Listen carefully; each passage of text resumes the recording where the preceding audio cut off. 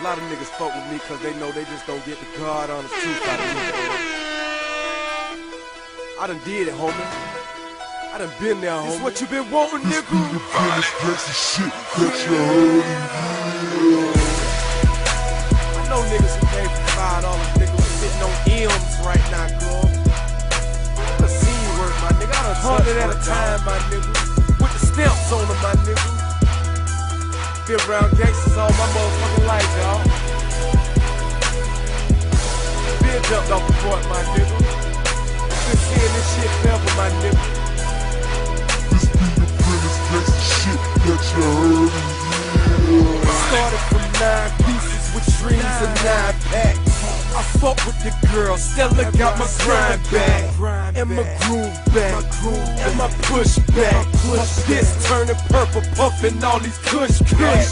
Feds out for me, too much money unaccounted. They got the block hot, so I take the scenic route. Package just got intercepted the last time, but when it touched down, just run the wall and bail time. Mix the soda with it, you can get a beer. Ever since then, the Pyrex been my best friend. Drought the hit, got me losing sleep again. My goon mentality got me wanting to creep again. I guess it's back to the black shirt and dicky slacks. Yeah, it's back with them scraps. Jack boy to the death of me. Live by, die by, till they take the breath from me. Rather get back than be a pussy nigga anyway. I wanna go and chill with my nigga Billy anyway. Live what I breathe, I done seen plenty, yeah. I hustle with thieves, some real, some fake. I'm no stranger to the interstate. I-10 north with enough bricks to build some real estate. Welcome to Georgia, home of the 8. Don't stop in Brunswick, nobody safe. This the city you guard, nigga. Goons got goons, they all looking for jobs, nigga. Dolce Gabbana's help me to see clearer. I'm scared of myself, I close my eyes when I see mirrors. My reflection remains a mystery, cause I don't know what these bitches see. It must be the G in me. Hey up, Trump, I want it, it ain't no sympathy. Flatline, you fucks, that's all you can get from me. Awoke when I sleep, I think the picture's glancing at me. Even took Jesus off the wall, he kept on staring at me. On the outside it seems I'm so happy, but I'm so trigger happy. Just be happy that I'm rapping. I'm shell shocked from seeing niggas get molly wop, riding with choppers like we work for the Harley shop. Will I live to see 50? Probably not. For 20 pills and these bitches I can hardly stop. You know what hot chest smell like? In the same cut where your chick ride his dirt bike. Just another victim to the dope game. Headline front page, another nigga found slain. I'm paranoid every time it rains, like I hear fingernails scratching at my window pane. I'm paranoid every time it rains. That's the shit that you heard.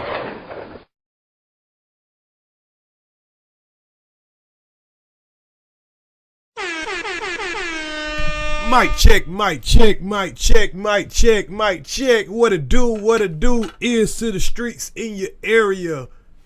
Now what y'all gonna do? Let's make sure this thing is working properly. You know, every now and then, I guess my computer or YouTube or I don't know, somebody don't want to hear me right. So, you know, sometimes we always got to make sure this mic is acting right before we get fully into the show. How are y'all doing this grand rising? Salute to the chat, salute to the chat, salute to the chat. I'm making sure I get everything in order. Y'all know how it is when I get back home and I get back in front of my laptop. I have so much more, you know, control over what I'm doing. We got some content today. I've been wanting to do this content since last Monday. Since like Monday or Tuesday, and it's been on my mind all week, and I've been having to hold it on my mind because like I told y'all the other day, I would rather, not do no content at all than to give y'all something where the sound is, in and out and all that stuff like that. Hey, my internet doesn't, when I'm on the road, it doesn't work as well as when I'm in front of my PC. So, anybody that's been doing content, anybody that knows how this, how things go with the content creation, y'all know what I'm talking about. Y'all know what I'm talking about. It starts out, because I think I just seen Knowledge. I just seen Knowledge post in the chat, man. I got to get my laptop so I can do the content that I want. Shout out to Knowledge. But I'm gonna throw you a little bone though, Knowledge. Pause. You gonna need more than a little laptop. Trust me. Cause once you get to really doing your thing and all that, and you got a lot of content like how I do right now, like I got 300 videos on one channel, 200 and something on another, and I think I got 500 videos on another channel. When you got over 1,000 plus videos and stuff, and your computer is keeping up with all this stuff, shit starts to slow down. It works fine while you're by yourself and you're watching YouTube and all that stuff. But when you get on this, when you start getting on here and you start talking and you start getting all your stuff together, all that stuff starts to slow down. Yeah, all that stuff starts to slow down. So, if anything, go ahead and get you a PC if you can. And this goes out to all the content creators. And I'm not the highs on the bar, nothing like that. So hey, you can take my advice if you want to, but I think the best bet for anybody that's trying to get into this content creation, and you're gonna be in it for the long haul. You don't plan on doing that dumb shit that Kwame over there doing, where you only just jump on your phone. Even if you just jump on your phone every day, you're still gonna need a better phone eventually. Yeah, like Iceberg is saying it right there. Yep, you're gonna need a laptop, or better yet, gaming PC with external hard drives and all kind of stuff. Yeah, this shit seems real easy when y'all just look at us, and we get on here and talk our shit. But it's only so long YouTube gonna let you just talk shit, or any content creating platform just gonna let you come in here and talk shit without you having to invest some money in it. So, my suggestion is to anybody that plan on doing content, good content, make sure that you get you a laptop first. You can start out with a laptop, start out with a phone, and then go ahead and get you a PC. It's way faster, has way more RAM, and get your external hard drive. I learned that the hard way, y'all. I learned that the hard way. I lost a lot of information. I lost a lot of stuff not having a hard drive. What's good, Carl Belton? Salute to the tradesmen. We got the tradesmen in the area, man. I hope Ears to the Street can get somebody through their work day. Anybody at work right now? Anybody in the chat at work right now? Y'all tune in to Ears to the Street while you're at work. If you are, man, shout out to you, man. Get that money, get that money. So, y'all, man, let me throw some more shout outs out there, man. Shout out to Sneak Peek. I see you in the area. We got Iceberg Thoughts in the area. Shout out to Iceberg Thoughts. Just Jay in the area. And it looked like Just Jay just dropped 10 memberships. Get your membership. Shout out to Just Jay for dropping them 10. Get your membership. Get your membership. Get your membership. Because y'all know some of this shit I have to put on private. And yeah, not on private, but I have to put on member. I got to let the people who paid the price, they the only ones that get access to that good shit sometimes. So get your membership, get your membership. Shout out to Knowledge, shout out to my dog, Kingdom HVAC. Coming from the Wicktown 912 shit. So a lot of what I'm gonna talk about today, he can relate to firsthand. A lot what I'm gonna talk about today, he can relate to firsthand. And if Kevlo come pull up, which I don't know if he gonna pull up or not. We ain't talking about drama or 86K or some shit, so I don't know if the nigga gonna pull up. But if he pull up, y'all let me know. I'll drop the link for him in case he want to come up and add anything to what we're gonna talk about. Cause I'm talking about a Brunswick, Georgia situation that leaked out into the world. And Kevlo, I give it to Kevlo. Kevlo was one of the influential people that helped this get pushed out into the world because he used what tools he had available to him. I think he was on papers at the time. He was just getting out of Fed prison at the time. And in my opinion, I didn't think he was the right guy at the time. I can admit that. Because of his gang affiliation and the way he go about things, But Keplo definitely he definitely put together some footwork, of going to, putting a message in the Jacksonville News, because Brunswick News was lying like a motherfucker. So Keplo definitely took it to man, Blizzy got a membership, man. I wish we could take that shit back. But Keplo got a he had a little foot in the door with the Jacksonville News because he had a little incident where he saved a woman's life. So the Jacksonville News had created a relationship with the Jacksonville News. So when this thing was getting thrown up under the rug for almost a year, because when y'all heard about Ahmaud Arbery, did y'all realize that it had been 9-10 months had done passed by of the incident happened when y'all just by a little look in the chat? I don't know how many people we got in the chat yet, but to the people who know, check the cash app. I appreciate you, bro. I have a bad habit of not looking at my phone unless I'm looking at the chat. Good morning, Empress. I have a bad habit of not looking at my phone, but anybody that sent me a cash out, do not think I'm ignoring you. Much love to y'all. Let me check it in case there's a message. But back to what I was saying, this Ahmaud Arbery situation is something that hit close to home.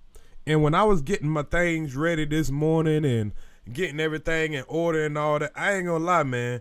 It came back. That moment came back. I went back to Brunswick, y'all. You know what I'm saying? I went back to Brunswick, and I ain't gonna lie, a couple of tears that came down my eyes this morning because I went back to when that situation happened. And I can remember, appreciate that for the good content, Bert.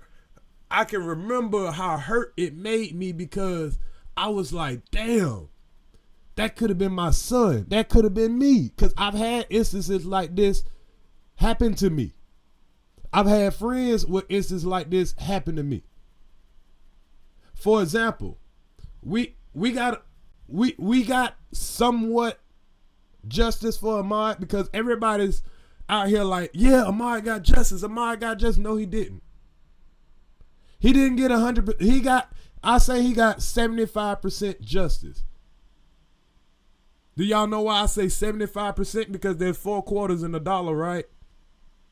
There was 4 people who were, I ain't gonna say that was responsible for his death, but there was 3 people who actually was responsible, and then there was 1 person that was responsible for trying to cover it up. In my opinion, that person is just as guilty as the person who pulled the trigger. Shout out to Carl Belton. Salute to the tradesman for donating those 10 gifted memberships. That's what I'm talking about, man. Get your gifted membership shown love to by my Wabbit Patrol.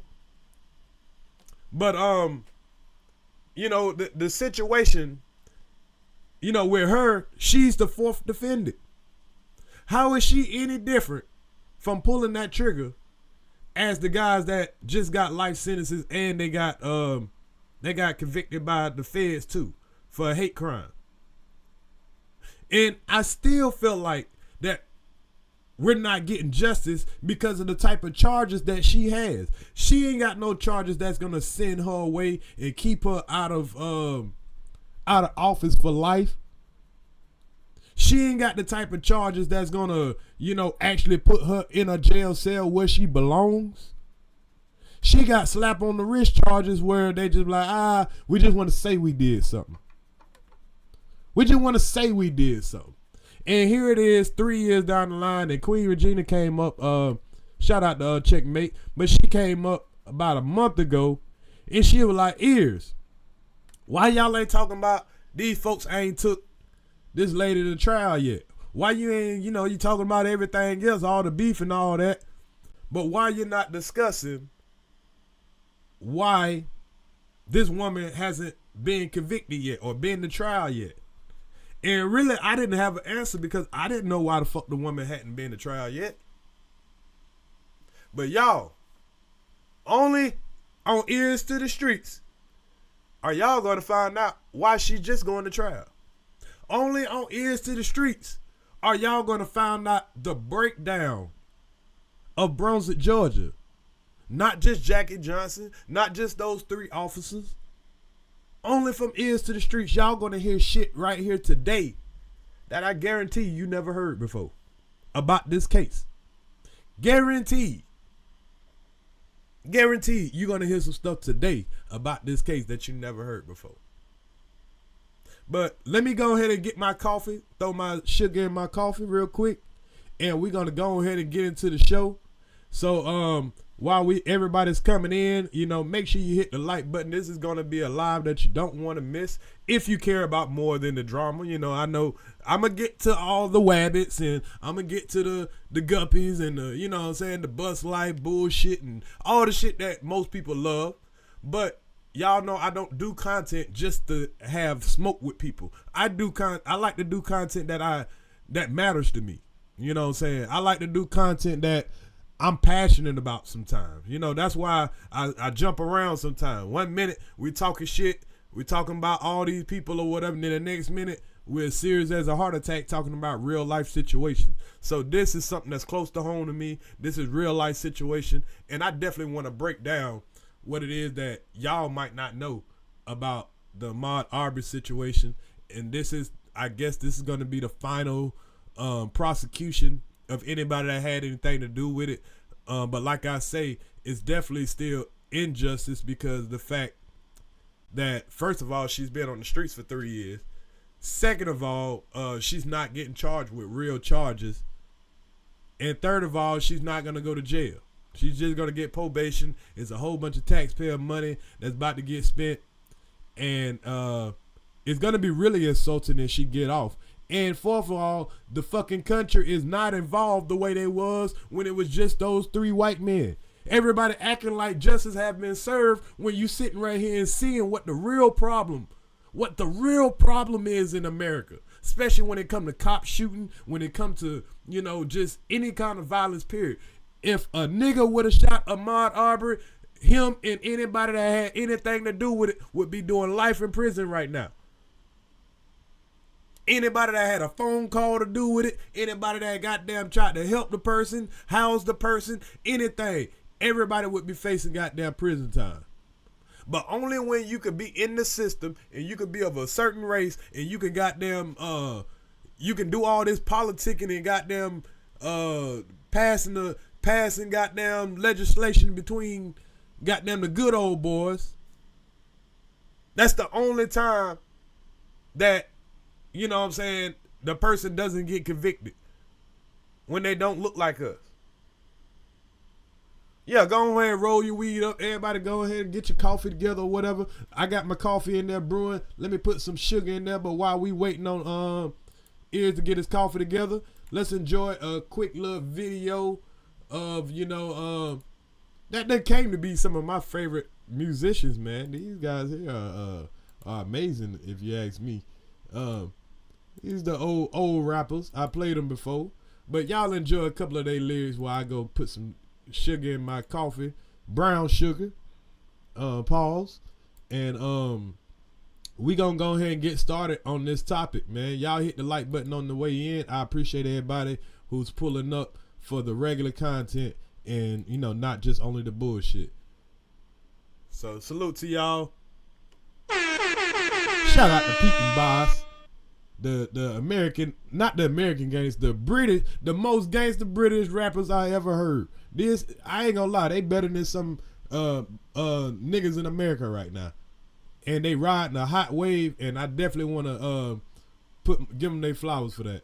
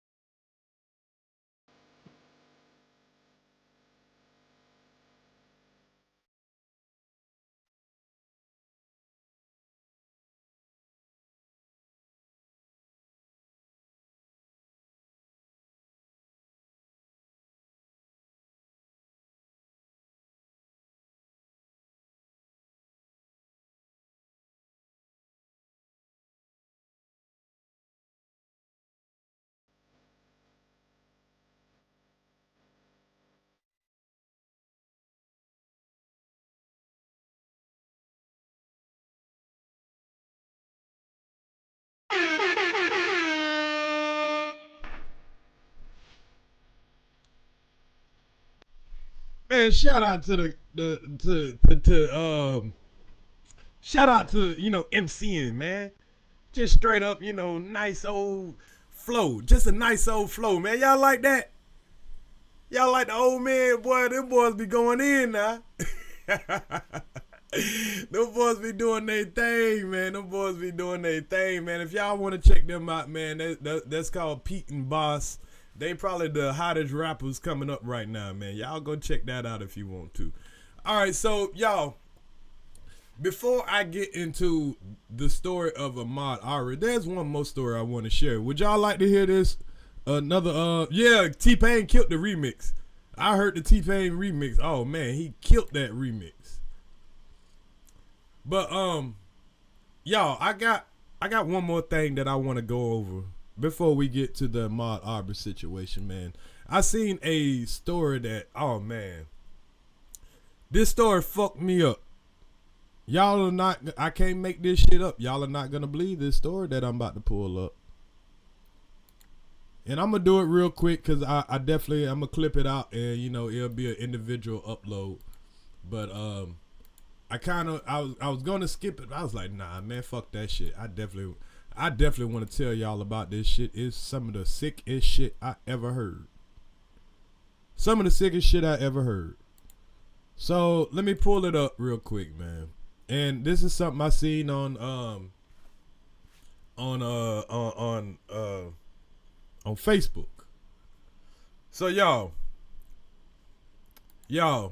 when I tell y'all, out here in this world, when y'all are out and about doing your thing, if you got small kids, protect your kids at all times, people. When I say at all times, I mean like at all times. Do you look at the screen, man? Y'all see this joker on the screen? Do y'all see this joker on the screen? I'm gonna give y'all 30 seconds to put in the chat. What do y'all think this guy here could have possibly did? I'm just saying, think of some of the worst shit. What do you think this weirdo ass dude did? I'm gonna give y'all 30 seconds.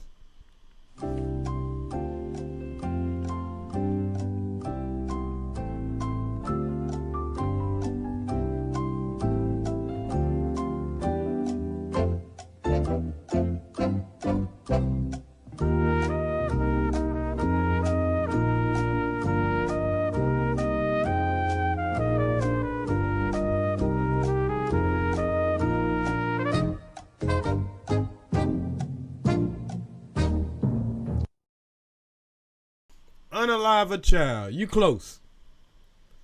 We only got one response. Maybe y'all typing slow or whatever. Somebody said unalive a child. That's very close.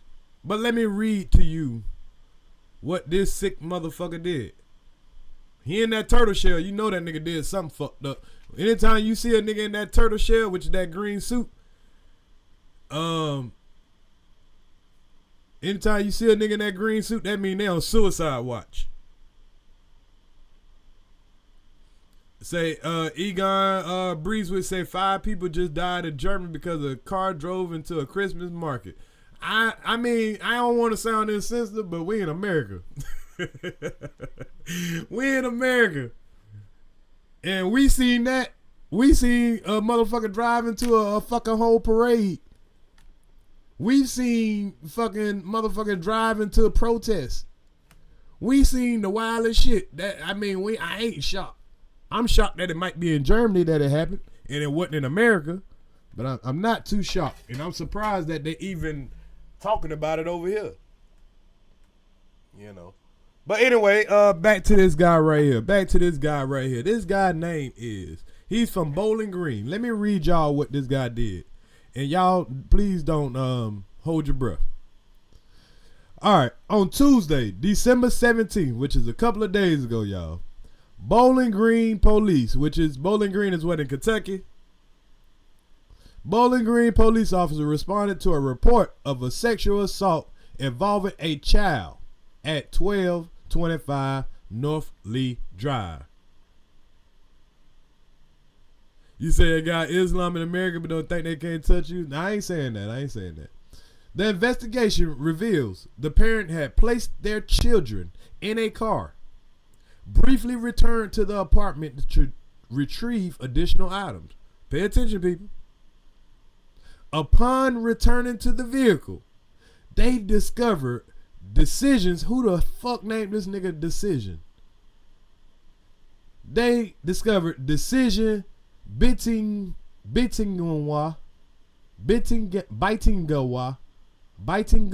I think that's how you spell it. I mean, that's how you see it. They discovered Decision Bitingawa with his pants down, reaching into the back seat. The father immediately removed Bitingawa from the car and contacted police. The 3-year-old child's pants were down and her diaper had been removed. BGPD detectives interviewed Bitingawa, who confessed to attempting to assault the child. He was taken into custody and charged with attempted rape in first degree. Y'all, parents put their child in the back seat by themselves to only go back in the house to go get something. And you come back out and you see a nigga with his motherfucking pants down and he done took your damn baby diaper off and this nigga was about to try to penetrate your baby. And the father caught him? That father is better than me. He is better than me.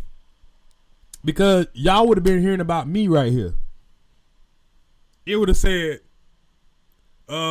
Brunswick native, YouTuber, ears to the streets. Let me think about how they would have had to read it out. A YouTuber, a small YouTuber, Craig Hendricks, named that, aka Ears to the Streets, has been charged with manslaughter. He caught a man in his backseat trying to touch his daughter, and he beat him to death. He shot him, he stabbed him, he burnt him, he threw his ass in a pond, he pulled him out the pond, he chopped him up, he fried him, he fed him to the birds, he made the birds throw him up, and then he fed the rest of it to the gators. Y'all would have thought I was the craziest nigga in the world. I don't know if they would have talked about him as much as they would have talked about me. You said AKA Kwame Homeboy. You gotta have with that one. I'll let you have that one. Watch your kids at all times, people. Because you can turn your head for a slight second and you can have a weirdo ass nigga like this.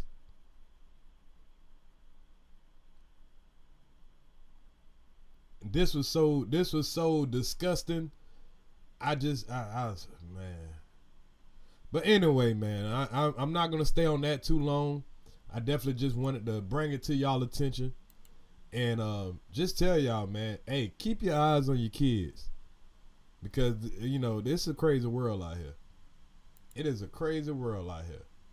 Now, let's get to this Jackie Johnson situation, y'all. If y'all don't know who Jackie Johnson is, I'm pretty sure y'all know who Ahmaud Arbery is.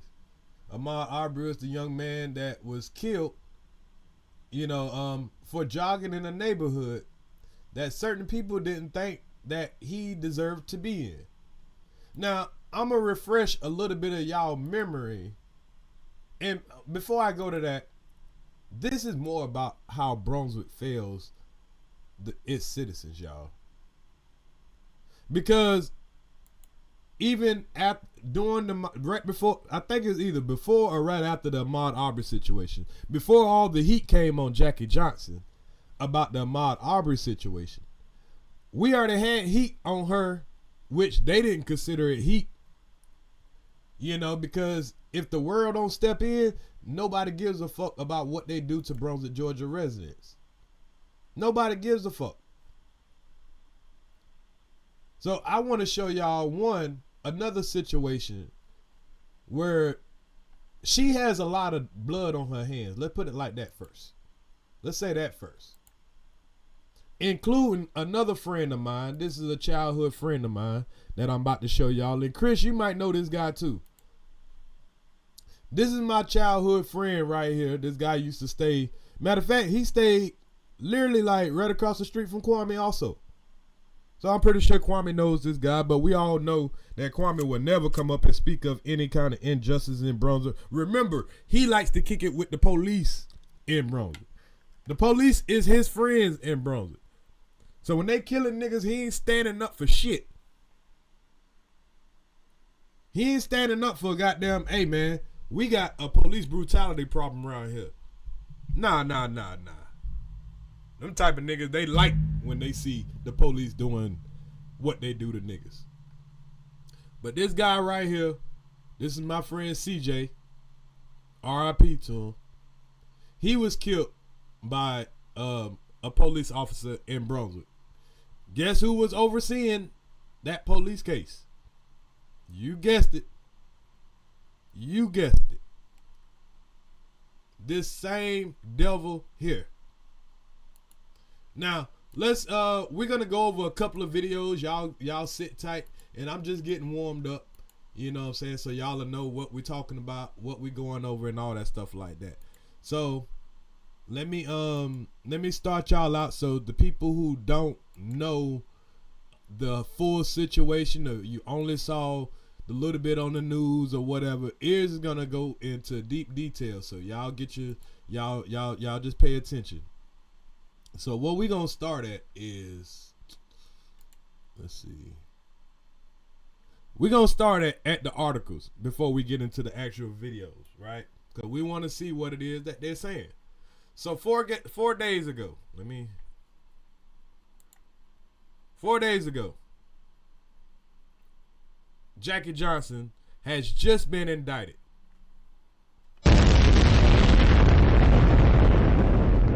Can y'all believe that?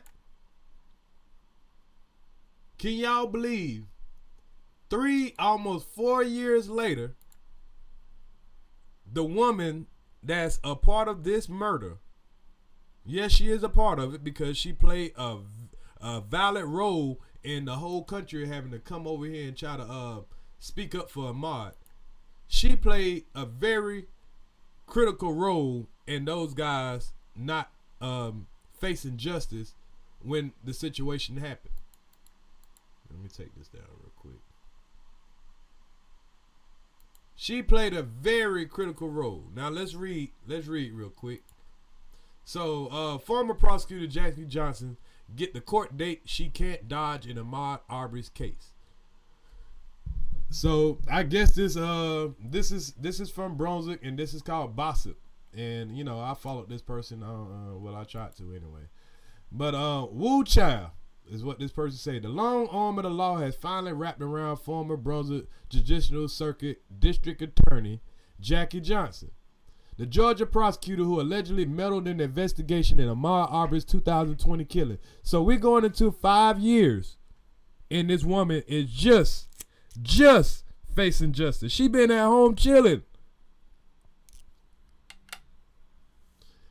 Made her first courtroom appearance on Wednesday. Let's just say her history as the law of the land didn't make her immune for justice. That's a damn lie. That's a damn lie.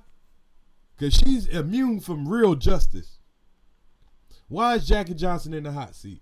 It's about time. According to the Associated Press, Johnson is facing heat for allegedly protecting Greg McMichael, one of the men involved in chasing the fatally shooting 25-year-old Ahmaud Arbery. Greg McMichael, a former investigation for Johnson's office. Remember, he used to work for her. That's why she was trying to cover up for him. His son Travis and their neighbor William Roddy Bryan were convicted of hunting Arbery down like he was prey in their Georgia neighborhood. Travis fired the fatal gunshot blast while Brian recorded the killing on video. If he wouldn't have recorded that on video, do y'all know these fools would have got away with this? If he didn't record that video and his dumb ass showed it Because he thought that it would prove their case. We wouldn't be here today with even their conviction. Travis filed the fashion sparking a national outrage and protest demanding justice. They wrongfully suspected him of theft. You know why they wrongfully suspected him of theft? Because the fucking Brunswick News was telling us. The Brunswick News was telling everybody that the reason he got shot because he was breaking in somebody's house, and they knew that was a lie because they had seen the damn video. So now we can't trust the news or we can't trust the police because the news was working with the narrative that the police was trying to hide.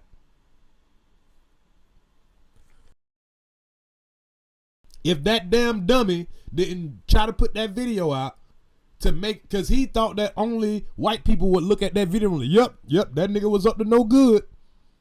He thought that all the people in the town were like, yep, that nigga had to be up to no good. He was running. Why would a nigga be running? Why would a nigga be in a neighborhood and running? Niggas don't run. That's what they thought everybody was going to see.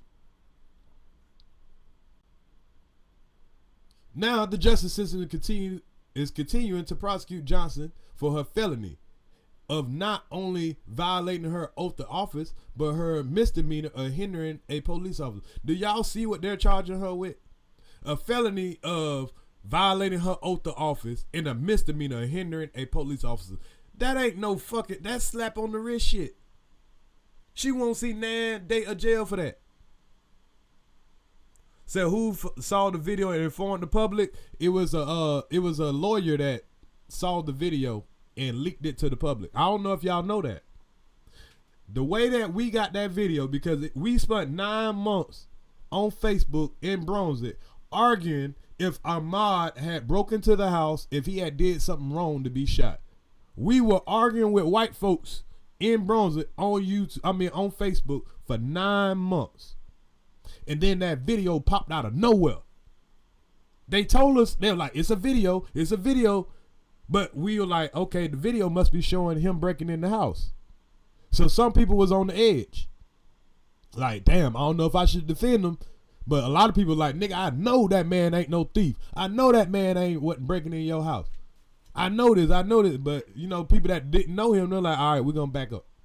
We don't know yet. Then that video came out. We're like, oh, hell nah. We thought this shit was going on at nighttime or something. It was in broad daylight. Well, at least I did anyway. I had to move to Orlando by then. So, prosecutor alleged Johnson used her position to block accountability by urging police not to arrest Travis McMichael and giving Greg McMichael a layer of protection he didn't deserve.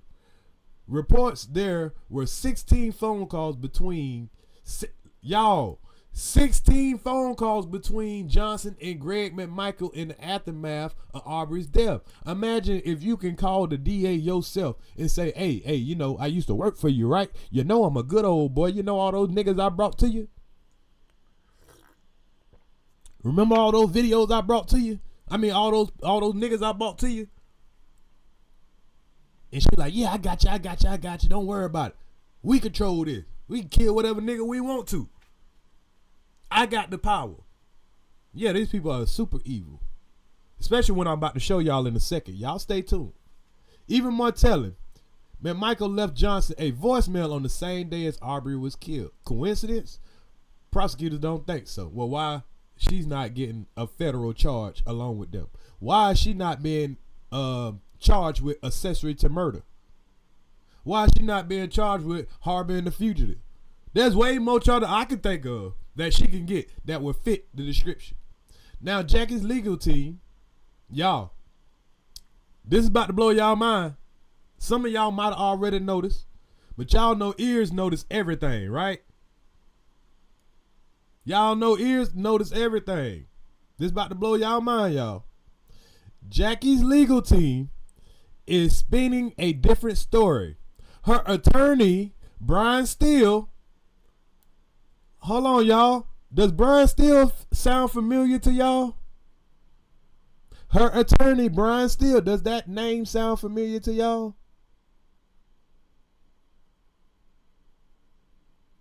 Can anybody tell me where Brian Steele come from? You probably could read it. You probably can read it right here. Young Thug's lawyer. So they go to defending a gang member to now they defending another gang member.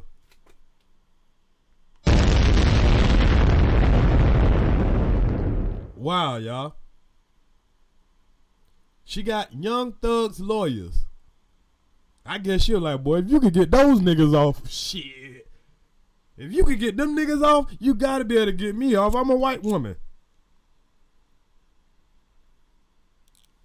Yeah, she getting off. I ain't gonna lie. That motherfucker good. If he got that nigga beside him, Brian Steele, he alright. But the black dude, oh, that nigga hell. That nigga is fire. And they already finding loopholes, y'all. When I seen this, I said, boy, you to be a lawyer, you gotta not have a heart. To defend motherfuckers you know are dead ass guilty, and you gotta go try to find loopholes to try to let them get away with taking an innocent black man's life. It's gonna happen in a different jurisdiction. It's not gonna happen in Brunswick. It's too high of a case. But it won't be far from Brunswick. I think it's gonna go down in Savannah. Yeah, with all the evidence against her, she getting off a technicality, and we're gonna get into that in a second. So, her attorney Brian Steele, who represented Young Thug in the YSL trial, claimed she was too busy focusing on a separate, high-profile indictment to even be aware of the Ahmaud Arbery case. What? How was he too focused on Young Thug trial to be aware of the indictment on Ahmaud Arbery? Steele shared his position during her pretrial hearing. She didn't know what was going on with the Ahmaud Arbery case. Steele said, "Oh fuck no." I was liking Steele. Steele, you should have gave this woman her money back, bro. You about to fuck up all your credibility with black people. You made a lot of money off Young Thug. I think you could have skipped this case. I know y'all don't want to skip the bag. Y'all don't judge. But coming off a Young Thug case and then sit here and tell that type of shit, she didn't know what was going on? Wow. But as AP News points out, prosecutors believe Johnson used her power to hinder the investigation, and they plan to let the jury hear all about it when the trial begins January 21st, 2025. Now, I wonder if they're going to put this on TV like they did the Young Thug trial. That would be great. I doubt if they do it, but it would be great if we can see the actual evidence of how far she went to goddamn cover up for these motherfuckers. Even though I got enough evidence right here, I could convict her. Steele is already on the defensive, asking the judge to block certain evidence, while prosecutors are fighting to ensure every relevant detail is fair game. Courtroom drama is brewing. This trial is expected to last 2.5 weeks. Reports that senior judge John R. Turner believes it could stretch even longer due to the case sensitivity and notoriety. The defense and prosecution are reviewing what the jury can hear. Johnson's team wants to keep other cases where she called for outside prosecutors off limits. No, bitch. See, that would be so important, y'all. Do y'all know how important it would be? And this motherfucker Michael Steele, he might get it done. Do y'all know how important it would be if they kept out her call for outside prosecutions to take this case?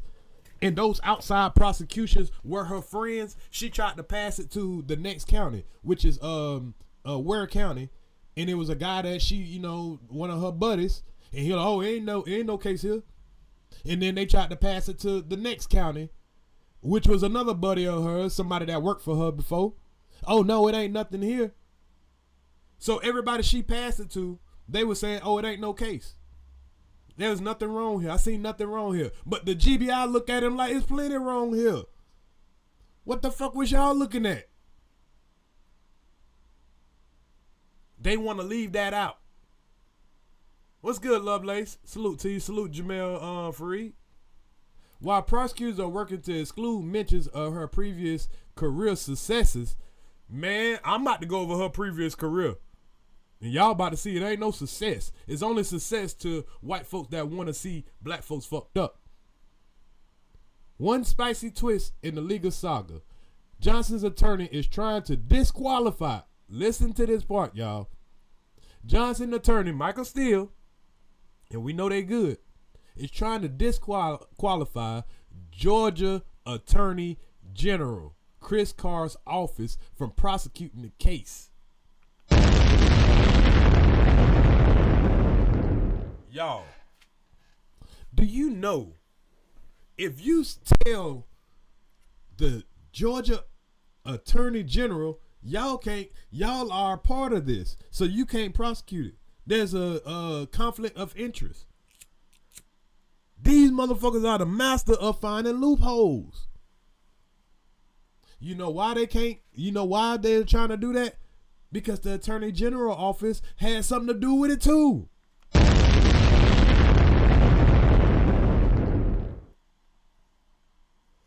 Because you know who the DA of a jurisdiction, when they want to prosecute somebody, who do they go to? When I don't care what county it is, whatever state you live in, if you got a local DA and they're gonna try a case and they need to go forward, who do they have to get permission from? All say it with me. The Attorney General. So the Attorney General was fully aware of the case and how she was passing it to others, and now that they got to be the one to account for it, now they just want to say, "Oh no, this is a conflict of interest. We can't have them. We can't have them as witnesses. We can't have them testify against it." Well, who else is gonna tell the inside?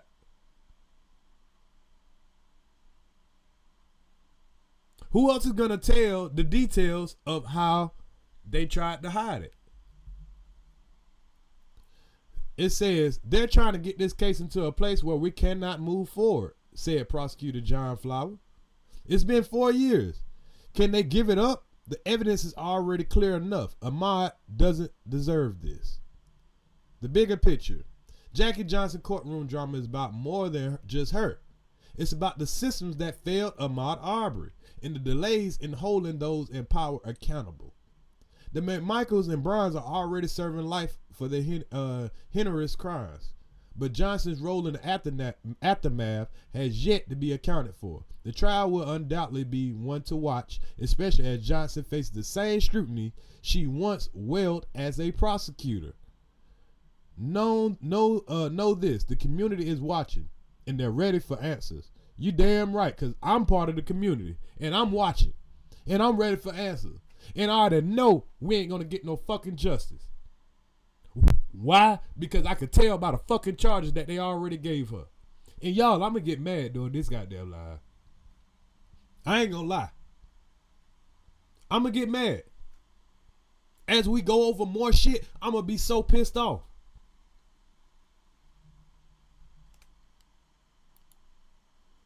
And the reason I'm going to be pissed off because they're playing in our face. Judge denies ex-prosecutor motion to halt her misconduct trial in Ahmaud Arbery. 4 years later, these motherfuckers still trying to halt the trial. Georgia judge on Monday denied a former prosecutor legal motion to halt her upcoming trial on charges that illegally interfered with the police investigation in 2020 killing of Ahmaud Arbery. Senior Judge John R. Turner rejected former Brunswick Judicial Circuit District Attorney Jackie Johnson's request to disqualify Georgia's Attorney General office from prosecuting her. Now, at least they didn't fall for that. They denied her request to disqualify the Georgia's Attorney's office from prosecuting her, because that's the angle they were trying to go. I hate talking about it too, but hey, it has to be talked about. And who better to hear it from natives from Brunswick? You can hear it from everybody around the country, but nobody can't give you an inside detail like a person from Brunswick or a person that was investing in it from Brunswick. I would like Kev Lowe to come and give more insight. Maybe he'll pull up, maybe he won't. Kev Lowe, if you in the chat, pull up and give you insight, bro. You know, people probably want to know more about this side of you than they want to know about the troll side of you. So, brother, if you in the audience, pull up. So, Johnson defense lawyers argued in court last week that the state attorney general Carr has a conflict of interest because members of his staff are key witnesses in the case.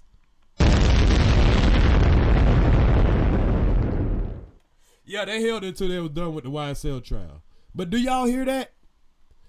The people that are in the attorney general's office, they were witnesses to the case.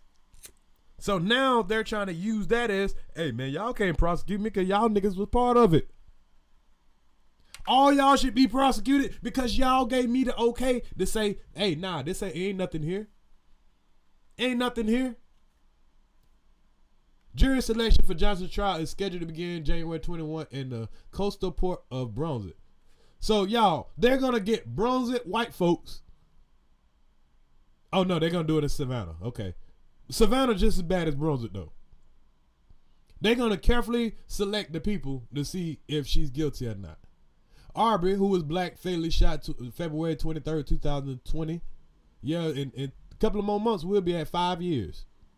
While he was running a residential neighborhood, he was chased by a white man in a pickup truck, including Greg McMichael, who started a deadly pursuit and whose son killed Arbery with a shotgun. McMichael was a retired investigator who worked for Johnson. No one was arrested in Arbery's death for more than 2 months until cell phone video killing leaked online and the police bureau investigation took over the case from local police. Since then, McMichael and his son, Travis McMichael, have been convicted of murder, federal hate crimes, and separate trials.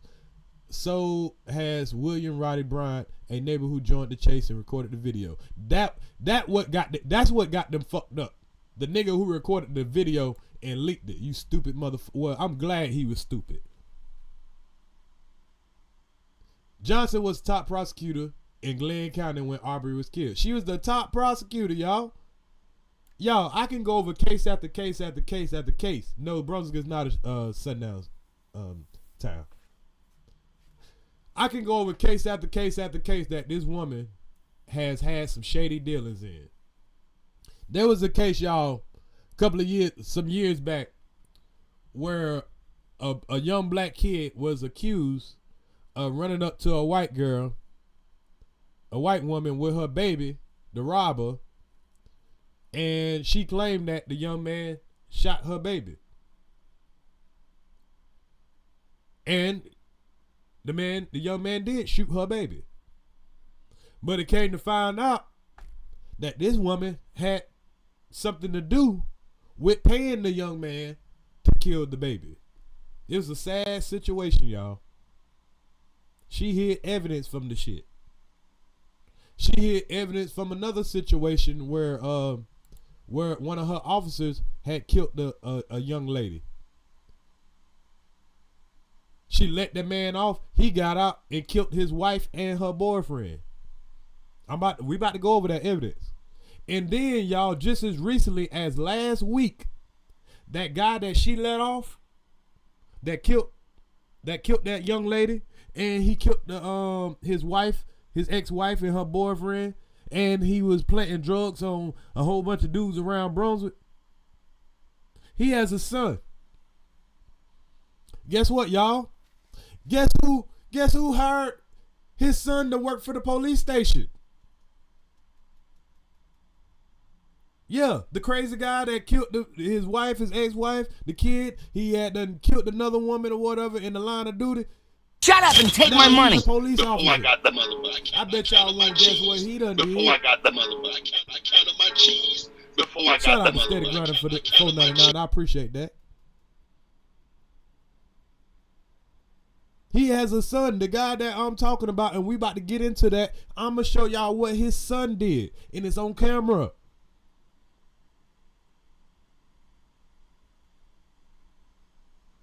The indictment accuses Johnson of using her elected position to show favoritism to Greg McMichael. It also says she urged police not to arrest Travis McMichael after the shooting.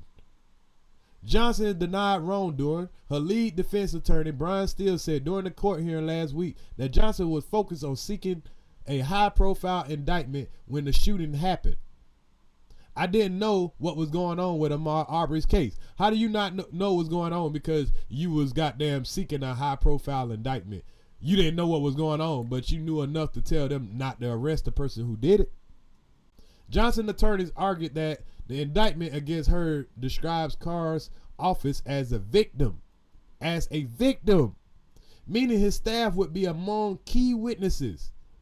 Johnson's lawyer said that creates a conflict of interest for Carr's prosecution handling the case.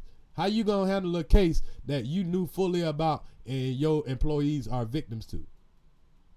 The judge denied Johnson's legal motion in that ruling on Monday without elaborating on his reasoning. Prosecutor John Flower told the judge that people in the Attorney General's office would deal directly with Johnson in Arbery's case no longer work there. The charges that Johnson violated her oath of office stems from her recommendation to Carr's office in 2020. This is what she recommended that it appoint George Barnhill. George Barnhill, y'all, is the first person that she tried to give the case off to. That was her friend in Waycross, a neighboring traditional prosecutor to handle Arbery's killing. Do y'all know what George Barnhill said when he got it? There's nothing here. There's nothing here. That's what he said. Carr has said he appointed Barnhill without knowing that Johnson had already called him days earlier to advise police in Arbery's killing. She had already called the man, and then she recommended that, hey, why don't y'all send this case to him? And then when she was done with him, she sent it to somebody else. Barnhill told police he saw no grounds for arrest. That's what he told him. He saw no grounds for arrest, as he believed Arbery was shot in self-defense. A man with no gun jogging, he seen the video, and he said, oh yeah, that was self-defense. And Kappa Queen, I hate to bust everybody bubble, but I don't think she's facing the full consequences of her actions. Salute to you, Kappa Queen. Johnson court appearance last Wednesday was her first as criminal defendant in the 3 years since her indictment. Turner has said he couldn't move forward with Johnson's case during the nearly 2 years still spent in the Atlanta courtroom defending Grammy winner rapper Young Thug and the sprawling racketeer. So this is, if anybody want to know why it took them so long to bring them to justice, because Brian Steele was in the Young Thug trial. Let's look at this George Barnhill dude real quick.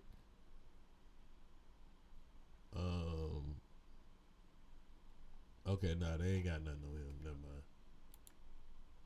So these are two articles that I ran across that came to my attention on came to my attention from, you know, the news feed that I keep up with in Brunswick. So if you ain't in Brunswick or you don't keep up with Brunswick news, you might have not have seen these extensive what's name.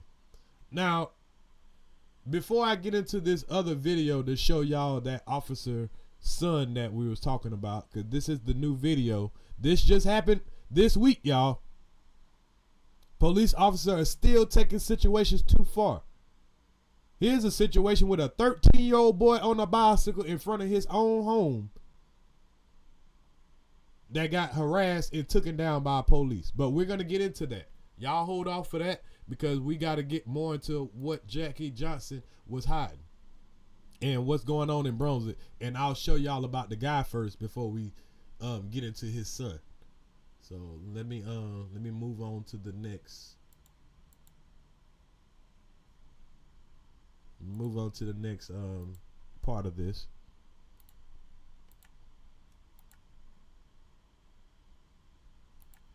Okay, so hold up. All right. So we got a couple of videos to go over. Let's start here.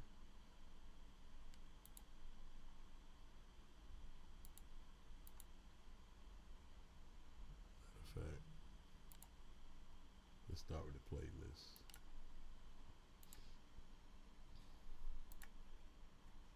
Check this out. I'm going to show you how I afforded this. Okay, so first we're going to show y'all about the red flags that Jackie Johnson already had. So we already know that she's about to finally get indicted. But let me show y'all her history first. I'm going to show y'all her history. And you're going to be like, why she just getting indicted for something if she already had this history? But let's go here first. After being indicted by a grand jury. Let's go over the indictment by the news first. Let's just see what they saying first so we can all have a grasp on what's going on right now. For the people who might have just came in, make sure y'all hit the like button, man. This is important information. In 2021, former Brunswick District Attorney Jackie Johnson was in court today ahead of her January trial. Johnson is charged with interfering with the 2020 police investigation of the killing of Ahmaud Arbery. She's accused of using her power as a high-profile prosecutor in Glenn County to help Greg McMichael and his son Travis McMichael, who are both now serving life sentences. Our Christina Burgess is joining us right now. And Christina, let's talk about what happened in court today. Yeah, guys, well, both the prosecution and defense argued about what evidence they want to be used in the January trial. They disagreed about the use of Jackie Johnson's past prosecutions, her status as a high-profile former prosecutor, and the Attorney General's involvement in this upcoming trial. So they want to leave out her past prosecution because you know what that shows? That shows her pattern of doing this type of shit. They want to leave out her good record of prosecuting because you know what that shows? That shows how she was falsely prosecuting people to pad up her stats.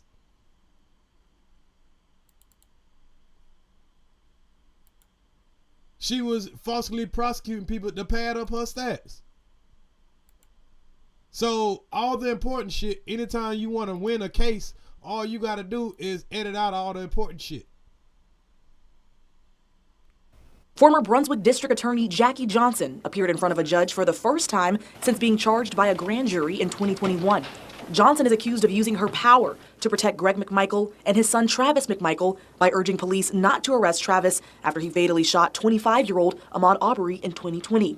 During Wednesday's hearing, the prosecution asked the judge to not allow the defense to use any of Jackie Johnson's high-profile cases or electoral successes in the trial. Her lead defense attorney, Brian Steele, pushing back. There's no prejudice, and it's part of the life of Ms. Johnson, and we anticipate bringing in the fact that she was appointed by then Governor Sonny Perdue. We're not doing it for pop. Fuck Sonny Perdue. That's one racist motherfucker. She got appointed by the governor of Georgia, y'all. She's being protected by the state of Georgia. Y'all don't hear me. She is being protected by the state of Georgia, people. Wake up. Popularity, we're doing it because that's characteristics of her life. In another motion, Johnson's defense asked the There they go, that dream team. judge to disqualify Georgia Attorney General Chris Carr, since he wants to call Carr as a witness in January. I don't believe that it is within the law to allow a prosecutor or any lawyer to also be a witness, and it's a material witness in the case. The prosecution disagreed. You can't just subpoena the constitutional officer and put them on the witness stand. There are certain protections to that. Judge John R. Turner didn't issue any ruling in court Wednesday. It's certain protections for that? Wow, you can't subpoena an attorney general who was a part of this and he's going to act like he wasn't when she asked him, hey, let's pass this case on to my friend. He's trying to act like he didn't know that was her friend. You can't prove it. But said he will have written orders on these motions by next week. And that's what we heard just now when I was reading that article, because he ended up denying that motion. You can win big. He ended up denying that motion.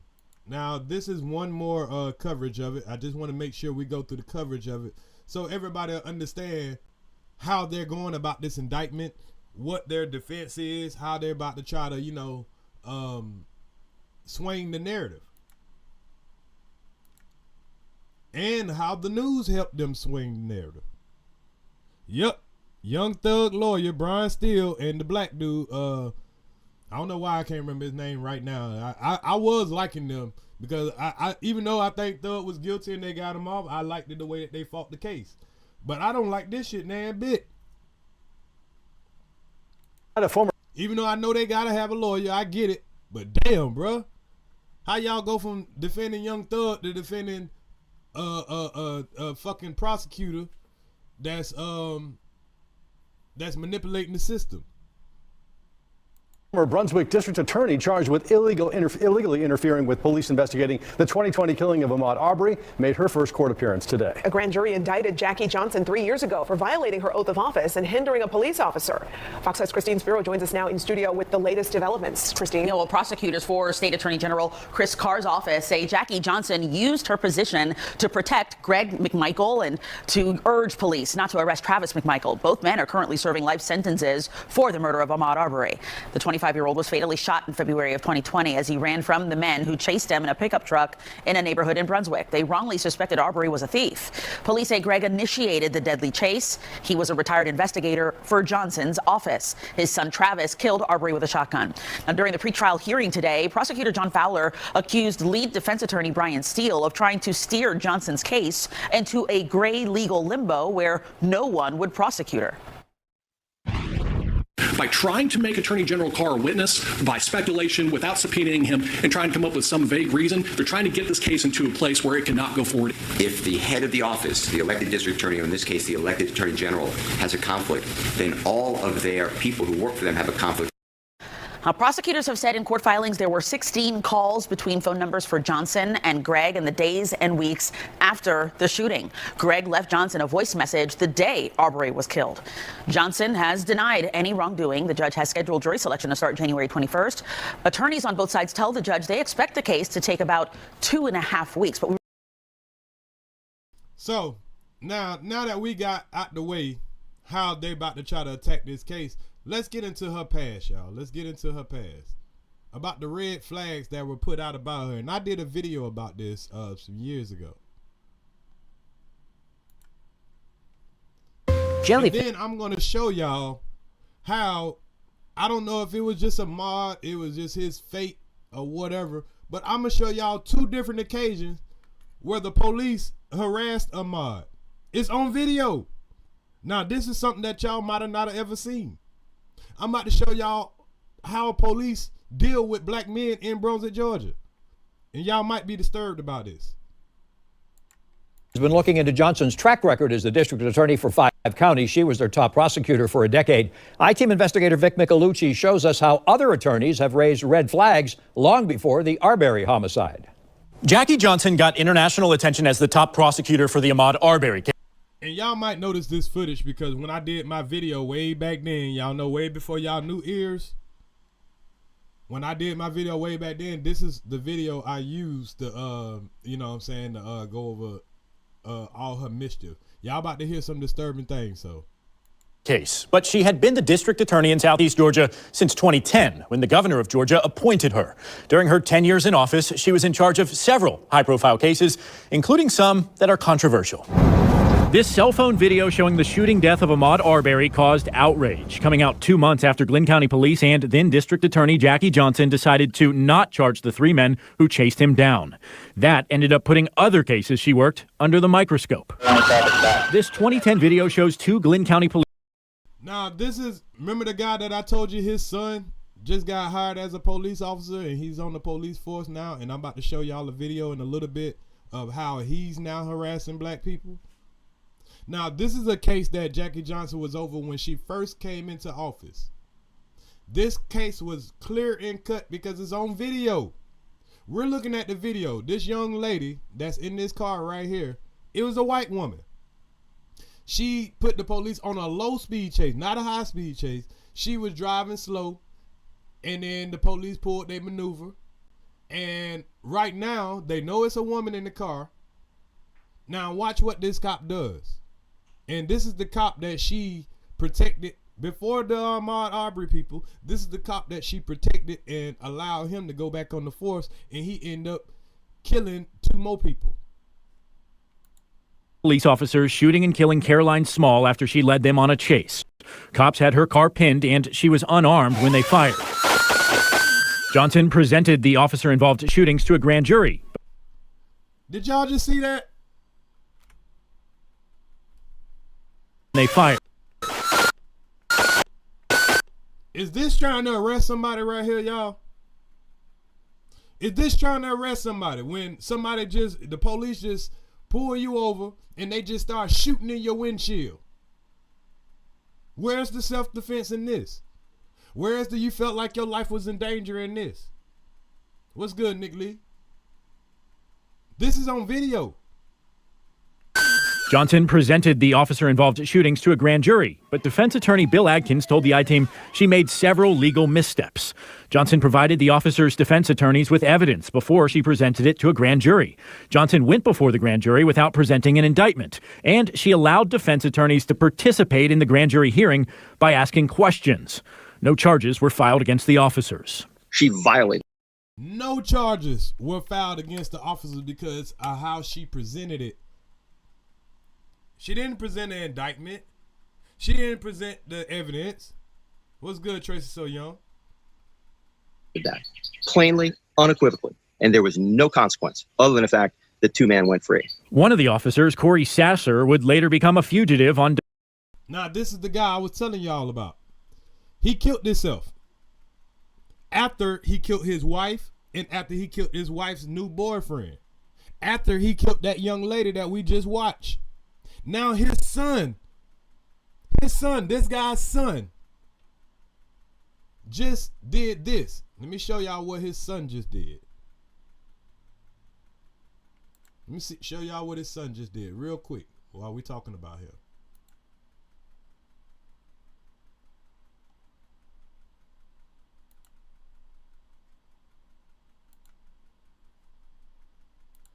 And this is an outrage that's going on right now in Brunswick. Literally as we speak. Brunswick is starting to outrage about this, but of course we don't have the country behind us again. But this is what's going on right now. New tonight, a Brunswick family raising concerns about an interaction between their teenage son and a Brunswick police officer. Video shows what started out as an officer stopping a 13-year-old on a bicycle, ending up with the officer pointing a stun gun at that teenager. On your side's Renata DiGregorio joins us from Brunswick with the incident, where the incident took place. It was here on Parkwood Drive that a Brunswick police officer stopped a teenager on his bike.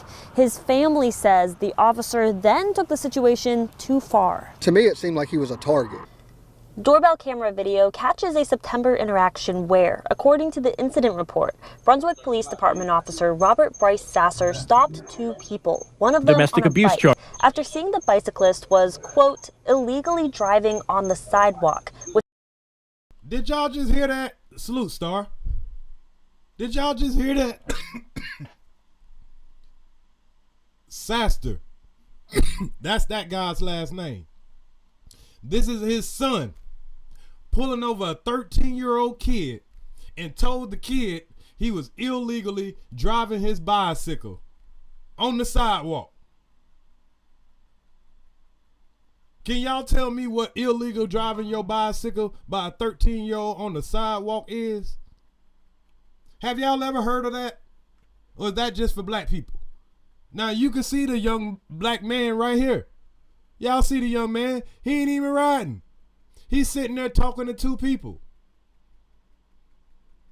13-year-old kid. And good thing that these people had a door cam, because it's the police word against his word. Police Department officer Robert Bryce Sasser stopped two people, one of them on a bike, after seeing the bicyclist was, quote, illegally driving on the sidewalk without proper lighting.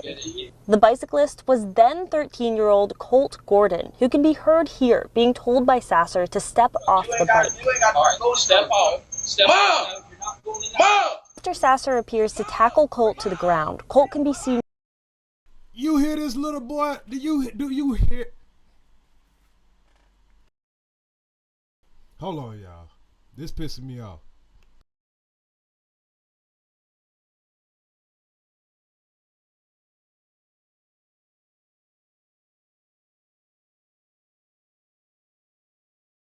Y'all. This pissing me off. 13-year-old boy calling for his mom. And this man attacking this 13-year-old boy like he done did something. This is why the fuck I got out of Brunswick. This is why the fuck my homeboy got out of Brunswick. This is why the fuck we leave Brunswick. This is why I didn't want my fucking son raised in Brunswick.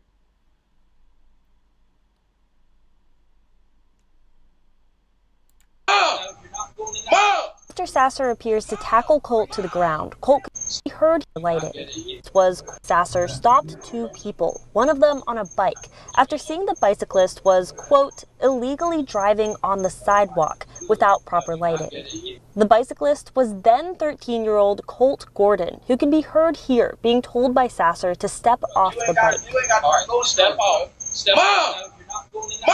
After Sasser appears to tackle Colt to the ground, Colt can be seen running, and in a second video from the home, which is Colt's mother's. The young man was scared for his fucking life.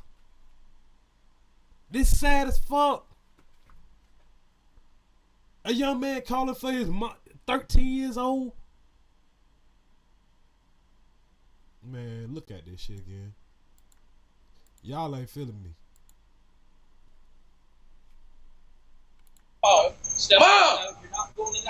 After Sasser appears to tackle Colt to the ground, Colt can be seen. He can hear the man calling for his mom. He see the man getting off his bike, and what does he do?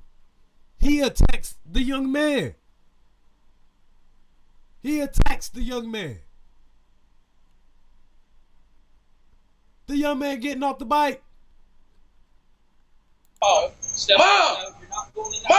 After Sasser appears to tackle Colt to the ground, Colt can be seen running, and in a second video from the home, which is Colt's mother's house, he can be seen running and sitting on a couch at the back of the house. That's where Sasser arrests him. According to the incident report, Sasser points his stun gun at Colt, and he complies. The teen's father, Matthew Gordon. I'm talking about a 13-year-old kid who, was riding a bicycle in front of his house on a Saturday night, and he was attacked and assaulted by somebody that should be here to serve and protect. Sasser had previously been fired from the Brunswick Police Department in 2018 after being. Do y'all see a fucking pattern here? Do you see a pattern here? The man already been fired. Same as his daddy. They fired his ass. Let him back on. He ended up killing two more people and his damn self. And he learned from his fucking father. Salute, Callie. So these ain't no fucking mistakes. Sasser had previously been fired from the Brunswick Police Department in 2018 after being charged with a misdemeanor for reckless conduct after his father, a Glenn County police lieutenant, killed his estranged wife, her boyfriend, and then himself in 2018. Investigators said Sasser allowed his father access to guns after a court ordered he give them up. Y'all don't hear this on CNN, do you? Y'all don't hear this on Fox News, do you? Y'all don't hear this, do you? Nah, you don't hear this type shit. According to the department, he was rehired in July of last year. We've asked the department how he was rehired, but have not received an answer for that. It was mishandled. The entire situation was mishandled. Gordon says he filed a complaint against the officer and that Colt's 3 charges were dismissed. We reached out halfway through the day to the police department for comment on this incident, but we did not hear back on it. In Brunswick, Renata DiGregorio, First Coast News, on your side. Hey, Florida homeowners, did you? So when you hear a nigga talking about they got the key to the city, ask them what the fuck they really doing in the city. Ask niggas what the fuck they really doing in the city. Or spreading light on in the city when they talking about I play golf with the sheriff. Ask them if they worrying about them young 13-year-old boys getting slammed on the ground while they asking for their mama. Ask them if they talking about the police brutality and the planting of drugs in Brunswick, Georgia. Nah, that ain't it, y'all. That ain't where it stops. I already showed y'all my partner that, that we've been begging for justice of, but I mean, he was a street dude, so you don't give street dudes justice. They don't deserve justice. Even though they claim he had a gun, which we don't believe because they never, showed a gun or anything or proved that he had a gun. And they killed him. Brushed it under the rug, no prosecution, no body cam footage. You have to force these people to put the body cam footage out. Because without the body cam footage, these motherfuckers would lie. They would lie. But and like I was telling y'all, they been fucking with Ahmaud. I don't know what it was about Ahmaud, but they been fucking with that man. They been overlooking injustices. What you doing out here, man? Let me show you This newly released. What you doing out here, man? Now let me show you a video of Ahmaud before he died. Show you a video of Ahmaud before he died, y'all. And you would have never seen this video if he wouldn't have died. I don't know if y'all ever seen this video before. Have anybody ever seen this video before? Tonight, new video shows that police tried to tase Ahmaud Arbery 3 years ago. Now, this happened when Arbery was... Oh, my fault, y'all, my fault. Let me get it up here.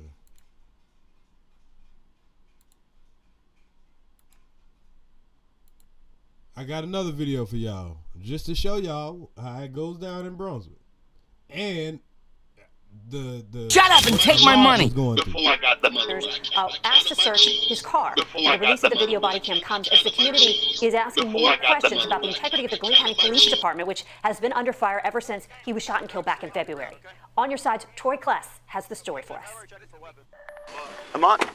New body cam video shows Glynn County police questioning Ahmaud Arbery. The confrontation in 2017 appears to show police asking to search Arbery's car. I'll tell you why I'm here, man. I'll tell you why I'm here. Because Ahmaud Arbery tells an officer he's rapping in the park. The officer says he's searching the area because it's known for suspicious activity. A second officer arrives after Arbery is checked for weapons. Arbery is asked to get on the ground when the second officer fires his taser. Hands out your pocket. Now, I want to show y'all this, y'all. You know why? You know why? Because at this point, he already been searched. The man has already been searched. The man was sitting in his car, minding his damn business. Told him he was just chilling. And they coming over there and trying to stun the man.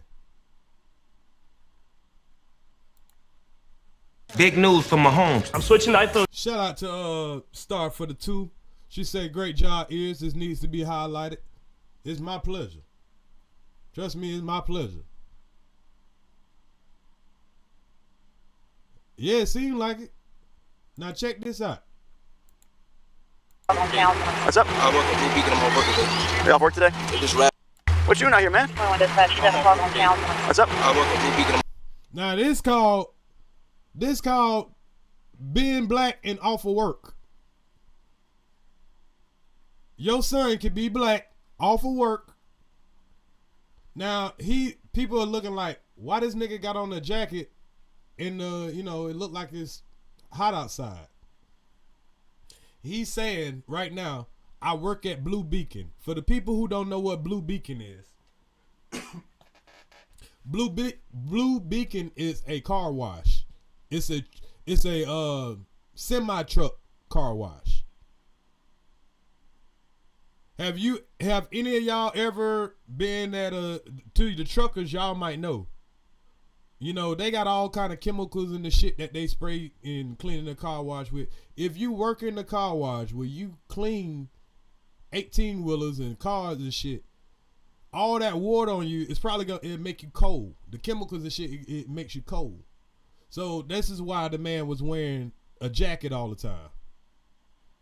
Okay, some people done been to Blue Beacon, so y'all know. So the people that was spray washing y'all cars, a lot of them, they might wear something because they're a little colder than you would be. So that's what he was working at. He's telling this officer this, even though they're pulling him over. They're not pulling him over. They're coming to him while he's sitting in his car. He's not driving. He's not doing anything. He ain't got the music loud. He's in a public park, y'all. This is Arco where he's at. It is I ain't gonna lie, it is a heavily drug area. But if a nigga selling dope, they ain't about to sit in their car in the park. But anyway, let's look at how they was handling Ahmaud back then. They off work today? They just rapping in the park.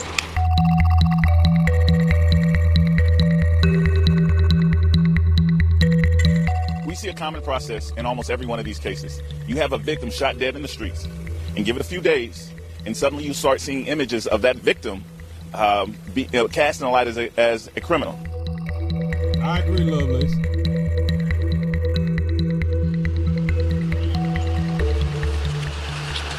My ID, please. Yeah, give me a second, man. So they got his ID.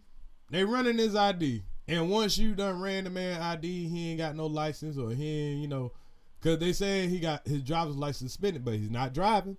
It's not illegal to sit in a car just because you ain't got driver's license. Somebody's not even driving the car. What the f*** come over for? Come over Why am I fucking with you? You want to know why I'm fucking with you? Why? Keep your hand in your pocket. I ain't got shit on me. What the f*** you fucking me for? I'll tell you why I'm here, man. Why? I'll tell you why I'm here. Because this area is known for drug activity. He got to keep saying, I'll tell you why I'm here. I'm telling you why I'm here. Man got to keep asking you why. You got to think of a reason why you over here fucking with a nigga for no damn reason. It don't matter about knowing the law. It don't even matter about knowing the law right now. Because he can know the law, but they're going to violate his rights anyway. Why? In my Ahmaud voice, why? The man, why is you fucking with me? Anybody would be aggravated right now. Nobody can say, oh, man, he should have been nicer to the police. Why? Salute Douglas. Activity. Drug, how the f*** I'm drug take when I work at Blue Beacon? Back up. Check my shit. Back right? up. The f*** you talking about? You Check want back my up? shit. Bitch, you hit me. Send me with another that unit, shit, you please. gonna Send me another unit. Talking about? Oh, boy. Turn around and put your hands on the car. Turn around and put your hands on the car. Turn around and put your hands on the car. I'm checking you for weapons. I'm checking you for weapons. You got no reason to touch me, bro. I'm not searching you. I'm checking you for weapons. He knows his rights. You have no reason to be fucking with me. I ain't doing shit. And you're telling me to let you search. Now I'm letting you search. Now, look, y'all, they're searching him now. He ain't gotta apply. He don't have to comply right now. But he's doing it because he knows, okay, they're gonna make me comply, even though I'm not legally obligated to. But this is what you go through as a black man, not just in Brunswick, everywhere. You know your rights. That if you ain't doing nothing wrong, you ain't got to get no ID and all that. But all they got to say is you in a drug-related area. You mean I can't help where the fuck I live at? But if I'm telling you I got a job, I'm sitting here on my little day off. Shit, if you want to goddamn confirm I got a job, do all that shit. But you sitting here trying to turn me into a criminal. And you don't have that right to. Now, when that stop and frisk shit get around, this is stop and frisk, people. If people don't understand what stop and frisk is, this is stop and frisk. But they're doing an illegal stop and frisk. You think this is bad? Wait till they start the legal stop and frisk. It's going to be your black child. All right, man. Listen, man, I'm not here to ruin your day. I'm here to look for any kind of criminal activity. That's all I'm doing. Criminal activity? I'm in a f***ing park. I work. The f*** you talking about? I f***ing work. Check my damn history. Go to my job. Okay. See, call my job right now. I go don't to need work. to call your job, man. The f*** you talking about? What? Go on my motherfucking car. I'm not going in your car. Back up. Bro, don't touch me, bro. You can't touch Listen. me, bro. Don't touch my car and don't touch me. Now, who's escalating this situation? You can say he seems aggressive, but I say they're aggressive. Because once you got the man ID and you see he ain't have no warrant, he's not driving, you know you legally can't go in his car, which you was about to. You done searched him. What is the problem here? You're saying he's in a drug-related area. You ain't seen him make no drugs, drug sell. And if you feel like that, why don't you go around the corner and just watch? Instead of fucking encountering with him once you done seen the man ain't got no drugs on him. You could have just watched till the man drove off and fucking pulled him over.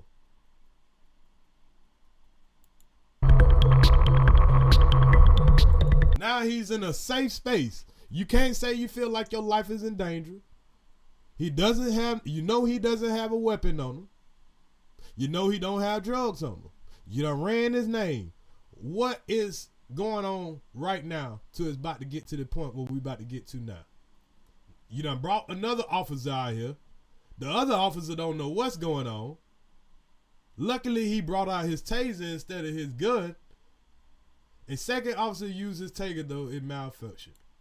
You're not allowing me to search your car? You can't go in my The man said you can't go in his car, and he's going towards the car. He's not going towards the officer. He's not going towards the other officer. He's saying you can't go in my car. You don't have any probable cause. I haven't did anything wrong.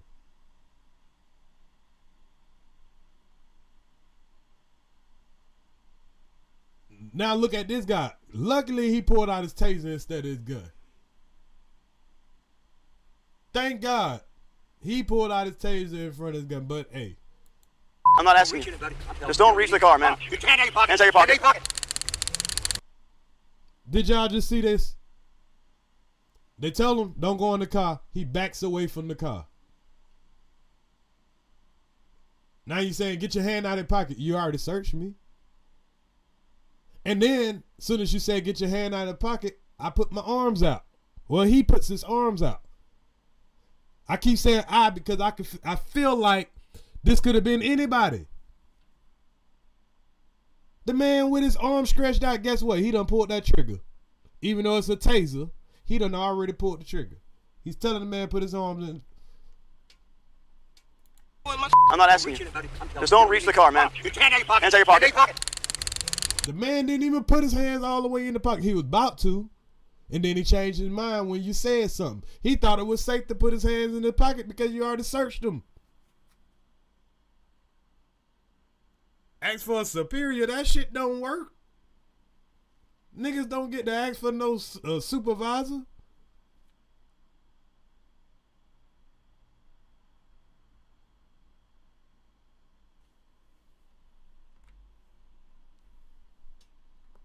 I'm not asking you. Just don't reach the car, man. Hands out your pocket. Down. Warning, down. Stay on the ground. Just stay on the ground, okay? Now you're telling the man to get on the ground. Because you told him to put his hand in his pocket. He didn't put his hands in his pocket. He backed away from the car. He's complying to all your demands. Not in the happy, good-go-lucky fashion I guess you want him to. Now you want the man to get on the ground and you want to put him in handcuffs. He ain't doing shit.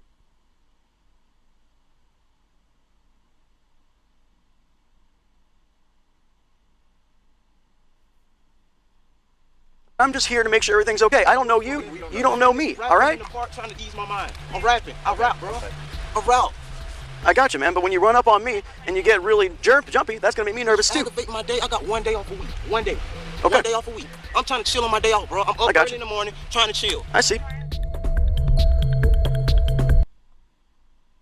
After all that, man, he ain't did nothing wrong, but you assaulted him.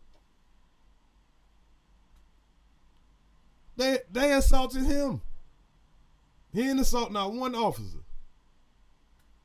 Ran up on him. Yeah, they say, oh yeah, you run up on me, man. Shit. Guess what? If they would have shot him, that's what they would have said. He ran up on us. He was too aggressive.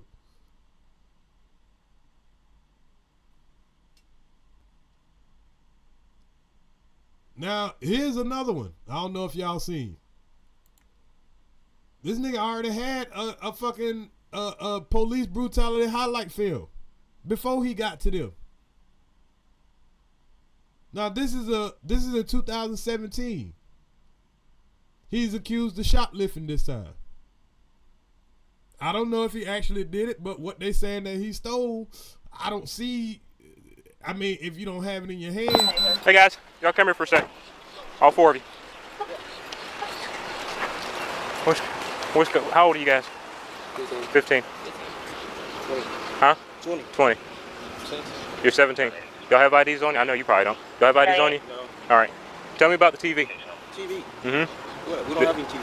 Huh? Well, what about the 65-inch TV? 65-inch TV. 115. 65-inch TV. If you ain't got a car And you trying to steal a 65-inch TV. I don't know what the hell. I don't know how you was planning on getting away. He got on that same jacket, no shirt on up under it. 2 15-year-olds and a 17-year-old, and none of these guys know anything about the law. Do me a favor, and don't make this hard on yourself. All of you take a seat. Take a seat. Take a For seat. what? I don't know about TV, Take a bro. seat. TV? Take a seat. Now. 131 dispatch. I've got 4 on the ground right now. But we just got here. Ain't nobody should know. Clarity, unit 0, back up.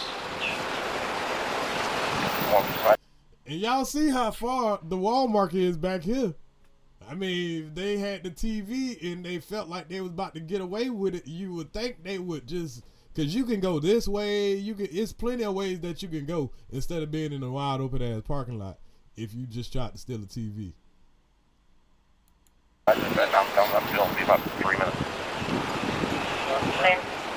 I've got a unit with the college out here with me. There.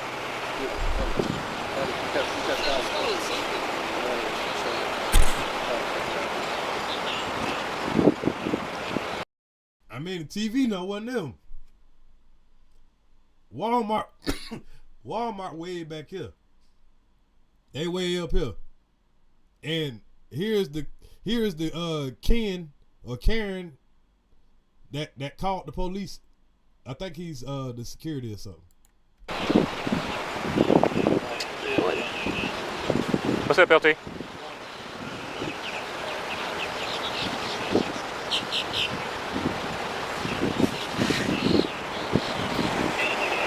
Alright, so it's that one right there with the fur jacket. Okay, Yeah. Okay, he's old enough. He's 20. The other, he's 17. These two are 15. They were inside the store, though? Yeah. Okay. How is the police telling a person more details about anything? He says that one there in the fur jacket, he's 20. He's old enough. Old enough for what? Did they commit a crime or not? Where's the evidence? Yes, I will. And on the patio riding bikes. So those 3 trespass. So he said they were on the patio riding bikes. Did they steal a bike? You said they were on the patio riding bikes. And all of a sudden they were stealing TVs. So which was it? Was they stealing bikes? Did they steal a bike? They was riding a bike on the stove? I mean, I remember back in the days, that's what we used to do. I don't know about y'all. I'm from the 90s. We used to go in Walmart and test drive a bike. Do Walmart still let you test drive bikes? I remember when I was a kid, we used to go in that motherfucker, and I might get on one of them bikes. What's good, Jimmy McFly? And is that a crime if you ride on the bike but you don't do no damage or you don't steal the bike? Is it a crime to test ride the bike? And if you don't want people to test ride the bike or try out the bike, why don't you put the fucking ropes and shit on it? Well, nobody can't go nowhere on the bike.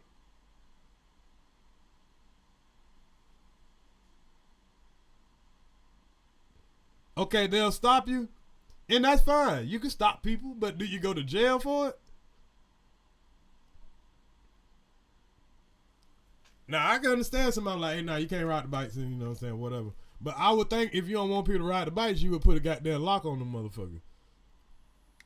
Duh, y'all billion-trillion-dollar corporation. Why the fuck would you have bikes with? I mean, because we used to do it, and that was the solution to it. They fucking started putting locks on them shit.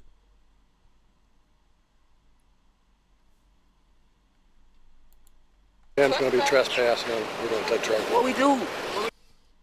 And now they're giving them trespassing. They're saying the young men stole something. Because if they 15 and they was stealing the TV, or they was damaging some property or anything, why are you just only saying we're just going to give them a trespass? If you're saying that they did something in specific. Yeah, any bike that ain't locked down, that motherfucker, you know what I'm saying? Somebody gonna get on that bit. The hell you thought? We was just right looking at the bike. You tried to roll the TV out. Yeah, no, that don't work, man. I had my thing, bro. I had my receipt. Yeah, where's it at? My receipt was back on Stay on the ground. Yeah, So they saying that they tried to roll the TV out. Well, try don't count. Where is the fucking TV? So you telling me he tried to roll the TV out, then he changed his mind and took the TV back in there? Or did he come, because this could have happened, I don't know. But maybe he got the TV and he was goddamn, I don't know. If he had a TV with him and he decided not to, you know, he might have was trying to do that goddamn return the TV with the fucking receipt shit and got cold feet. The bottom line is, he ain't out there with no TV.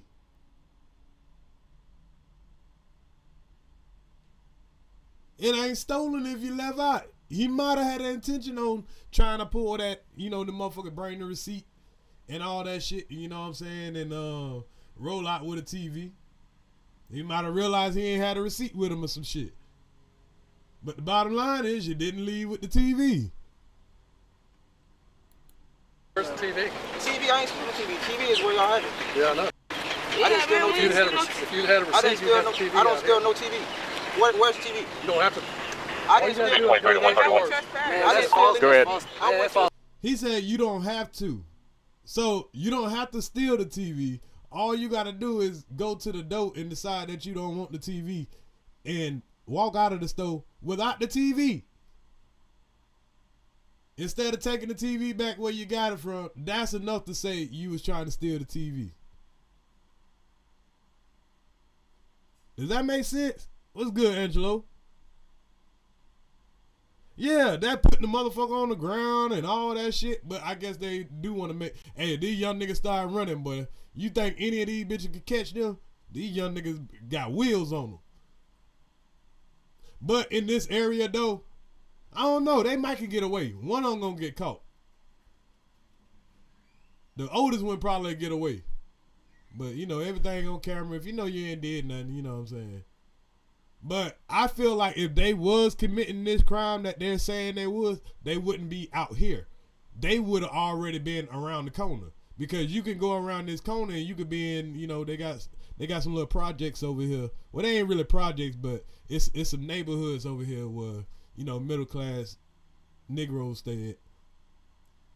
So there's a couple of places they could have got away, but they couldn't have thought they was about to get away with no TV. Unless they got a car somewhere around this bitch. Even that little ass car that he was just in, that they were just fucking with him in that last video. They couldn't have put no 65-inch TV in that motherfucker. So I really, it kind of don't make no sense. I mean, you know what I'm saying? I think the niggas was fucking around in Walmart, you know what I'm saying? Fuck with them folks shit. He might have was considering buying some shit, then changed his mind or thought he had a receipt. Change your mind. I don't know. The point is, the nigga ain't got no fucking TV out here. We're in the parking lot in the area right across from Captain D. What TV? Your TV is in there. I had a receipt, bro. Where's the receipt at? Stay, stay seated. I got money, You know what? bro. You know what? I'm not a bro. I want you to lay on your stomach. Lay on your stomach. Why? Okay, he was about to get up because he said that. Then you remind him to sit back down. He sat back down, and then the fact that you don't like him saying bro because this is their common language. Because now he's calling you bro, and look at the skin color of this. So we ain't gotta say the white man. This is not the white man down there in Brunswick, people. Let's just make that very, very clear. This is a nigga showing out for the white man. You can't call a black man bro. I mean, goddamn. I ain't know it was illegal to call a man bro if they're an officer. Stomach. I'm not laying Lay on your stomach. Lay on your stomach. You're under arrest.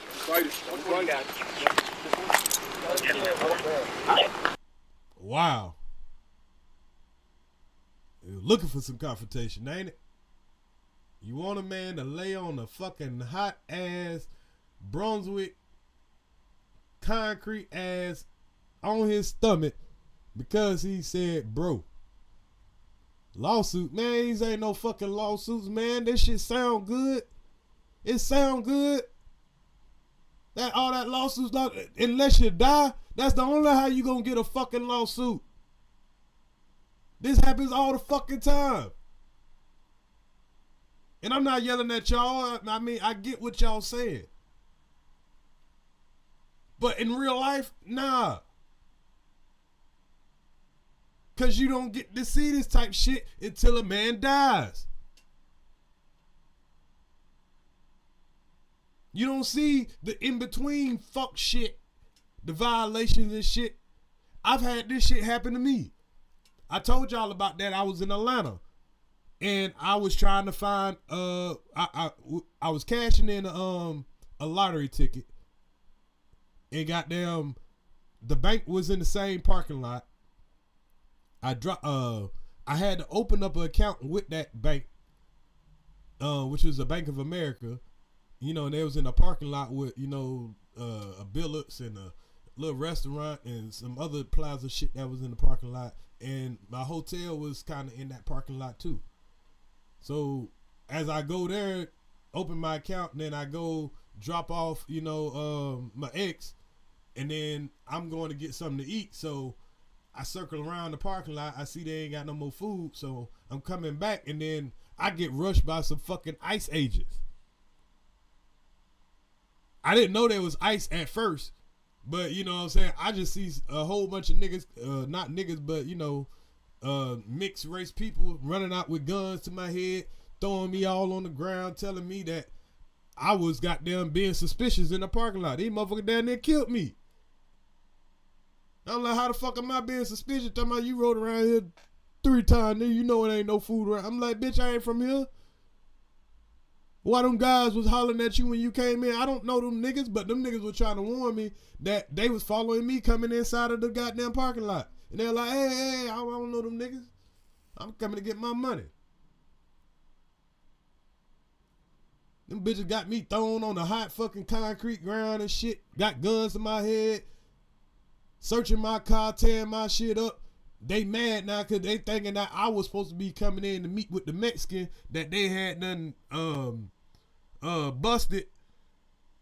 And they thought that I was supposed to be coming in the parking lot. And they thought that I was supposed to be coming to holler at him, but I was getting spooked or something because of the guys. So they acted on some shit that they was totally wrong about. Fucking with a goddamn perfectly, I ain't never been so innocent in my life that day. And the first thing they would have told, you know what I'm saying, and then I was outraged when they got there, let me up and all that shit.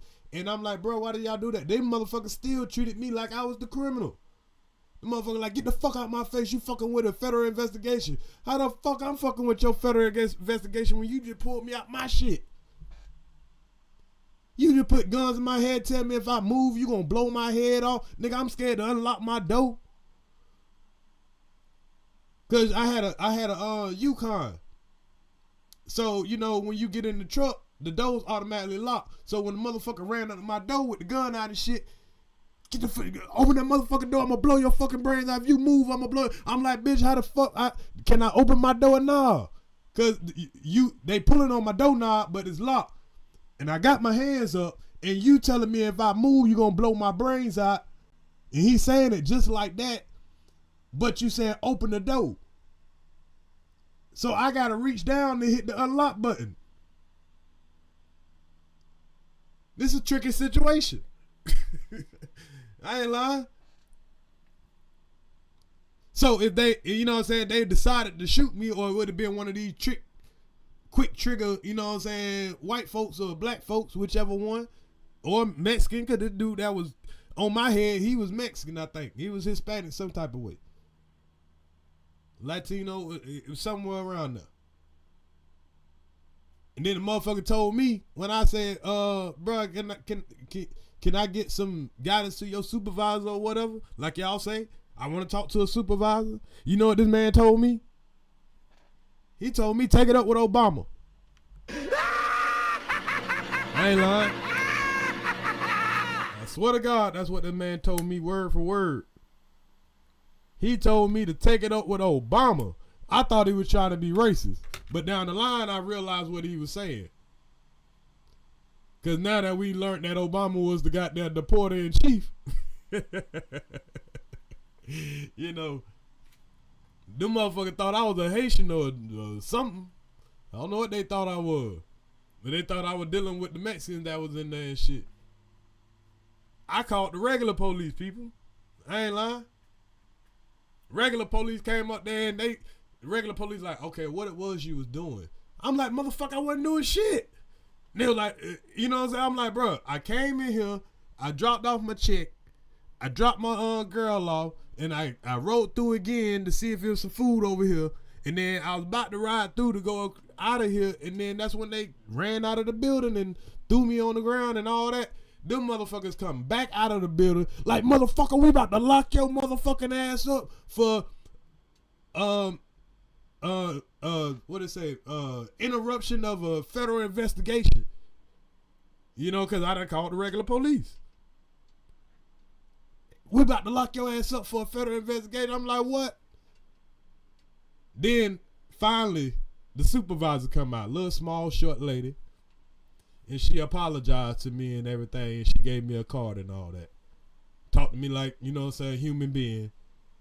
And not like these crazy motherfuckers they had goddamn juiced up, ready to fucking blow a motherfucker brains out. And shit like, you can, you know, hopefully we can resolve this. Now my brother was telling me, nigga, call CNN. At the time, y'all, I think it's like 2011 or something like that, 2010 maybe. You know what I'm saying? I'm doing good and shit like that. You know, I'm close to off of probation. I'm like, nobody's gonna believe me. I'm an ex-con. I got 2 years of probation left. Even if they would have killed me, all they would have did is said, well, this is a nigga that was locked up. You know, they had an aggravated assault and, you know, blah, blah, blah.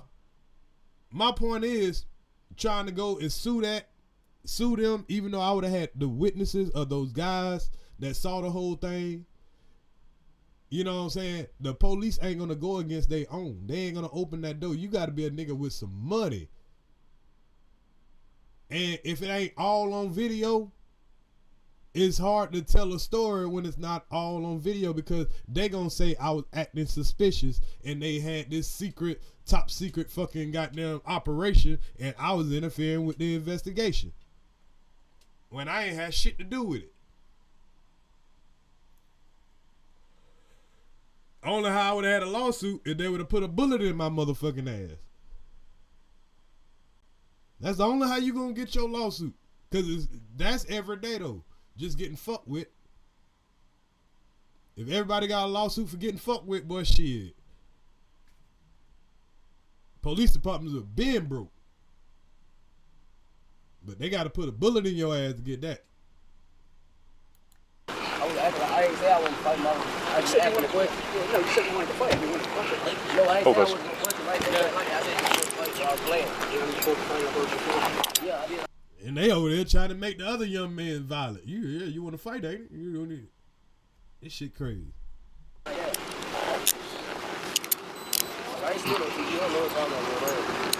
Turn the rest of your shop with. Yeah, you have the right to. You have the right to remain silent. Anything you say can be used against you in a court of law. You have the right to speak to an attorney and have an attorney present during any questioning. If any time you can't afford an attorney, won't be provided for your government expense. Knowing and understanding your rights, as I've explained them to you, are you willing to answer any questions without attorney present? Answer that very wisely. Yes or no. Stand up. Roll over. Standing up. Come on. Stand up.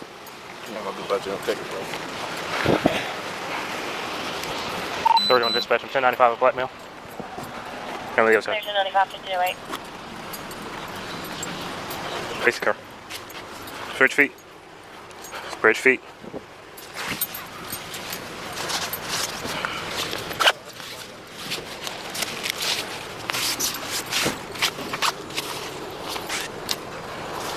this one, put back in your pocket, all right? You ride a bike here too, or no? No, man. No. All right. Any more pockets on this jacket? No. Are you wearing a shirt on that? No. It's too hot to be wearing that jacket, dude. Oh yeah, you gotta go in the back seat, man.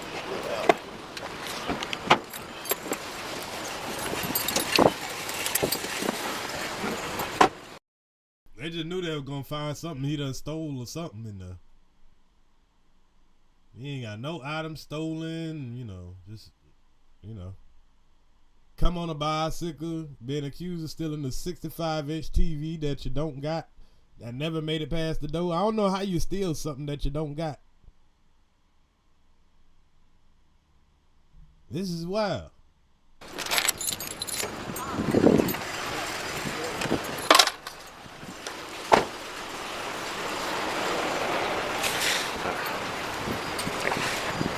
Anybody else want to go in cuffs? No? Alright, good. This is what's going to happen.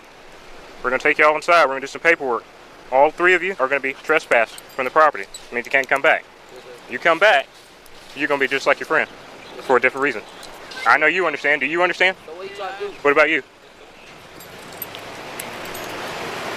What you trying to do? It's called shoplifting when you tried to wheel that. It's called shoplifting when who was doing it? You see, if y'all arrested one guy because you're saying that he tried to take the TV out, are you saying that all of them did that because the white man just said they was riding on the bicycle? You can't even confirm that they was all together at the same time, even in the store. People in Brunswick can see people all the time and then start, chilling from then on. They might have seen each other in the store like, oh, where y'all headed to? Oh, we're about to head over here. So they start walking together. But that don't mean they was even there together.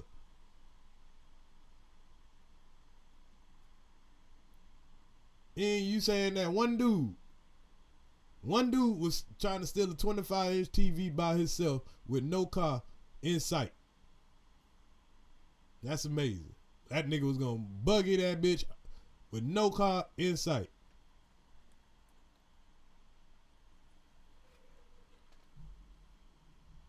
That TV out, huh? You tried to roll the TV out? Yeah. All right. What's his name? Huh? What's his name? That's your friend, right? No, I don't know his name. So why he walking with y'all? You don't know his name? I just linked up with him. That's usual. All right, y'all. They can't believe that. But sometimes that's how shit happens.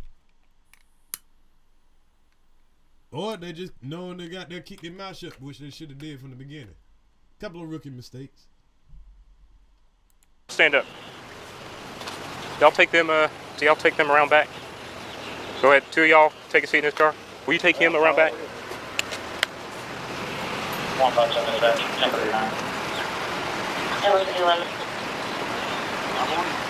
1039. So let me get this straight. They getting trespassing charges because they were riding on bikes. I don't know if all of them was riding on bikes, but somebody rode on a bike. And all of a sudden somebody was stealing the TV. Doors open. So okay, cool. Cut through the store and I'll all right, back. Appreciate it. Hey, thanks for stopping. I'll pop the back door open already.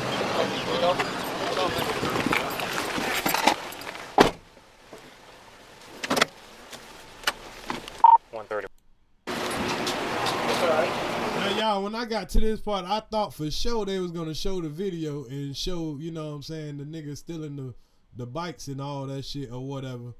They get in this motherfucker and, they in the video and there's no proof, not showing anything of the bikes or whatever the situation they saying that they did.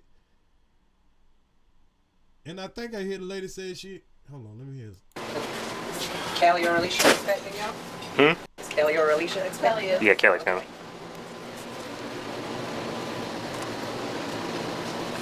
You mind if you take a seat right here?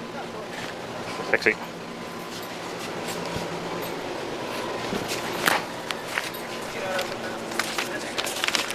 Yeah, I already caught her together to her now. What? 31 dispatch. What's the case number in the 1095 time? How much weed you all been smoking? You guys stink like it. Say what weed y'all been smoking? You guys stink like it.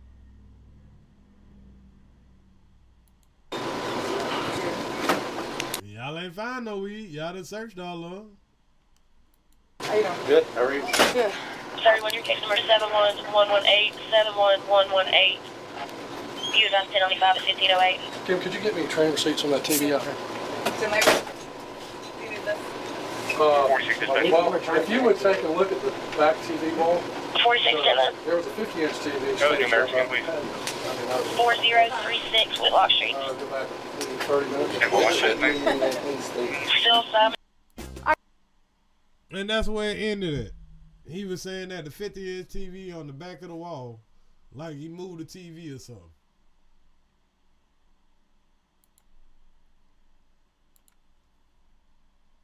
But we talked about many situations of, you know, how this case was handled. Her passing along this case to, you know, neighboring attorneys. And to get to this point of where we're at right now, which is the point of her finally getting indicted.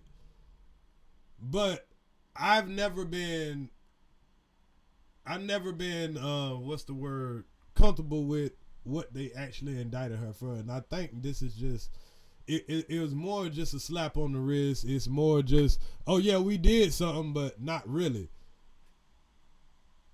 Because like I say, her charges are, you know, I think tampering with, she got a misdemeanor and a felony.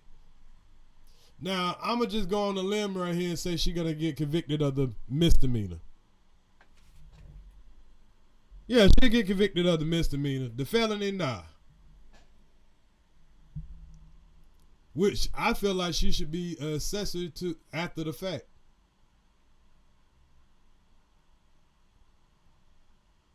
Because the fact that what she did is, like, I mean, let me expound over a very good documentary of this situation, and we'll round it out with that.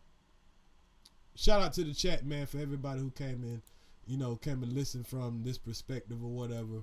I'm definitely gonna keep my eye on the case, and I recommend everybody check out my, well, I'm gonna say the video that I made on this. It was in my rookie days, so it wasn't really that great in my opinion, but I think it definitely told a good story about, you know, how this woman has been terrorizing Brunswick, and not only just the Ahmaud Arbery's case. It's not just in the Ahmaud Arbery's case. Now I gotta, hold on, let me see where it's at.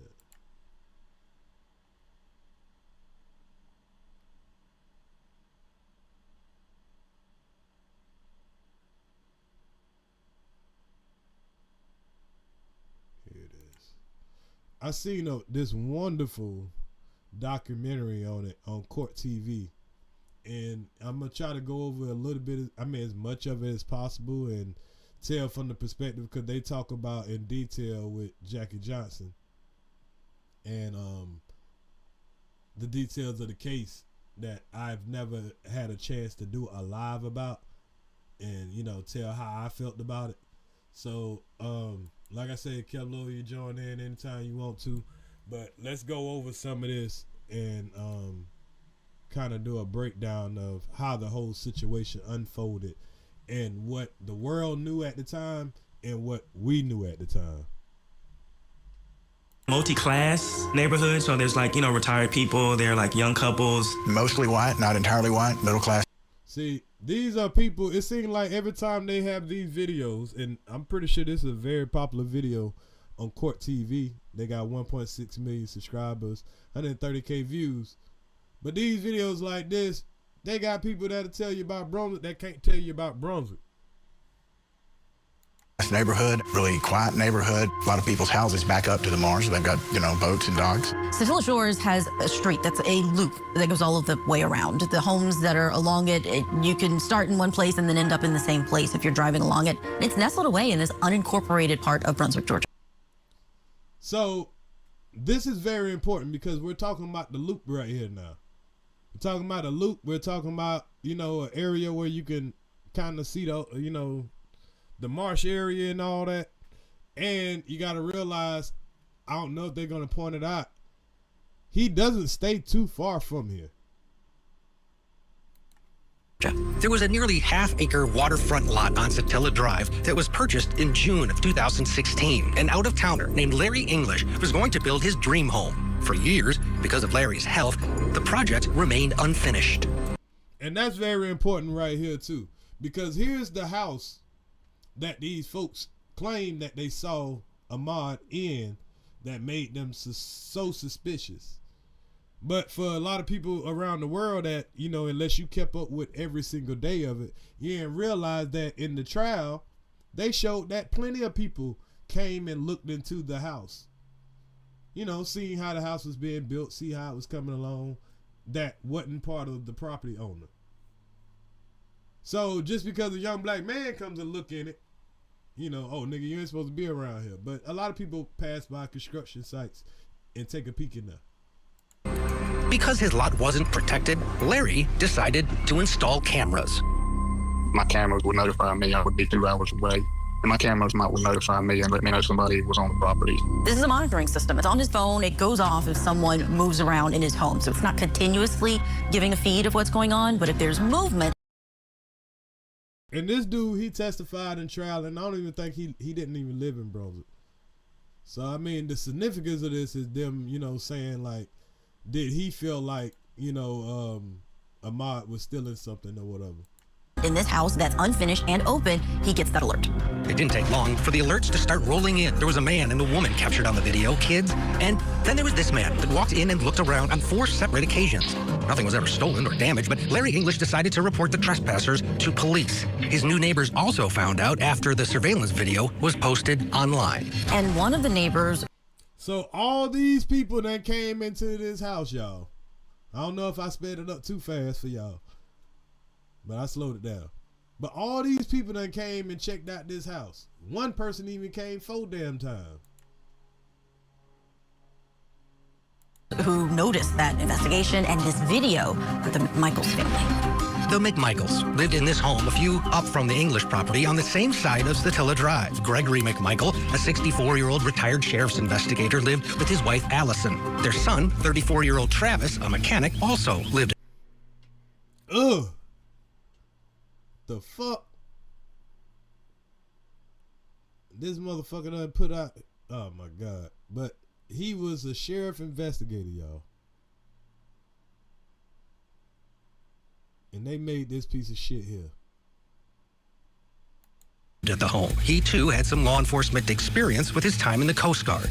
The McMichaels and other neighbors were not only aware of the trespassers at the home. Y'all, so the son, he ended up in the Coast Guard. Now, I'm going to take a little intermission right here and to tell you when he got in the Coast Guard about what he was saying about black people. So it's like it's embedded in him to be racist because there's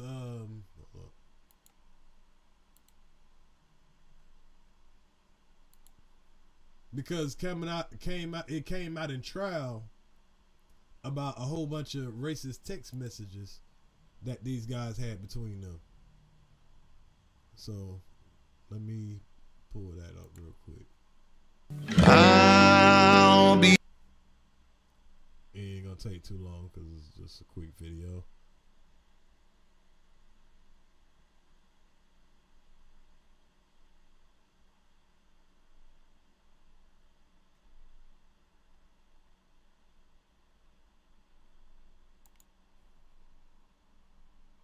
Okay.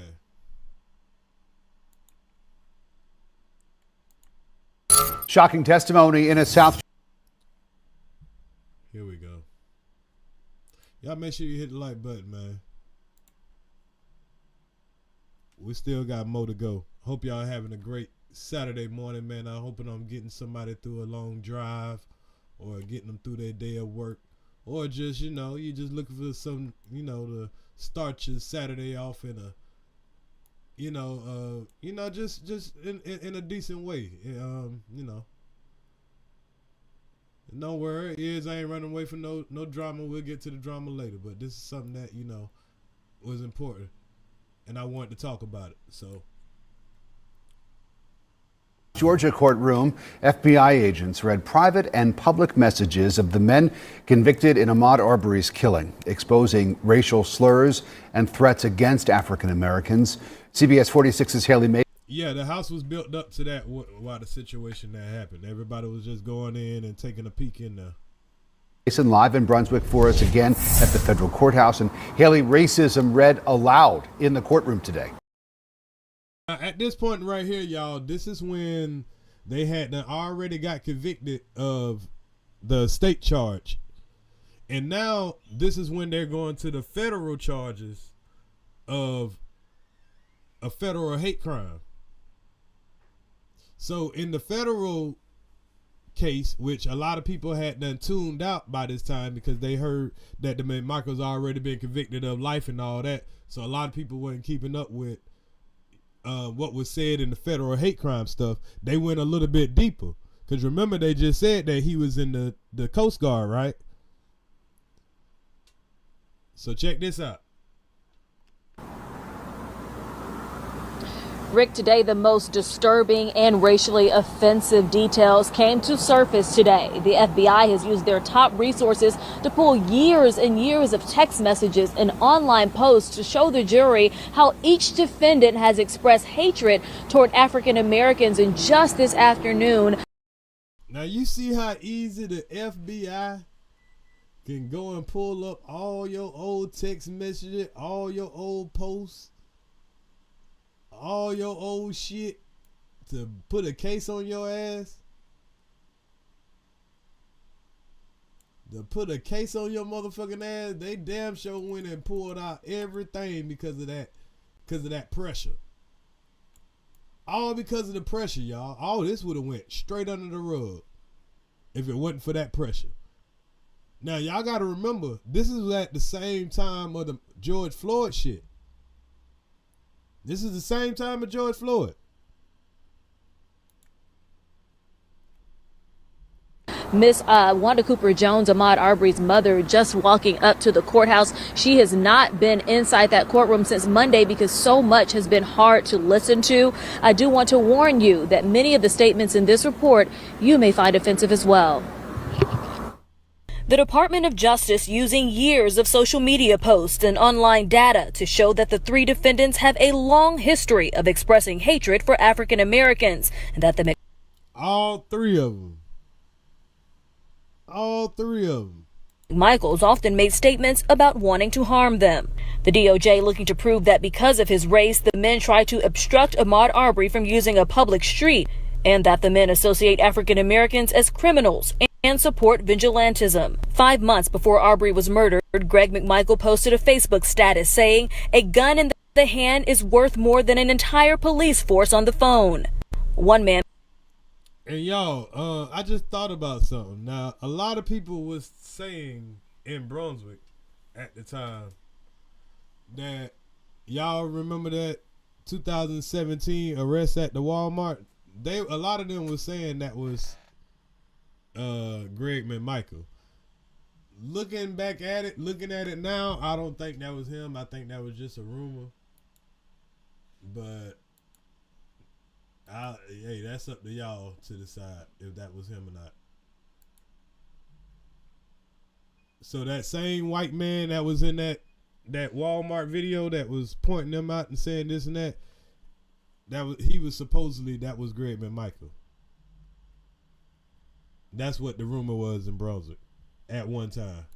And posted on Facebook that his surfboard had been stolen. Greg McMichael replied, "Maybe I'll catch the sorry SOB up here in Georgia." We still hang horse and board thieves. Woe be to the sticky-fingered bastard. As for Travis, investigators say he was active on multiple social media sites and text messages. A friend complaining about something being stolen told Travis he worries about his father in those situations because he's, quote, slap happy and doesn't mind going to jail. Travis responded, "That's what we need more of. My old man is the same way. Hell, I'm getting that way. Have to make an example. I keep my shotgun loaded with high .5s.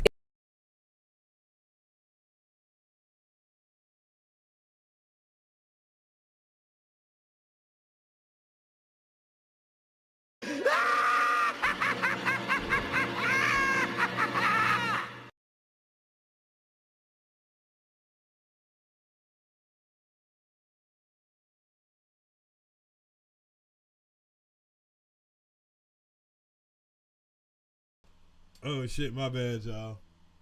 Boy, let me find out one of y'all niggas letting these saltines smack on y'all, man. That nigga say my old man smack happy. And I'm getting like that. They about to start smacking y'all niggas. Smack. What the 5 fingers say to the face? Pop.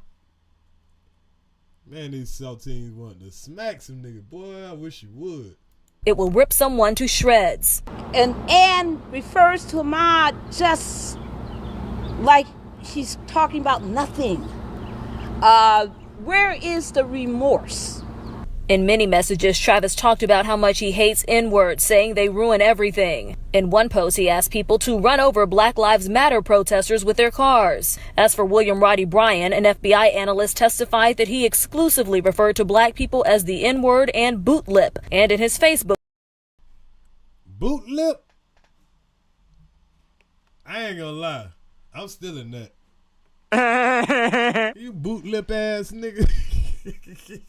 That's kind of funny. Oh shit. That nigga made a whole new nigga term for y'all nigga. Boot lip nigga. That sound like a tart nigga.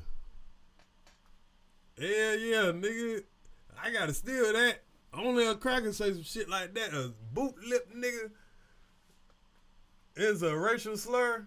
Man, everything is a racial slur. Nigga is a racial slur. Shit. Calling a nigga all kind of, man, please. Some of these niggas are boot lips. What it is boot what? Oh. What's it, boot lip? Did I say it right? Boot lip?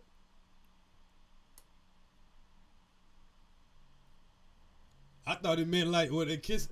Hold on, what it's supposed to mean? Cause maybe I'm getting the meaning wrong. Does that mean like kissing the boots, or does it mean something like some different, some other shit? That he exclusively referred to black people as the N-word and boot lip. And in his Facebook post, boot lip, is it what I'm thinking it is? Or is it a different meaning behind it? Does it supposed to mean like you got smaller lips or bigger lips, or it mean you kissing boots? Cause that's what I'm thinking. Niggas kissing boots. I think there is a lot of boot lipping niggas out here. I can think of one nigga right now as a boot lip nigga.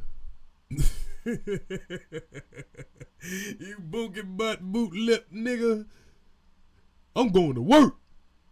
My boss say, hey, my boss say I'm the manager now. I got me a whole office. Look at my office. Yeah, how does a motherfucker in this office? But shit, I got an office. I think that nigga got rats running around the office and shit. He boot lip niggas. Nah, he didn't say big lip. He said boot lip. He said boot lip. Oh, boot liquor. I don't know. I think he meant to say boot lip. He might have meant to say goddamn boot liquor. Nah, I think he meant to say boot lip. That's how they think. He done had plenty of them niggas licking his boots. He exclusively referred to black people as... See, it's niggas that look at these motherfuckers more important than they think that these people are the way to be. Cause you'll notice how some niggas will run around and say, yeah, you respect me like the white boys. Or shit, the white boys, how they teach their kids. See, the white boys, how they do what they do. See, we gotta compete with the white boys. You hear some niggas preach that type of message. And then you listen to what's really in the white boy's head when the FBI get their phone and do a little extensive research. All the motherfuckers that you was kissing boots to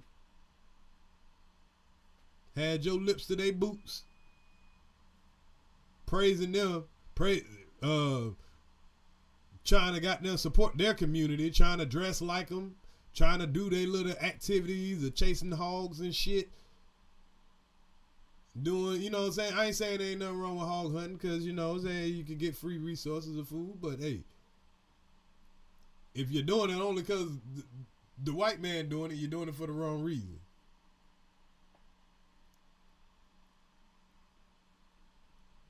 As the N-word and boot lip, and in his Facebook post, he assumed that black people were behind local crimes. 4 days before Arbery was killed, Brian learned that his own daughter had a black boyfriend.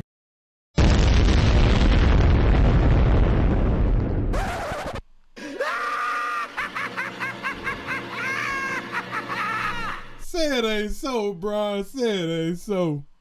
You hate a nigga so much that your beloved daughter go and get her a black dick. You talk bad about it all. God damn.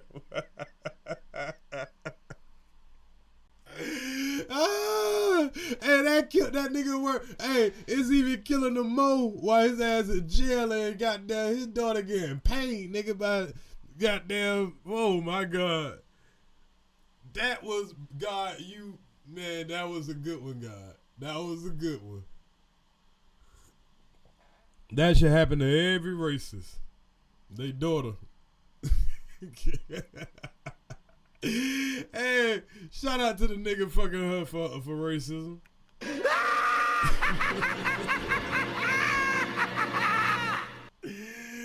my nigga, that shit crazy. God, you got out with that one, boy. Her whole life, she heard, man, these niggas, fuck them niggas, they ain't shit. And all this time, shit like, I'm gonna try for myself. I'll be the pappy. Just like on goddamn life, boy. I don't see what you find so wrong with them, Pa. Every time, boy, every time they get them every time.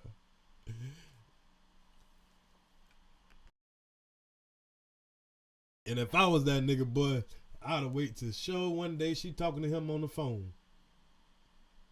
I'd come up there and say some crazy shit. Like, you ready to suck this dick right now or later? Knowing she on the phone with her daddy in jail. And shit. Oh man, I'd say some wild ass shit. Had that nigga in there losing sleep, he gonna shake somebody today.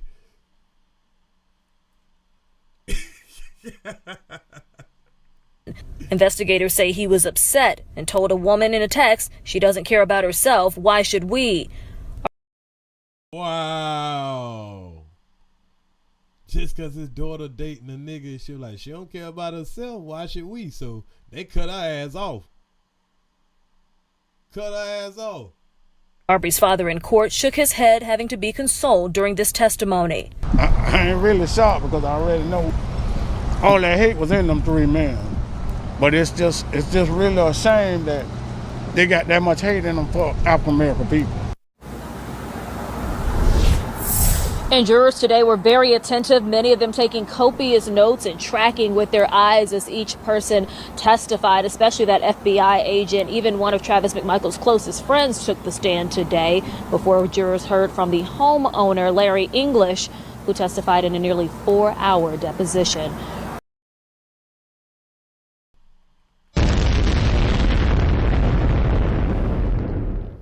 So, all right, so back to this part.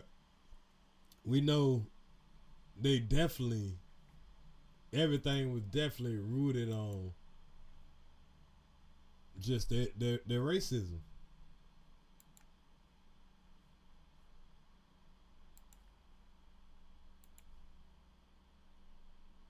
Investigator lived with his wife Allison. Their son, 34-year-old Travis, a mechanic, also lived at the home. He too had some law enforcement experience with his time in the Coast Guard. The McMichaels and other neighbors were not only aware of the trespassers at the home under construction, but Travis had also recently reported that one of his guns was stolen out of his pickup truck. Gregory McMichael left Travis McMichael's truck unlocked after he went out there and somehow left the truck unlocked, and somebody broke in and went into the truck, according to the report, and stole Travis McMichael's handgun.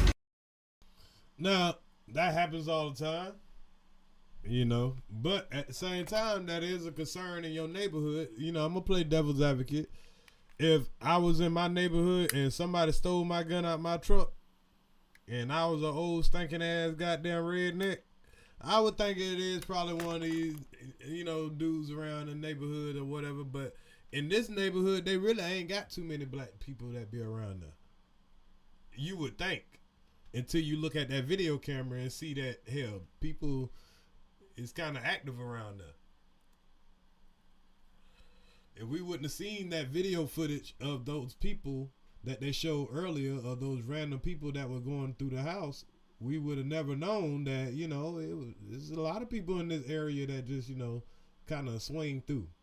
And all of them ain't black people. But, of course, if you already got that kind of in your soul, of course, you would feel like it's some black people. By February of 2020, between talk of the McMichael's stolen gun and the trespassers at the home under construction, concern was starting to grow in Satilla Shores.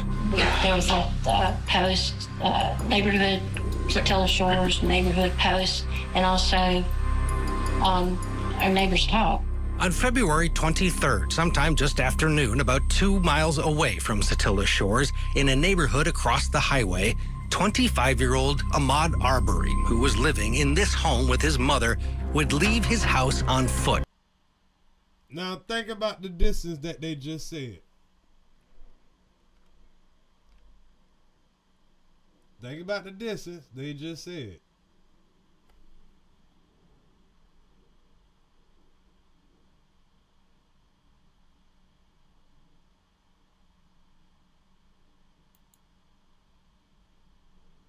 Construction, concern was starting to grow in Satilla Shores. There was a post, neighborhood, Satilla Shores neighborhood post, and also on our neighbors talk. On February 23rd, sometime just after noon, about 2 miles away from Satilla Shores, in a neighborhood across the highway, 25-year-old Ahmaud. A neighborhood across the highway. And then, I don't know if y'all realize, there's a bridge that you'll have to go over, and then you'll be kind of in the south side of Brunswick. So either you can run across the bridge, or you could just, you know, run in the neighborhoods that are close to you. Now, I don't know if he was jogging or if he was scoping. I don't know. But I would think he was jogging. Because he is an athletic dude. He did play football and all that shit there. He doesn't seem like he don't know drugs. He had a job. He might have had a temper. Y'all can say that. But shit, I just say he was just a young man, you know what I'm saying, that didn't want to be fucked with. Depending on who you are is how the opinion swayed on this. But I'm glad that there was some decent people out there that just seen this wrong every way, shape, and form. Ahmaud Arbery, who was living in this home with his mother, would leave his house on foot. His mother, Wanda Cooper Jones, had just left a few days earlier on a work trip. And I went to his room and told him I was leaving for a couple of days and I would be back. And anytime that we depart each other, it was, I love you. And I said, I love you. And he said, I love you too. And I left. It's the last time I saw him. If you could imagine your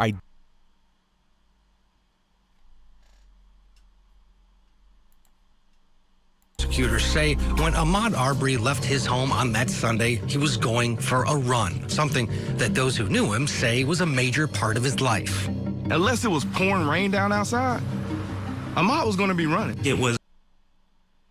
And if people that know this man is saying this, I mean, who are anybody to say, okay, this is what happened, and this is what the battle was in Brunswick on Facebook and everything. People are like, man, that man jog all the time. They're like, why would he be jogging in our neighborhood? And some people are like, nah, that's what he do. He jog. So this was the battle that was facing off in Brunswick. Mostly through Facebook and all these groups and stuff they were creating, and then the Brunswick News was working with their side. The police was working with their side. It was a kind of freedom for him. He did it frequently, and he encouraged his friends to do it. He would run in like basketball sneakers or khaki shorts or, polo shirts sometime. Arbery would end up in Satilla Shores. That's him on home security video walking into frame. He stops at the home under construction owned by Larry English. As he goes inside, the cameras in the house are recording. Ahmaud Marquez Arbery was born on May 8th, 1994, the youngest. All of those camera footages, they always showed, yeah, you went in there. But, none of them showed anybody stealing anything. I mean, if you got a no trespassing sign up there, that's a different situation. But nobody from down the street should be shooting you if you ain't did shit. Same way, motherfucker acting like you stole something. But if I'm jogging in shorts and I ain't even in no car, how the fuck am I stealing something? What, I'm gonna carry TVs on my back? I ain't no crackhead.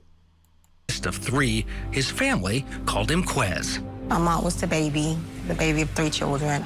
Ahmaud was very compassionate. Ahmaud was the child that would come in and give me a hug and give me a kiss on the jaw, just standing in the kitchen.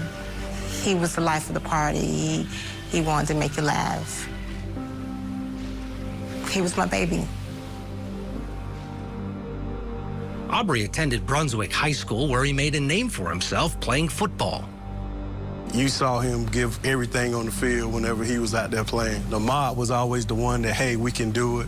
And I remember this dude here as I remember him coming up. He's a football coach now, but when I was a kid, he used to be my rec coach, and I played football with his younger brother. You saw him give everything on the field whenever he was this guy right here, and out there playing. Ahmaud was always the one that, hey, we can do it.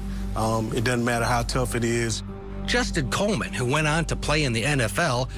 Justin Coleman. He plays in the NFL right now. Another Brunswick prospect that's in the league, y'all. Doing his thing. Along with, I think Darius Slay came from the same football team, so Brunswick has some talent, man. Then you got DJ Dallas that plays for Arizona right now also. Brunswick deep in the NFL right now, y'all. Y'all don't even know. Y'all don't even know. Was one of Ahmaud Arbery's teammates. He was like a comedian, and everything he said to me was like made me crack and laugh. He always found a way to make somebody laugh. Like many others, Ahmaud Arbery had dreams of making it big in football, but given his size, his coach knew that likely that wasn't going to happen. After graduating high school in 2012, Arbery put his dreams of becoming a football star aside and moved 3 hours from home to attend South Georgia Technical College. He went off to college for.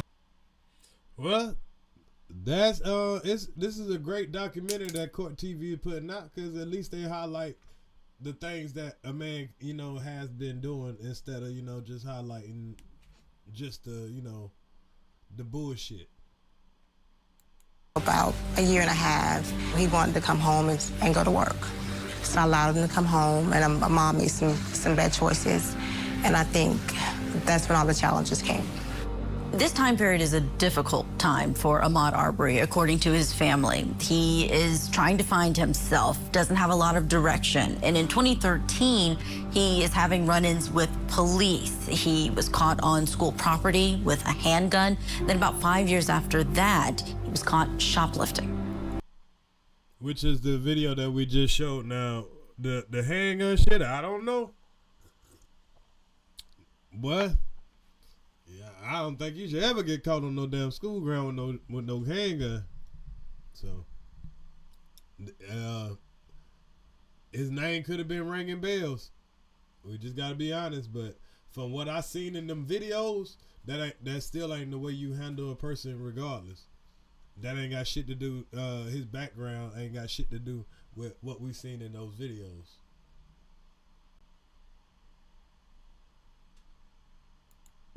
According to the family, by late 2019, Ahmaud Arbery was working at McDonald's, but was talking. Exactly. We all seen the fucking video. The man didn't shoplift shit. But when you die, that's what they're going to put on your record. They're going to say, hey, he was shoplifting. Hey, he had a gun. He might have been at that school and didn't have a gun. He might have had a gun. You know what I'm saying? It might have been somebody else's gun. He was just the nigga on the scene, and they're like, hey, that's the nigga with the gun. I don't know. I wasn't there. But we definitely seen the shoplifter shit. I mean, it wasn't, you might have shot, but you ain't lift. If you wasn't out of the building with the shit, you could have been suspicious. I get it. Might have looked like you was about to do some shit. I get it. But you gotta let a motherfucker commit the act, in my opinion. Or he should have got the same trespassing charge as the rest of them motherfuckers. That's just in my, opinion. Salute, RJB. I'm glad you're enjoying the show. Share it with a friend. Make sure you hit the like button too, please. I appreciate all of you. About going back to school. He wanted to be an electrician. I have 3 brothers that are electricians, and he would often go during the summers and work with them as well. So if he was interested in being an electrician, and this woman comes from, she got brothers that are electricians, it makes sense why he would go look into an abandoned house, not an abandoned house, but a new construction house, because that's what you would be doing as an electrician.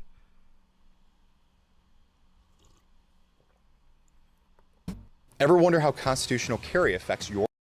You say it comes off as he was targeted by a corrupt officer. It does. I guess there's a lot of coincidences. I don't think so, but I just think that, I don't know. It's hard to explain. 911, what's the address emergency? I'm not here. It's still shores. There's a black male running down the street. Ahmaud Arbery chased. Did y'all just hear that? They called the police, and they said there's a black male running down the street.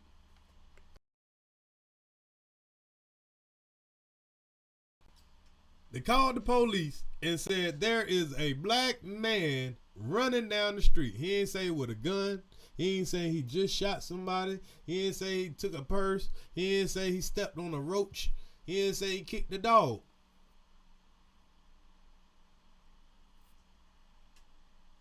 Just running down the street.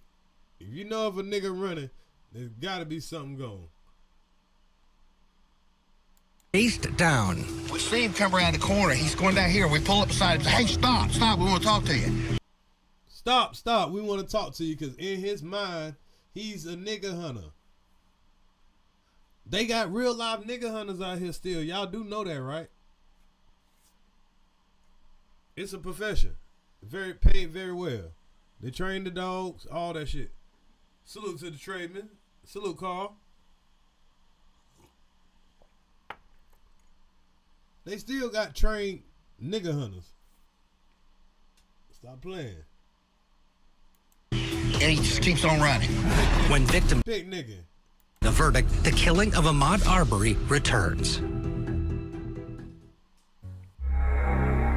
The following: a home that's under construction. It's a house that neighbors knew well because it had remained unfinished for years, and the owner, Larry English, had expressed concern about trespassers. Arbery spends about 4 minutes in the house, not taking or damaging anything. He had no burglary tools, no burglary bag, no burglary mask. He had a t-shirt and shorts on. I see. And not to mention, I mean, it's broad daylight. A guy walking in curious about a construction site, looking around and leaving. Trespassing, as far as I know, is not a capital offense. Ahmaud Arbery goes inside the house. That's an open house. It's under construction. There's no outside garage door. He can walk in multiple ways. Family. And I mean, at the point, you can see the point that this house is at. There's no, they got a little bit of plumbing done. There's no electrical done. I see they got a dryer vent right here. That's what I would have probably did right there. So the HVAC is probably done. Now it look like they're probably at the electrical. They're gonna get some sheetrock done.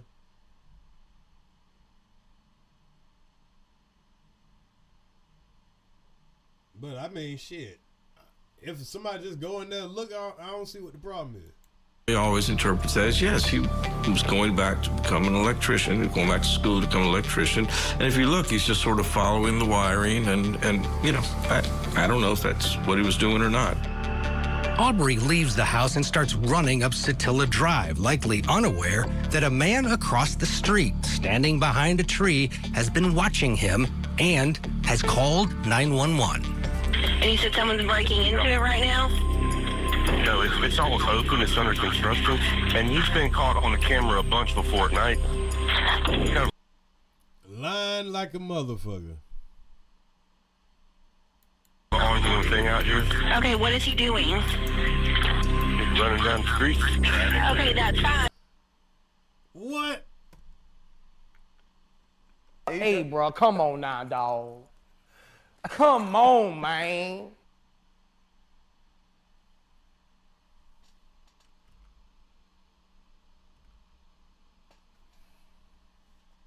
And he's been caught on the camera a bunch before at night. Kind of an ongoing thing out here. Okay, what is he doing? He's running down the street. Okay, that's fine. I'll get them out there. I just need to know what he was doing wrong. She finally says, I just need you to tell me, what is he doing wrong? What was he doing? Running while black. Have anybody ever been pulled over for walking while black, running while black, talking while black, driving while black, breathing while black? You know, blacking while black. Was he just on the premises and not supposed to be? And the man couldn't tell her. To this day, Working while black. we don't know. Arbery runs up Satilla Drive. It's hard to see, but the surveillance video shows him pass the McMichael's house. Then, a few moments later, a white pickup truck is seen pulling out of the McMichael's driveway. Gregory McMichael, retired investigator with the Brunswick Judicial Circuit District Attorney's Office, is out front working. Larry Hobbs. Let me tell y'all how this works. Now, I don't know Larry Hobbs, y'all. But what I look right here and see, and I just noticed this, the Brunswick News. Remember who I told y'all was hiding the truth? It's mighty funny that the motherfucker that was hiding in line for these motherfuckers are now the ones that's telling the story. And like, yeah, man, these guys are horrible. Can't believe they did anything. Oh, yeah, let's get them off the streets. And they was the ones hiding the shit. Acting like there was a video of Ahmaud stealing something when they knew it was the video that the world ended up seeing. This was before we saw it. They saw it. On his boat, and he sees Ahmaud run past. In his words from the police report we get later, he runs into his house. That's why he said that real fast. Tells his son to get his gun. Reverend Michael arms himself with a Smith & Wesson 686 .57 Magnum revolver. Travis McMichael arms himself with a Remington 870 12-gauge shotgun.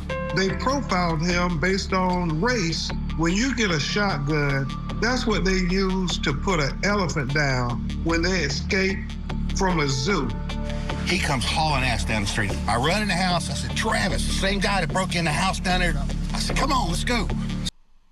In their head, they don't know one nigga from another. Same guy that broke in the house down there. Broke in what house? But they already been sending little shit through Facebook of some guy that's been in the house. And, you know, once a story leaves from one person and goes to another, that story changes.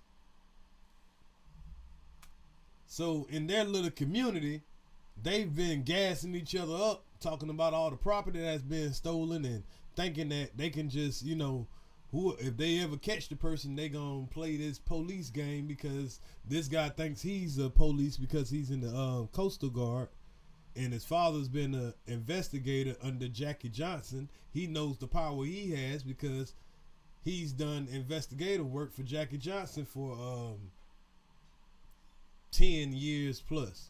I can't remember exactly how many years, but for a long time. And she's just the root. I mean, she's just the symptom of it. You think it stops with Jackie Johnson? She was appointed by the governor. Don't forget that, people. She was appointed by the governor of Georgia. And we ain't even gonna get into what kind of goddamn politics she on. What side of the politics stick she on. Y'all let y'all guess. So we pull up beside him. Hey, stop, we want to talk to you. And he just keeps on running. The father and son are now in full pursuit. That is when William Roddy Bryan sees the pursuit and dummy decides to join in. He's out working on his porch or something, and he screams out to them, y'all need help. They sort of nod. I don't know what they tell him. He jumps in his truck, and he joins the pursuit.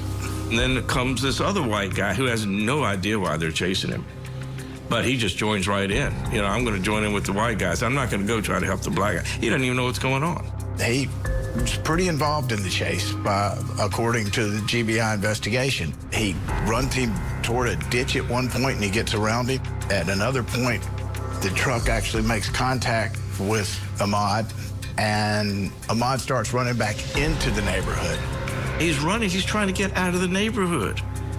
You know, unfortunately, he doesn't know it. He doesn't realize that if he turns right, he's just going to end up going in circles. If he turns left, he's out of the neighborhood. And that's an easy mistake to make. You're like, shit, okay, damn, y'all don't want me in the neighborhood. You're trying to get out of there, but when you tired as fuck and you running,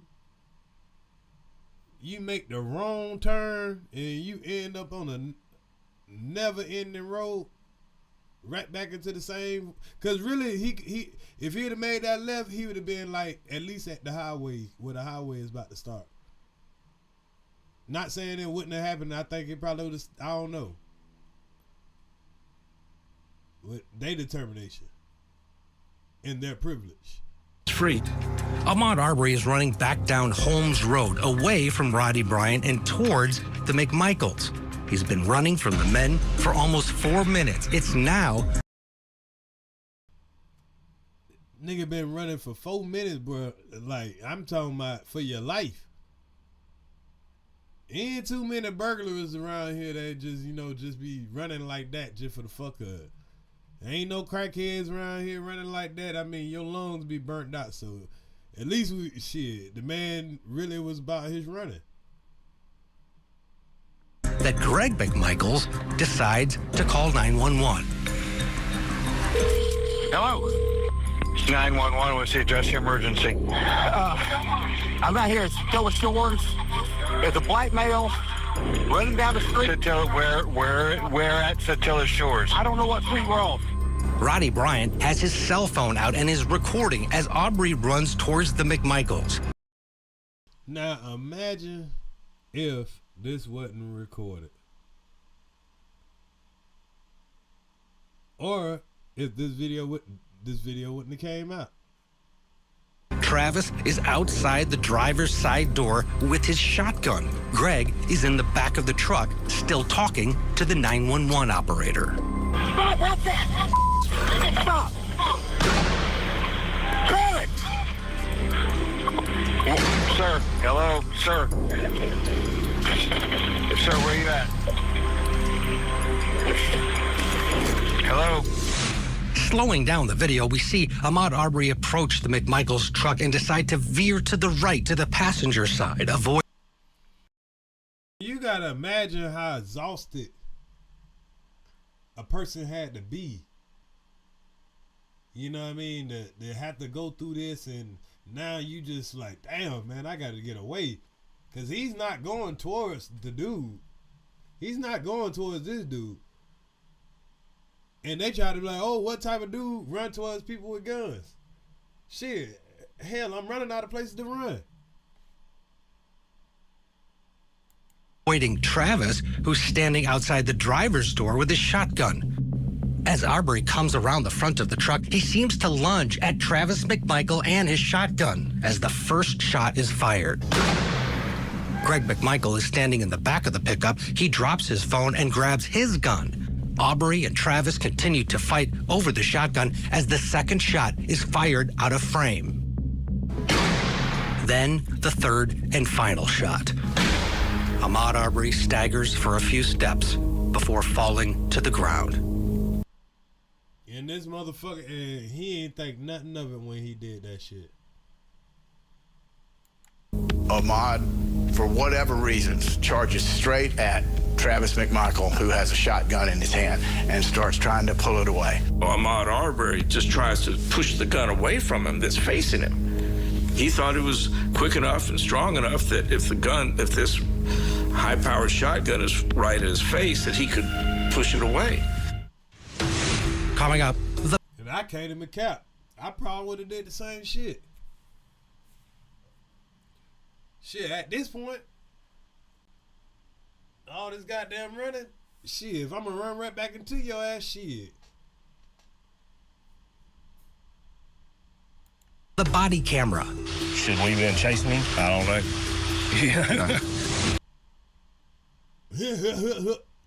Should we been chasing him? I don't know. And they laughed about it because he felt like he was on his side. Then frustration for the family as the investigation stalls. And I said, I just want to remind you that I'm not going anywhere. When victim to verdict, the killing of Ahmaud Arbery returns. Sarah Boone is charged. Monday morning events and language. I'll be. Sorry, y'all. Y'all make sure y'all hit the like button, man. We just, just going through the details in the remembrance of, a tragic situation. And in the name of seeing that somebody's supposed to be getting prosecuted, in my eyes, is not full justice, but I guess all we can do is take what they give us, right? But I do want to leave it out there that, it's not justice that all three of them. It's about 75% justice is what I want to say. Because it don't matter if she got convicted of both of these crimes, which I doubt she's going to get convicted of the felony.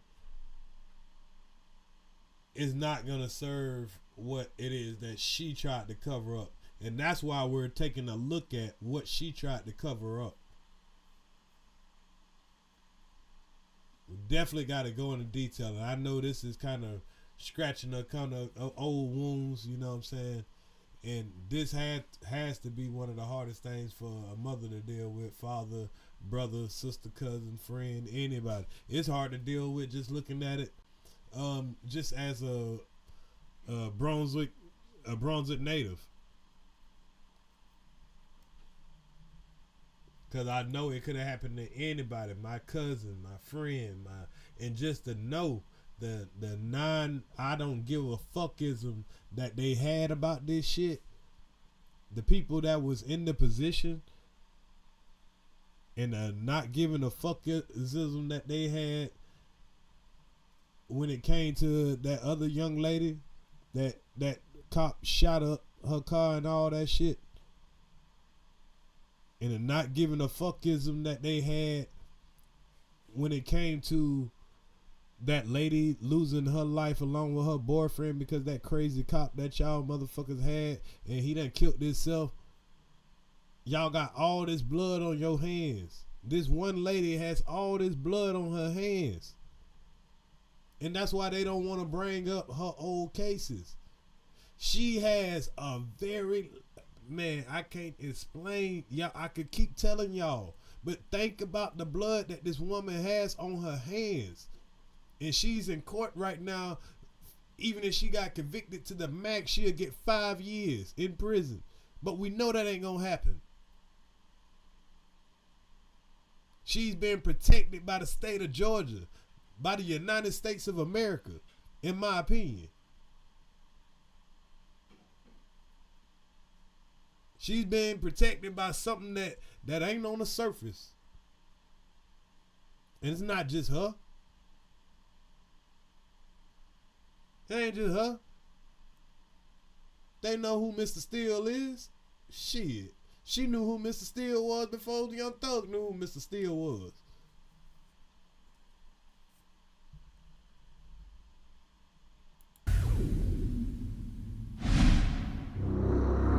It's just after 1:15 on February 23rd, 2020. Just 10 minutes ago, Ahmaud Arbery was inside the home under construction. Now, he's laying on his stomach dying in the street. The first Glenn County police officer arrives on scene almost immediately. I rolled right up on him, man. I heard the gunshot. Arbery is moving his leg and clearly takes a breath, but nobody is administering first aid. Nobody. Coincidence, huh? Ahmaud's on the ground, essentially bleeding out. You've seen this video. He's still alive. It's chilling to watch. But if it was his son, he would have been trying to do everything possible to save him. To have the body camera footage, it's incredible to see how the scene developed from a suspect there at the scene and how the... This was the most disturbing shit I had seen.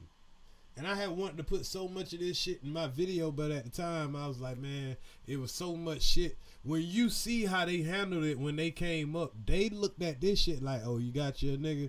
Cool. They was giving these niggas water. They wasn't treating these motherfuckers like you just shot a man for jogging in your neighborhood.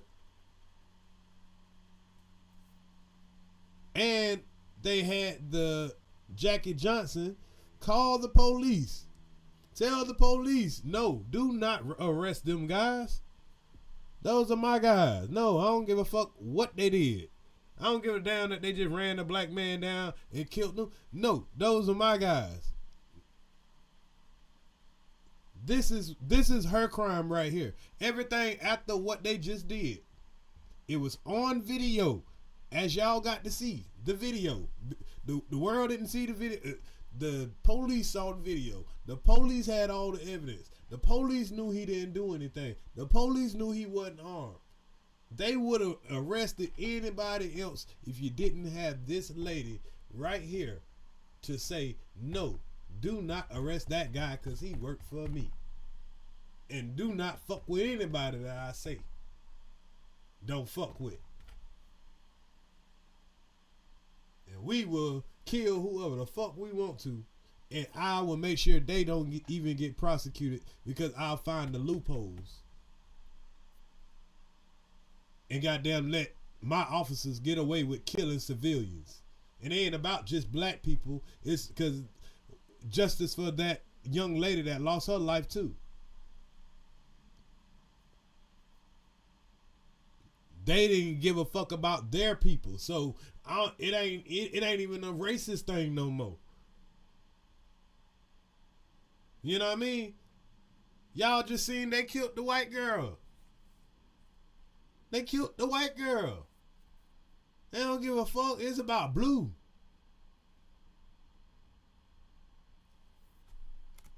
The officers handled it. Everyone is discussing what happened and what happens next. All right, guys, everybody's got their weapons up, correct? Everybody's got the weapons up. Okay.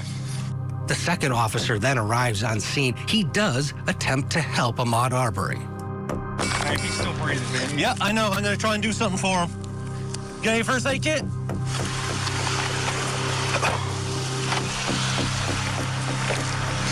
I ain't got no first aid kit for none of that. I'm just going to keep my hand on him. There's nothing I can do for this gentleman. It's like a shotgun slug to the center chest. He was on his stomach when I got here. I rolled him over. He stopped breathing a couple of minutes ago. Right here. Do you want to put something on him or what? It was obvious to me. I told my dispatch 10-7, but he took his last gasp a couple minutes ago. They didn't do too much to save him. They definitely ain't do too much to save him. We know that. There should be a lot of heads rolled through this, but we already know. Hey, they made sure the 3 main heads rolled, but once you look in detail of the collective effort of Glenn County, Brunswick, Georgia, the state of Georgia, the United States,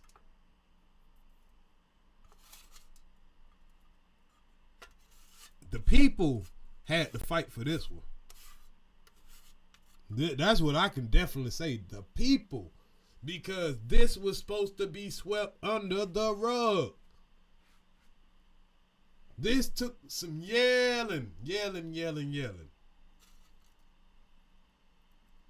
Trust me, it wasn't no coincidence that this shit got into the news and got the pressure from outside.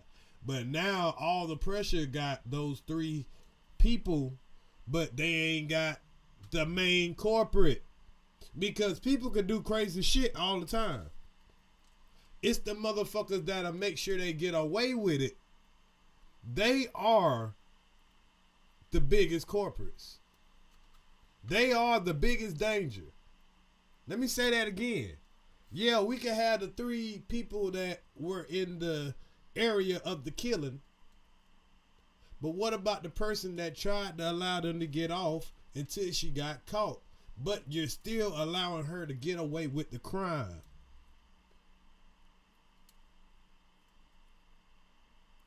Because she used her power to try to let people get away with murder over and over and over again.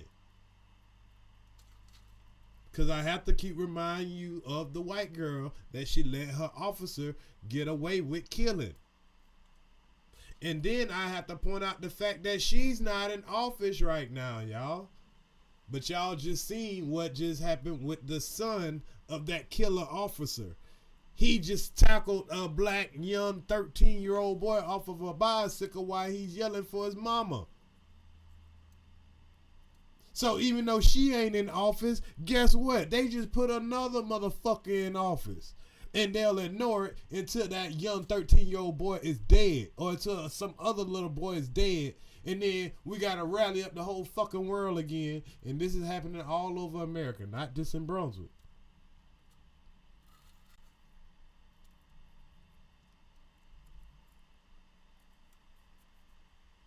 According to the medical examiner, Ahmaud Arbery died of 2 gunshot wounds to the chest. The damage so severe he was pronounced dead at the scene. His body was eventually covered. The responding officers with body cameras still recording turn their attention now to the McMichaels and Roddy Bryant, who start telling their stories. Travis McMichael decides to bring up his stolen gun, which went missing nearly 2 months earlier. We've had break-ins. Man, literally got the man blood on his hand. And when he's telling what's happening, he wants to tell about a fucking break-in. No, tell me what's happening right now or why a man is dead on the ground. But this is how when they came to see and seen this man dead on the ground, they didn't arrest niggas, make people get on the ground and all that shit, even though these motherfuckers had guns in their hand. They didn't make them get on the ground, handcuff them. Now, what if this was the black person? If this was a different neighborhood, and there's black people out there, and they'd say, "Hey, yeah, we got guns, but they over here. You got blood on your hands. You think the police ain't gonna have your ass on the ground, nigga? You could tell us what happened down at the station. You just killed the man, and I don't see no gun on him." Did he have a gun? No. Well, let me put you in handcuffs and get your statement, but for my safety. Why do you get this benefit of fucking doubt? Okay. And my gun's stolen. Okay. And we caught him the other day, and Dad was outside, so I'm running. While Travis is being investigated and questioned by... And he's associating his gun being stolen and saying and making it like it's most definitely this guy. Police, he brings up without much provocation that his gun was stolen recently out of his pickup truck. And it's not clear that there's any connection between Ahmaud Arbery and this stolen gun, but he brings it up as if he thinks it's relevant somehow to the police's investigation. Then Roddy Bryant proceeds to explain how he ended up getting involved in the chase. I'm on the porch and I see him running by, and I see them come by in the white truck. I pulled out of my driveway, was gonna try to block him. But and this is why they say what you say can and will be used against you. If all of them would have shut their damn mouth, I'm just saying, they could have got away with murder.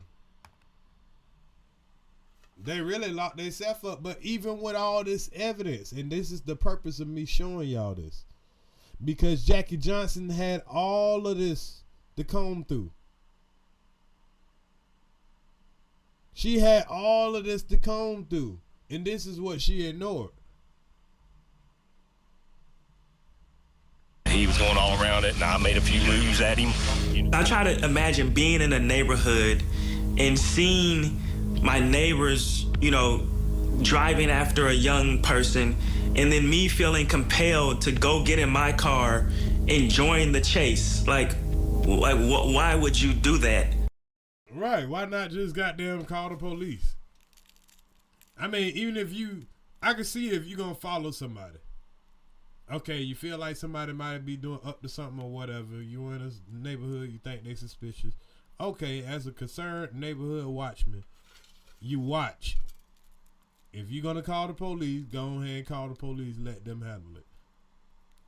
And if they're not doing nothing or whatever, let the police handle that. And you can keep your eye on them till the police get there. If that's what you're gonna do.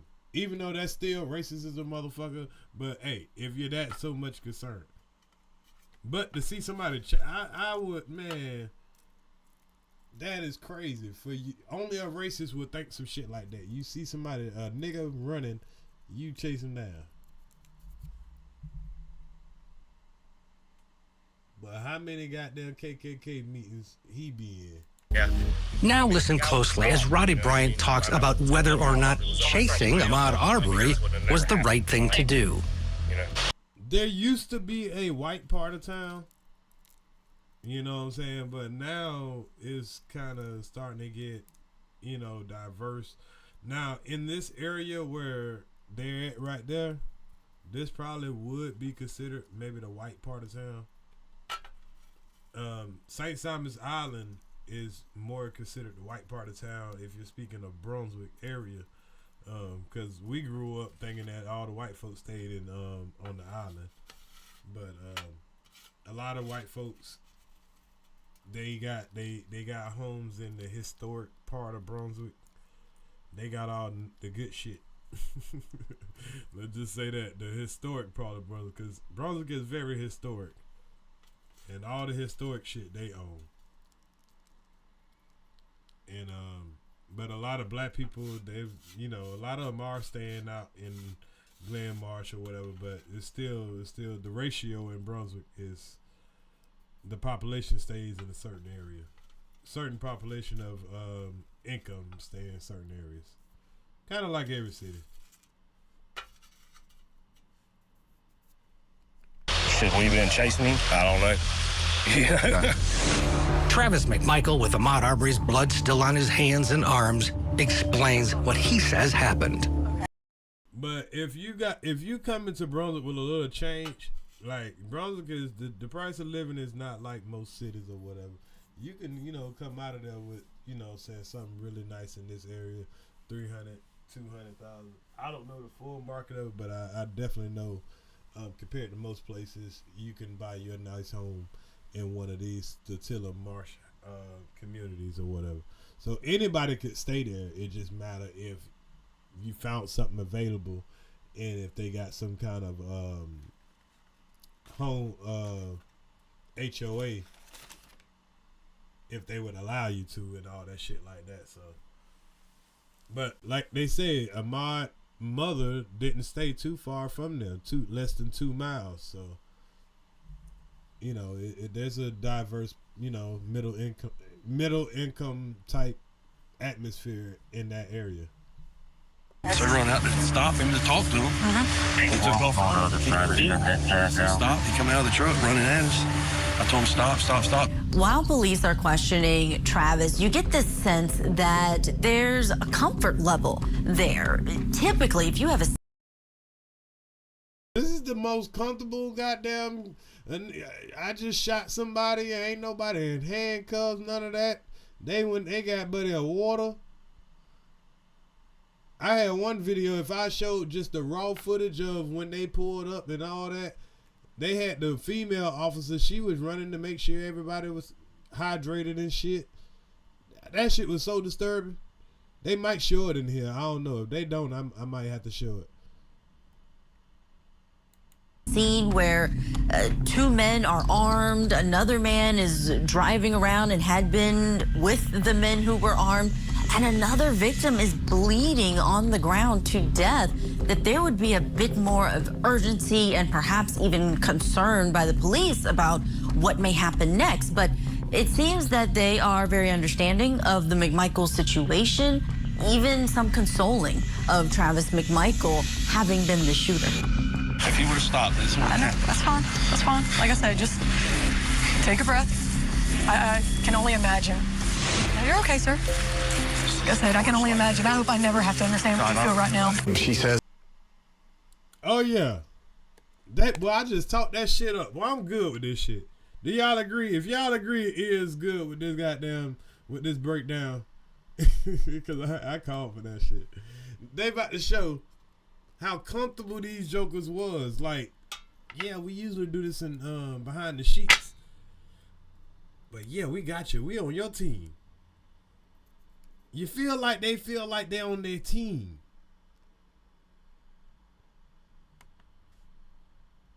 Wow.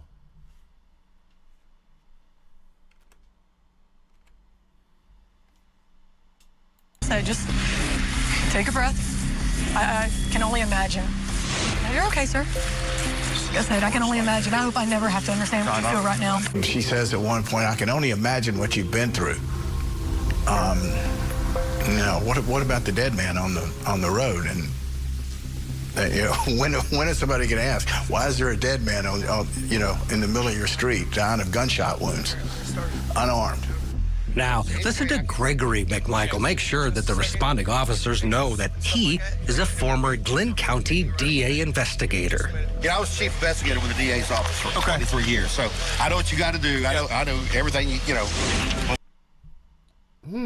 Now, what did that have to do with anything, people?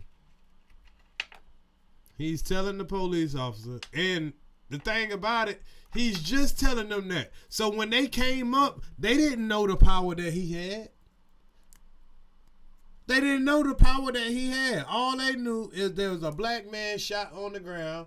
There was 3 white men standing around in trucks, and they had guns.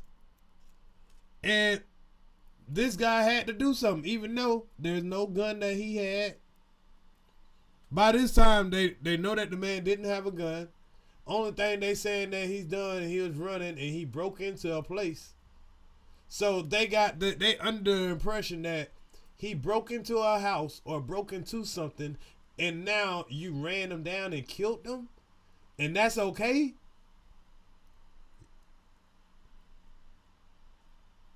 That's okay. This is before they found out that he used to work for the DA. What else do they know about them? I think they recognize them from somewhere else, y'all.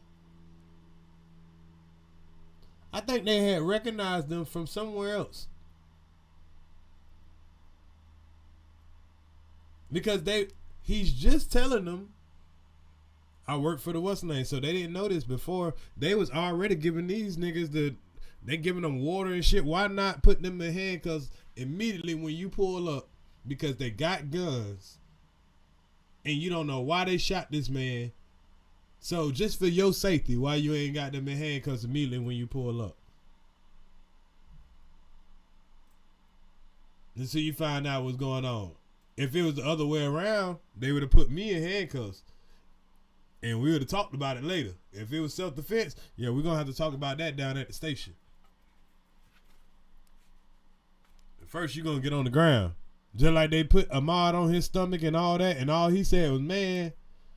All he said was, what Ahmaud said. And the man said, get on your stomach. Get on your stomach. They'll treat a motherfucker that they know ain't got no gun. Hit him with a stun gun, all that. What you doing in this neighborhood, boy? Get on your stomach for saying the wrong thing, but here you got a man you pulled up on. You don't know who he is. All you know is he drive a big boy truck. He had a gun, and he was white, so it had to be right.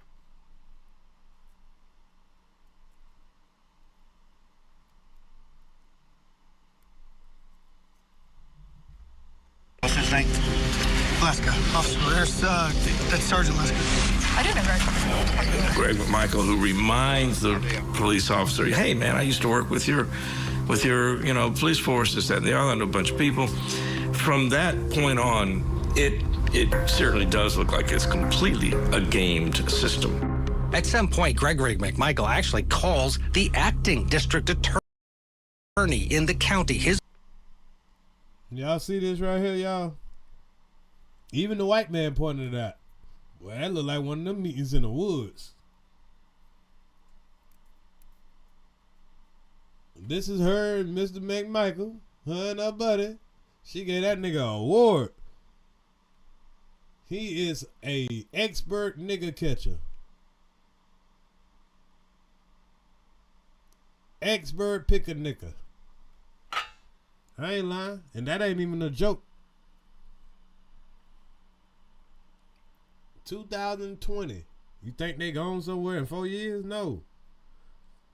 But he was the sacrificial lamb.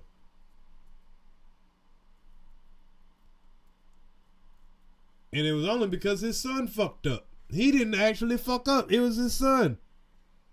He was about to pass the shit down to his son. And hell, I think they got a daughter too. She gonna have some more motherfuckers like this. But this devil here, she's still here. She's still breeding these type motherfuckers right here. Just somewhere else now. You think he's the last one? You think he's the only one? Oh, there's some more McMichael somewhere around here. Trust me. Now they know how to get away with it. Now they definitely ain't gonna make that mistake. They ain't gonna make that mistake once. They slipped out the bag this time. Cause you know what I want? I need to do a story on the young man that got rolled up in a mattress in Georgia. And they told his family that he committed suicide. And it turned out that his neck was broke, and I believe it was. And the young white boy that is believed to be responsible, his dad is an FBI agent. And they doctored up the video to, make it look like the boy disappeared in the gym. It is a crazy story. super crazy. And I got to do some more research because it was before the Ahmaud thing, but it was close to Georgia. It was in Valdosta. I mean, not Georgia. Close to, well, Brunswick ain't that close to Valdosta, but it was a wild story down in Georgia. And I definitely want to highlight that one of these days. Kendrick Johnson, thank you. Kendrick Johnson. So I want to definitely react to that one of these days. Kendrick Johnson. But yeah, here you go. All behind a girl, yep. All behind a girl, and the father, I believe, is who helped cover it up because he's an FBI agent.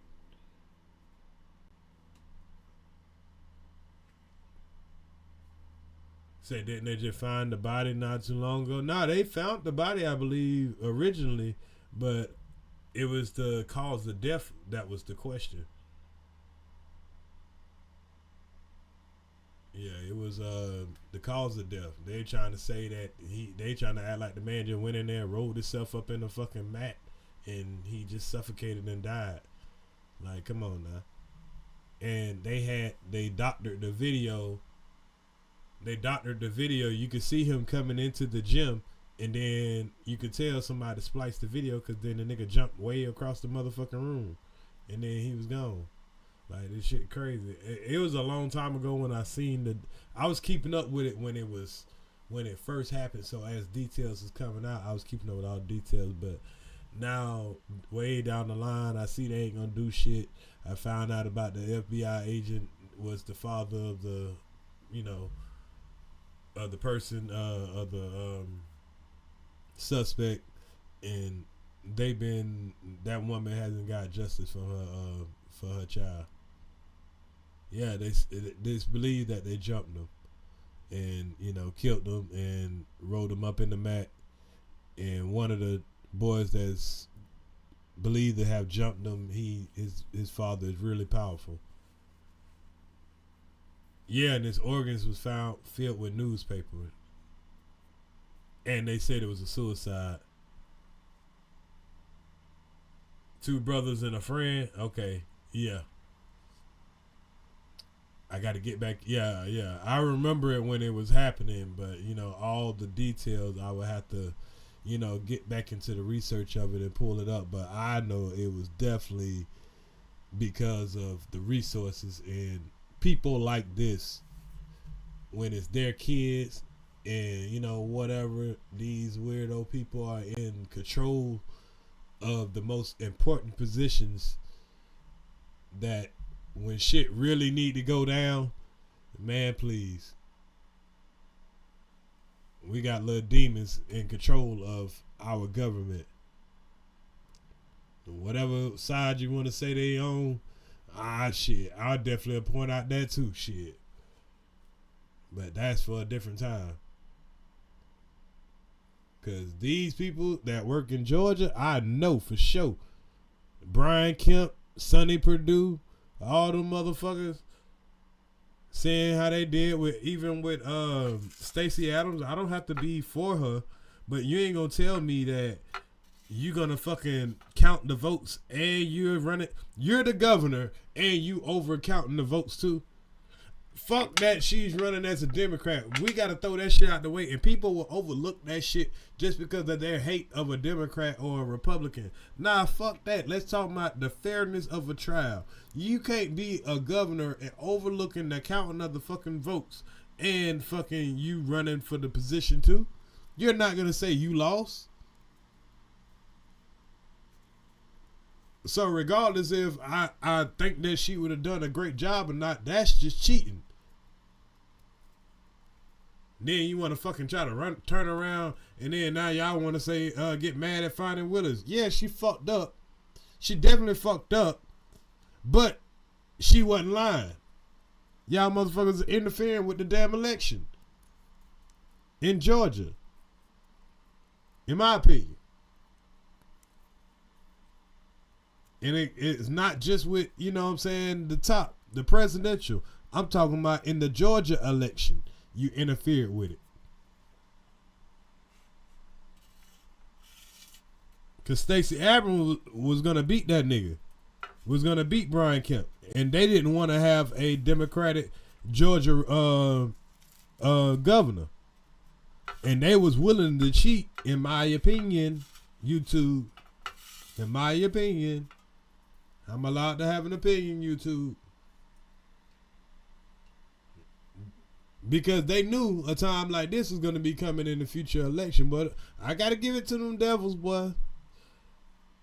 They play a nice game of chess, boy. They use them bishops and them knights very nicely. Some of these moves been set up years ago, people. And it happens in different states in different ways. Different states, different ways.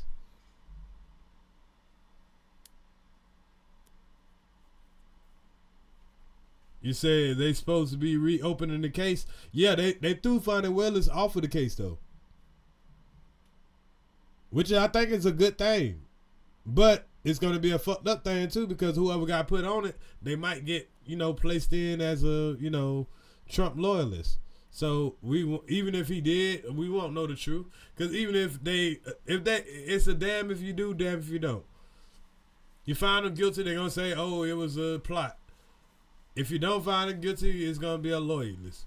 So, the system is so confused and fucked up at this point. And then if there's a dismantling of the FBI, like they were said, like, come on, man. Like, this shit ain't going to... Oh, you're talking about the Kendrick case. Okay, yeah. If they're going to reopen it. But, I mean, they're going to reopen it, but if there's a dismantling of the FBI, like I said, it's corrupt to the core. There's gonna be no justice. Just like in the what's the young lady name? Breonna Taylor case. They pushed the can down the road, push the can down the road, push the can down the road, and what they do? They gave them fools a pass when they finally took that shit to the highest court, and they had the right backing behind them. They ain't do nothing wrong at the end of the day.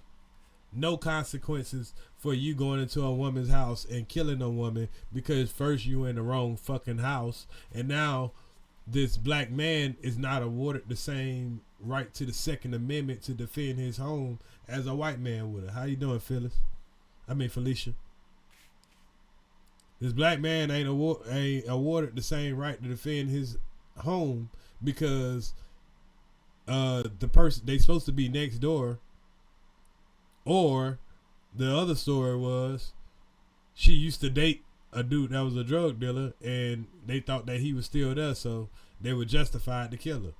According to some stupid YouTubers on here that use their NBA status to spread that type of nonsense of why a woman should be killed in her own bed because the police came and didn't do their fucking due diligence before they kicked in somebody's door and killed the innocent person. You have some motherfuckers that defend that type of dumbass shit. And yes, I know niggas kill each other every fucking day on some ignorant shit. Yes, we know all that. But we don't, do we need the police adding to that shit? Or we're gonna justify the police doing it because they're supposed to be the people that are disciplined, protecting, not contributing to the same fucking chaos that the average citizen is dealing with from another crazy citizen.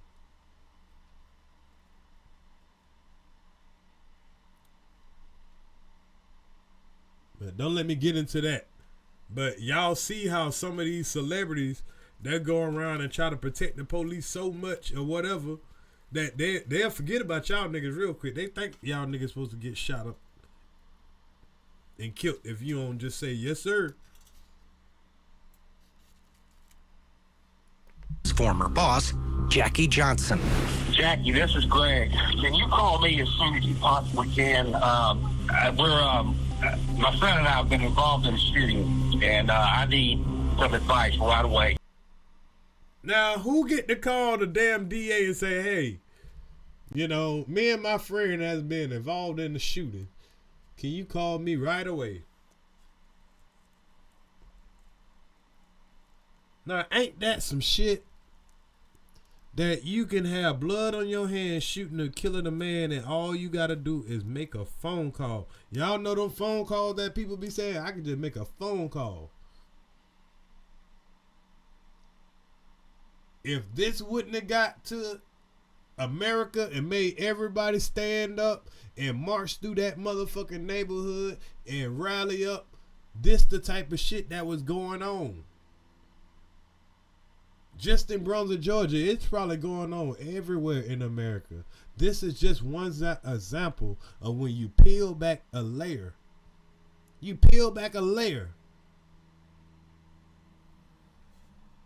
Please call me as soon as you possibly can. Thank you. Bye.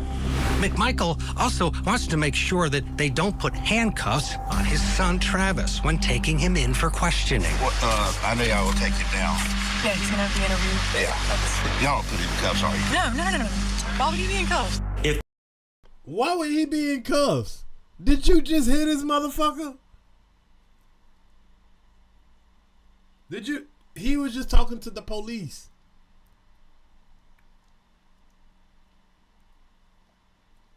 And I don't think he told him he ain't talked to Jackie Johnson yet, y'all. He ain't even talked to Jackie Johnson. How they know that he's supposed to be a investigator or whatever? This nigga got the Grand Wizard motherfucking cap on or something. No. Why would he be in cuffs? Travis when taking him in for questioning. I know y'all will take it down.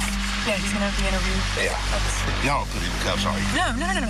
Why would he be in cuffs? If those were black people, they would have probably shot them, but if not, definitely mashed their face into the concrete, handcuffed them, then asked them some questions in a room where they were threatening with, 100 years.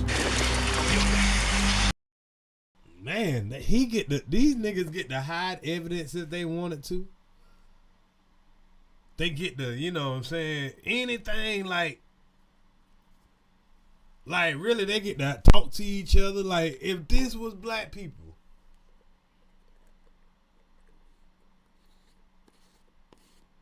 man, this motherfucker is in prison and he's gonna be the motherfucking head of the KKK. Not the KKK because that's an old group, but whatever prison gang, the skin colors prison gang, they took this motherfucker in and they probably made him their boss. They made this motherfucker their boss. It's a choice. We are going to take your clothes, but we're going to let you go home and get it changed. That's why I was trying to make sure how close it was. Absolutely. What? They gonna let him go home and change the clothes. They gotta take his, whatever. But it's the nicest you ever treat a killer. Most respect. They getting treated with respect because of that phone call, y'all. Oh, y'all got a nigga? Yeah, the Aryan Nation. Shout out to my chat, man. Always coming through, helping ears get these names right. Yeah, that's what it's supposed to be about, man. Help me out if I'm trying to find a word or whatever. Y'all quick with it, too. Shout out to the chat. Lovely giving.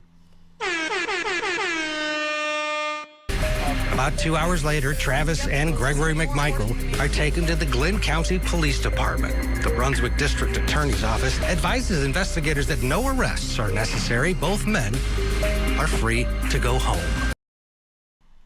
Wow. There ain't no arrest necessary. Why don't y'all go, now just a week ago, not literally a week ago, arrest was necessary to take Ahmaud ass to jail for a TV that he's supposed to stolen, but he ain't had a TV. Arrest was necessary then. But if you killed this man, no arrest necessary. Let him go. Ain't nothing here. Nothing here to see. Put handcuffs on him. Why would we do that? Why would we put handcuffs on him? But they knew these folks were more than just at work. Trust me. So you might have got these two off the streets. or those 3 off the streets.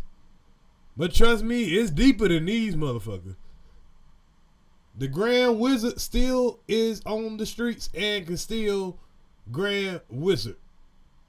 Jackie Johnson. And she ain't the boss. She ain't the one that she ain't the one really shot calling. There's more. She got put in her position. Who put her in her position? Who can count their own votes and run for the same position and get the votes counted your own? Man, please. There's a war going on in Georgia, y'all. Y'all can look at it as blue or red, Republican, Democrat, whatever the hell you want to. Them motherfuckers, it's going down in Georgia. They done let too many black people get these motherfucking law degrees and shit. These black folks are really fighting. I'm glad to see it. I don't know what side to get on, so I'm just watching and observing. But y'all better pay attention. What's really going on?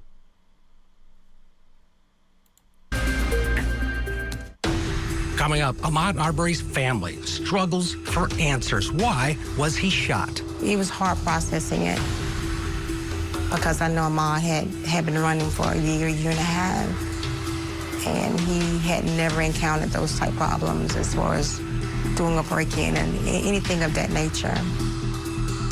When victim of the verdict, the killing of Ahmaud Arbery returns. This is True Crime. Gavel together. The following. Injured in an accident? Under construction, but Travis also recently reported that one of his guns was stolen out of his pickup truck. Into rain. Gregory McMichael left Travis McMichael's truck unlocked after he went. Make sure y'all hit the like button. Hold up. Let me make sure we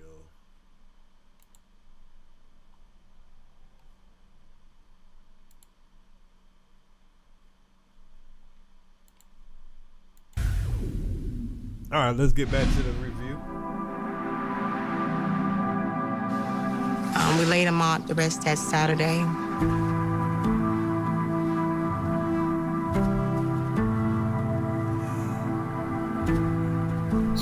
I've shared many tears. I spent a lot of restless nights.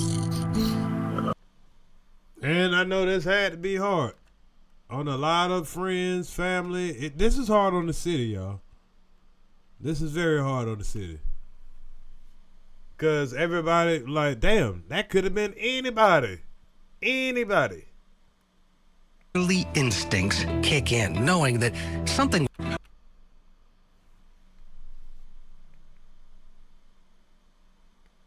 And shout out to his mother, man. She put in, like, I mean, man, shout out to the mothers. In the days following Ahmaud Arbery's death, through her pain and grief, Wanda Cooper Jones's motherly instincts kick in, knowing that something was off. The story that she was told that her son was shot and killed while committing a burglary just didn't make sense, and she wanted answers. Now imagine a motherfucker telling you that your child was killed because he was committing a burglary. And you like, hold on, that don't make sense. First of all, if he was burglarizing something, whatever he stole, wouldn't it be on his person? So if you're telling me you killed him because maybe, you know, he fighting you or y'all got into an altercation, I don't know. But why is my child dead after you realize what the hell going on? They thought he must have come from a strong black woman. So that Monday morning, I began to start making phone calls. I called the DA here in Brunswick, Georgia, Jackie Johnson's office. Imagine calling the same woman that told the killers to let those guys go. Let the killers go. And then you got to call in the woman of the child, of the young man who has been killed. What did she tell this woman? And this is back to who we're talking about right now, y'all. Jackie Johnson. The local district attorney in this area is Jackie Johnson. She would have had jurisdiction over this shooting investigation if charges were filed. And she immediately recused herself because she had a connection. She was the person in charge. Now, I can understand her recusing herself. That is the right thing to do. But she should have recused herself immediately and made the person who's responsible the person who make that decision. But what she did is she recused herself, and then she recommended a person that to do what she was gonna do, which is not prosecute the crime. That's where the crime is at. That's where the strategy is at. She didn't only just do some shit, she strategized some shit. Of the office when Greg McMichaels worked there. She immediately recused herself because she had a connection. She was the person in charge of the office when Greg McMichaels worked there as an investigator for many years. Jackie Johnson says, I cannot be involved in this, but she does contact George Barnhill in Wayne County. And Wayne County, we know, contacted the Glenn County Police Department that day. She just goes straight to Barnhill, which she really doesn't have the right to do. And she names him. So he takes it on the first day of the shooting. He takes it that afternoon. So she gave it directly to who she wanted to give it to. And remember what we heard earlier, right? When I read out how she had to get approval from the Georgia Attorney General. And she was given approval from Georgia Attorney General, and they're trying to say none of those people work there no more.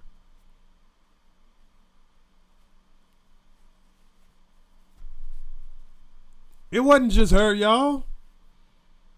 Guess what? We got another corporate. Now they don't want to testify. They don't want to tell what their role was. Cause we didn't know that she was acting like there was a video that wasn't out there.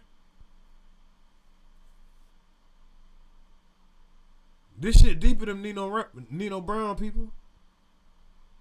All these little small scapegoats, and the higher the ladder go, the more the accountability is not getting taken out. The Georgia Attorney General is responsible as well, in my opinion.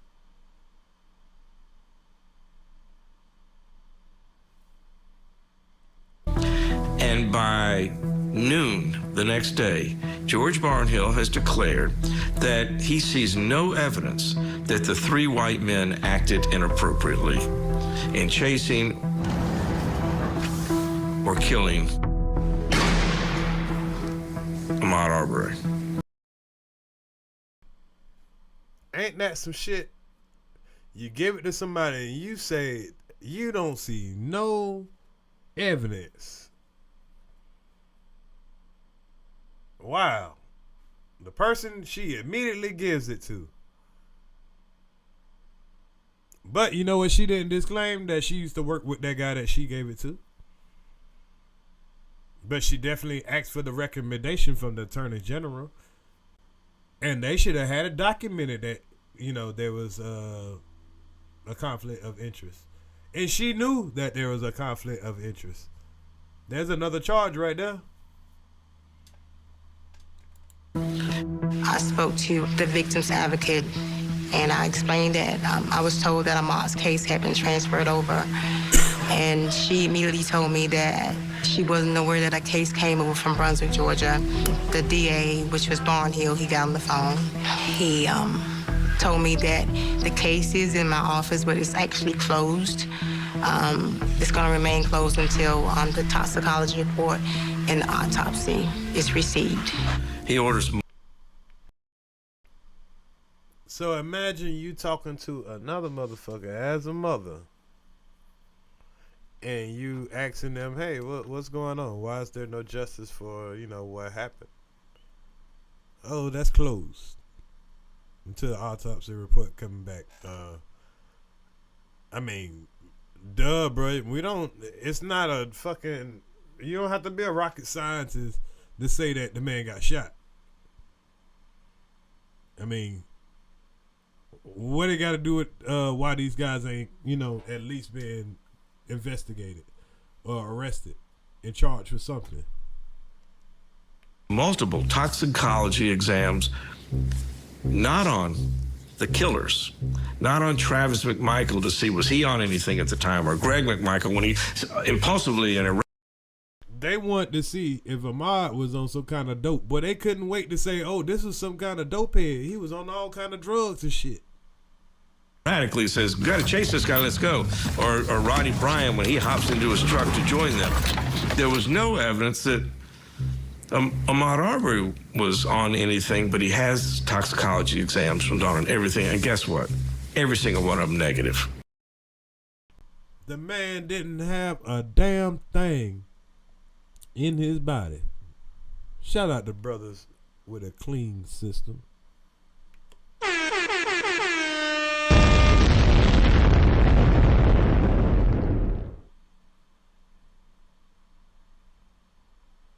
Man did not have a damn thing in his system.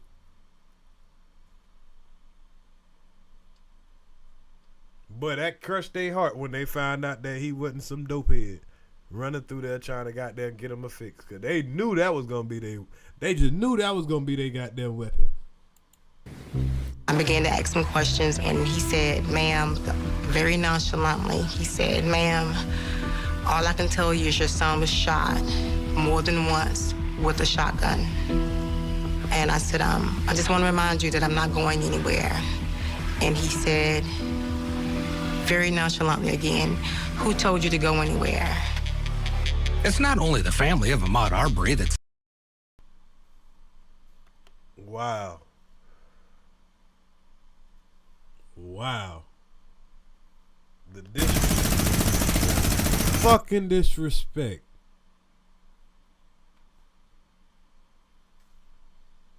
Seeking information, the local media is also asking questions.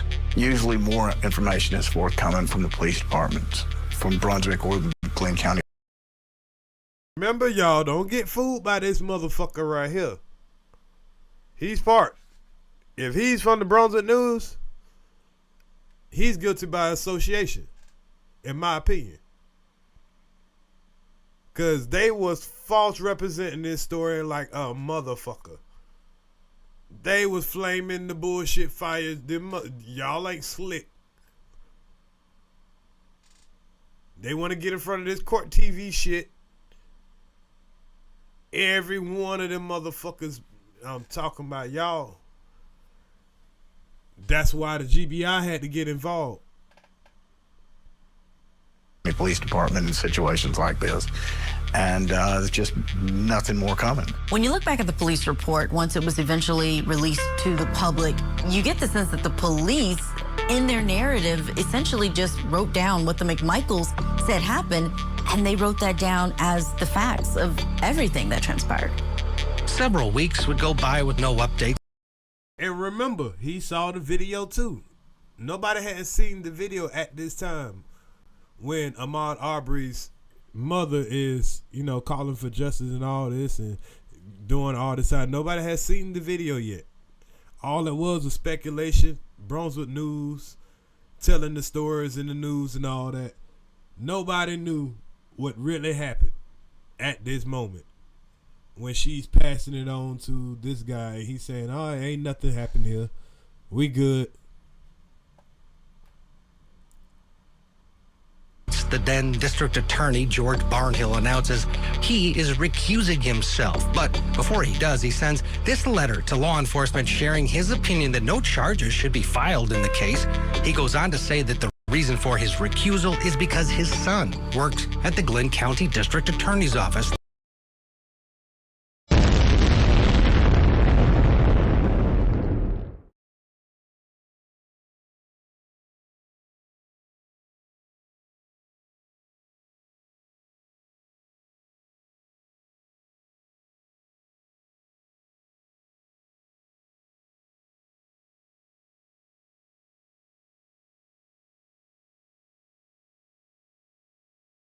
Jackie Johnson. The district she's in control of. That means she's in control of about 5 different counties. So she's in control of all of these people, including this man here. She could send him this case, knowing damn well his son worked in her office right now. So you think it was a coincidence that she sent that shit to him? Do you think it's a coincidence that she sent the caseload to a person that worked in her office, his father, in the district that she controls, and accuse herself from it? Now he said, oh, I'm going to accuse myself from it, but I'm going to give a recommendation that nobody fuck with this. You want a future? Don't fuck with this. The same agency that Gregory McMichael retired from. After Barnhill, the case lands in the hands of this man, Thomas Durden. Do you trust the new prosecutor? We're very distrustful of any prosecutor. So now we on prosecutor number 3. They done passed the baton on.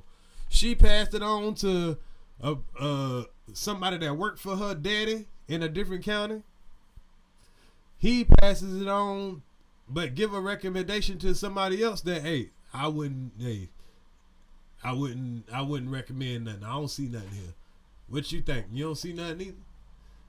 All along, they was trying to get it as far as possible from Ahmaud's family, particularly his mother. She on their ass, boy. I'm talking about she was on their ass. Boy, she was on their ass. And this is before it reached America, though. This is before, you know what I'm saying, everybody started to see it. All this stuff of them passing around and telling her to kick rocks. And yeah, you ain't got to go nowhere. Sit your ass right there. All that shit. She ain't stopped, boy. In this southeastern region of Georgia, because they all know one another. Despite the changes in prosecution, the case of Ahmaud Arbery's killing remains idle for more than 2 months. And with the coronavirus dominating the headlines, it gets little to no attention in the media until early May,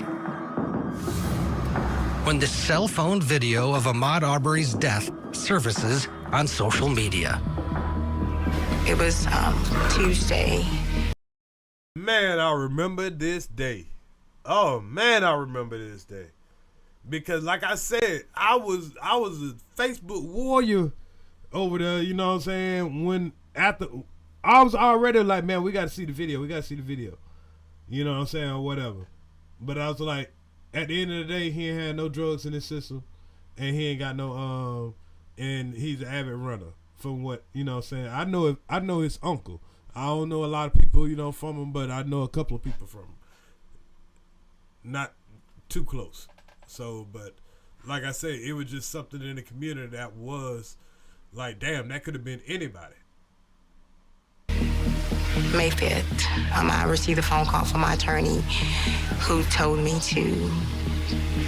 that the video was out there. I haven't saw the full video. I have saw the still shot. And remind y'all, because somebody asked earlier, how did this video get out here?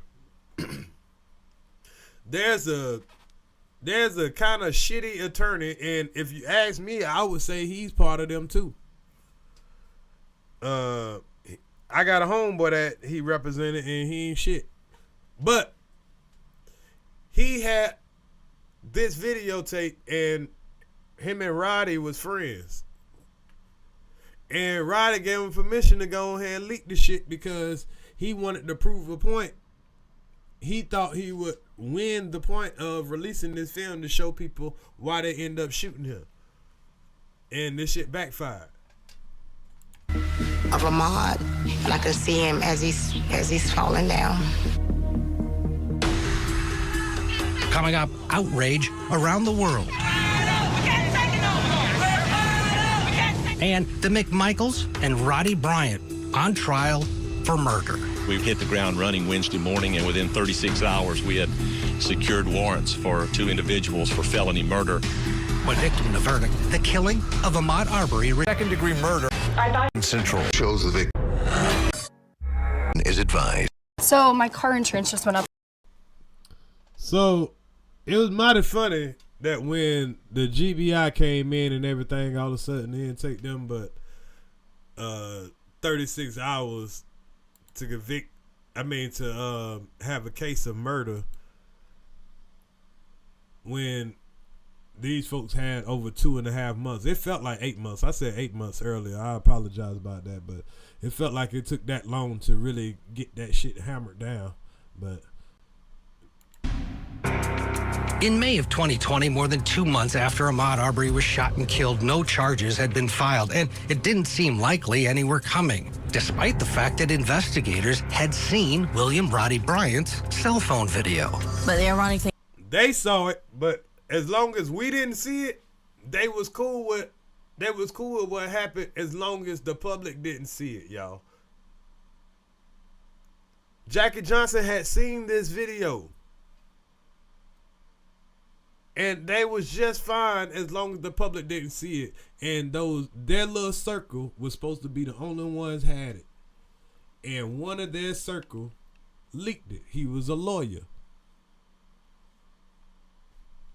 And I think he was right. I think he just didn't like Roddy. I think he was his old homeboy or some shit. thing about the video is so many people saw it. Investigators, district attorneys' offices, and no one made an immediate move to escalate this to charges. 2 district attorneys decided not to charge this. They saw the video and they were fine with it. Ultimately, it was leaked to the public. And it was only leaked to the public that actually changed everything. The video is going viral tonight. Everyone is talking about it. My man was just jogging. He was just jogging. How can you start a fight when you're going out for a jog, right? Once that video got released to the public, everything changed. It was. But if it wouldn't have been for the goddamn media coming to little old Brunswick, Georgia, it was amazing. But they was trying to hide that shit. And that's why I'm telling y'all who Jackie Johnson is. She more dangerous than both of them, all 3 of them motherfuckers locked up. Because this the effort she tried to hide. Like, this is more than, like, this is like getting a gang, but you just getting a couple of low-level gang members. You ain't getting the gang leader. She ain't even the gang leader. Because it's the motherfuckers that's protecting her right now.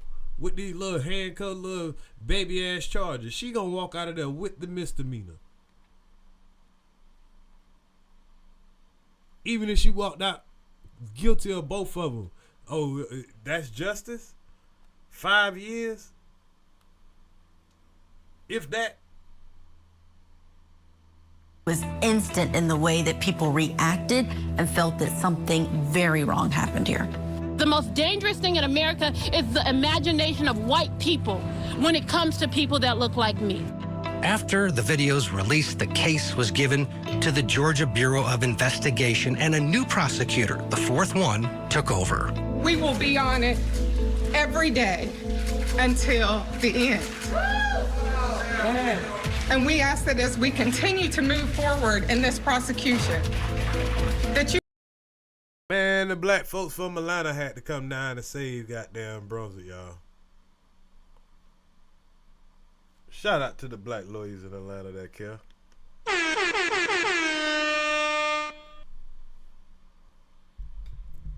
That's why Atlanta is a beautiful place. Atlanta is a beautiful place, man, you know, because the black excellence that is in Atlanta is a beautiful thing, man. And it's a lot of black people, no matter how many niggas let us down. There's a lot of black excellence in Atlanta of brothers doing some amazing work. But these same motherfuckers will be turning around And protecting some other weirdo motherfuckers, but hey, this shit crazy, y'all. What do you do? You give us that trust. Within weeks, all three men who chased Ahmaud Arbery, Greg and Travis McMichael, and William Roddy Bryan were charged with murder. They went on trial together the following year at the Glynn County Courthouse in Brunswick, Georgia. And that was the dumbest shit they could have ever did. Motherfucker, Roddy should have got his own trial. In his appeal, he gonna try to get his own trial, but he's too stupid. He gonna, man, please. We fired up and we ready to go. We fired up and won't take it no more. No peace. At the time this went to trial, there was so much attention. Now, I know particularly this day here, I was there. I don't know what the fuck I was. I know Kello was here too. I remember this day. On what would happen there in Brunswick, Georgia. There were advocacy groups who bussed people in from different places so that they could be present to witness what happened. They wanted to make sure that there was accountability for how this trial unfolded. A high-profile trial changes everything. It's sort of like an athlete on steroids. It's stronger, it's bigger, it's faster. And they're definitely right about that. An athlete on steroids. It's stronger, it's bigger. This guy here, that trial made his career go off, even though he's a fucking public defender. This motherfucker here, man, this is the epitome of the South. I ain't gonna say too much because he'll lawyer. It's faster, it's more difficult. Everything about it changes. But in this case, all three of these defendants did everything they did based on assumptions. Not on facts, not on evidence, on assumptions. And they made decisions. And that's kind of how I can tell that they, you know, they just let them be the front face for, you know, hey man, y'all got caught on video, y'all gotta go. But Jackie Johnson brushed that under the table for 5 years. Let's see if the people are gonna stand up and bring this and highlight what's going on here. Is anybody going to highlight this Jackie Johnson situation and situations like this? In their driveways, based on those assumptions, that took a young man's life. Tear up your car insurance bill. See, I heard of Valdelia. Yeah, you talking about the city, the town Valdelia? On the first day of trial, there was a sense of anticipation. It was intensity inside. Man, I watched this whole trial because, you know, I just watched some shit while I'm at work. But I had watched this whole damn trial. And man, to hear this guy plead this case against Ahmaud, this was just the epitome of the way they look at human beings when you got to play tough ball. Of that courtroom, the gallery was packed. Wanda Cooper Jones had intentionally avoided seeing the video that had become viral, was everywhere on social media. Anytime she'd seen even the beginning frame of it, she would look away. But on that first day of trial, she saw the video for the first time. You could hear her reaction to it. She was audibly crying and then had to leave. The three defendants each had their own attorneys who each had a different narrative. For Travis McMichael, the shooter, it was self-defense. It's self-defense. I mean, I guess you can't blame the lawyer for having to do what they got to do. Tragic that Ahmaud Arbery lost his life. But at that point, Travis McMichael is acting in self-defense. While race was part of the dialogue outside of the courthouse, it wasn't allowed inside the courtroom, even though investigators found evidence of racism connected to both Travis McMichael and Roddy Bryan. someone sends him a video or a picture, he makes the comment, that would only be better if they'd have blown that inwards, or they'd blown that inwards head off. I had to sit through the pretrial hearing where we heard these awful things. We also saw text messages from Travis McMichael saying he enjoyed being away from people on his boat because there were no, quote, N-words on it. It's the kind of thing that inflamed the public, and the prosecution didn't use it in the trial. And the sense you got from the prosecution was they didn't need it. Damn. So they was saying some shit that they ain't even have to use. Damn. They ain't even have to use they had more shit to prove that your ass was racist. And I felt like, man, they ain't even gotta beat on that dead horse.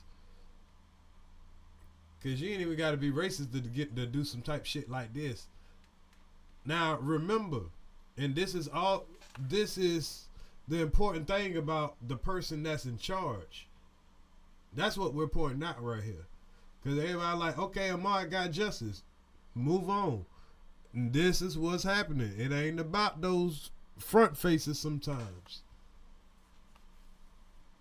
This woman is indicted on the most bullshit you could ever see in your life.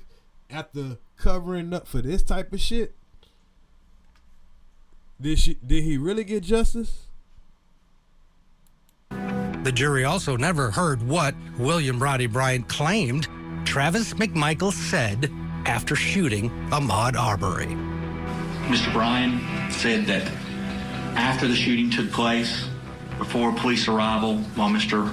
Arbery was on the ground, that he heard Travis McMichael make the statement.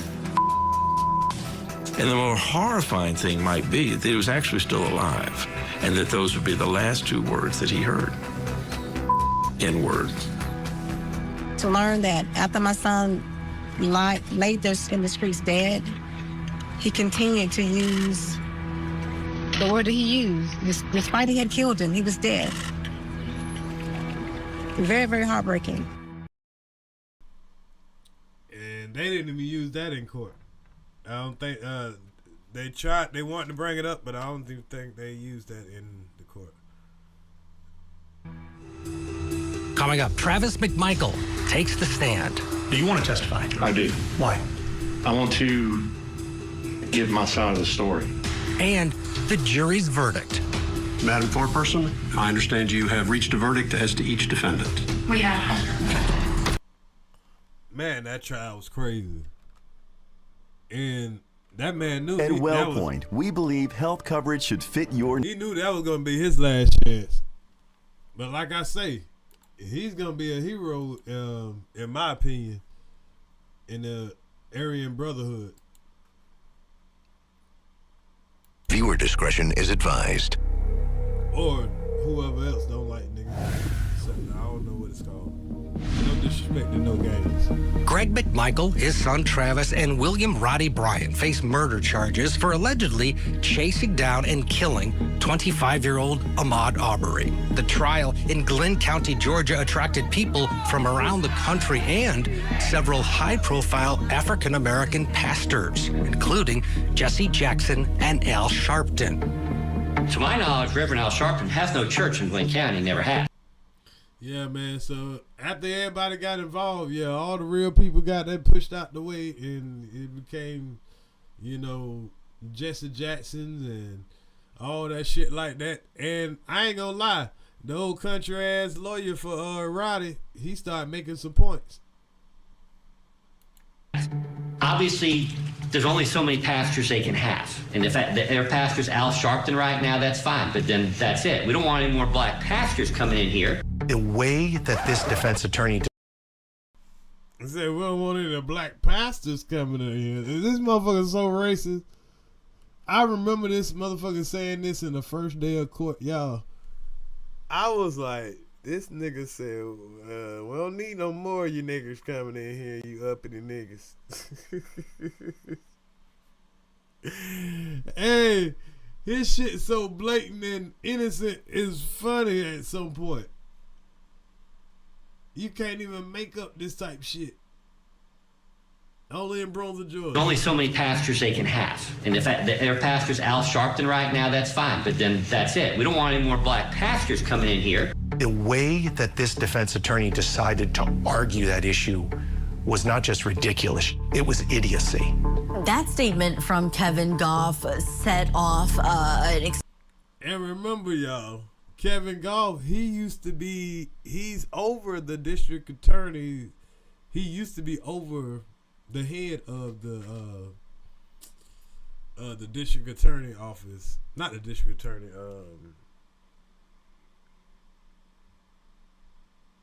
what's the shit called with when you ain't got no lawyer? When you ain't got no lawyer money. Public defender's office. He was the head of the public defender's office for years. And now he on the biggest case of his life.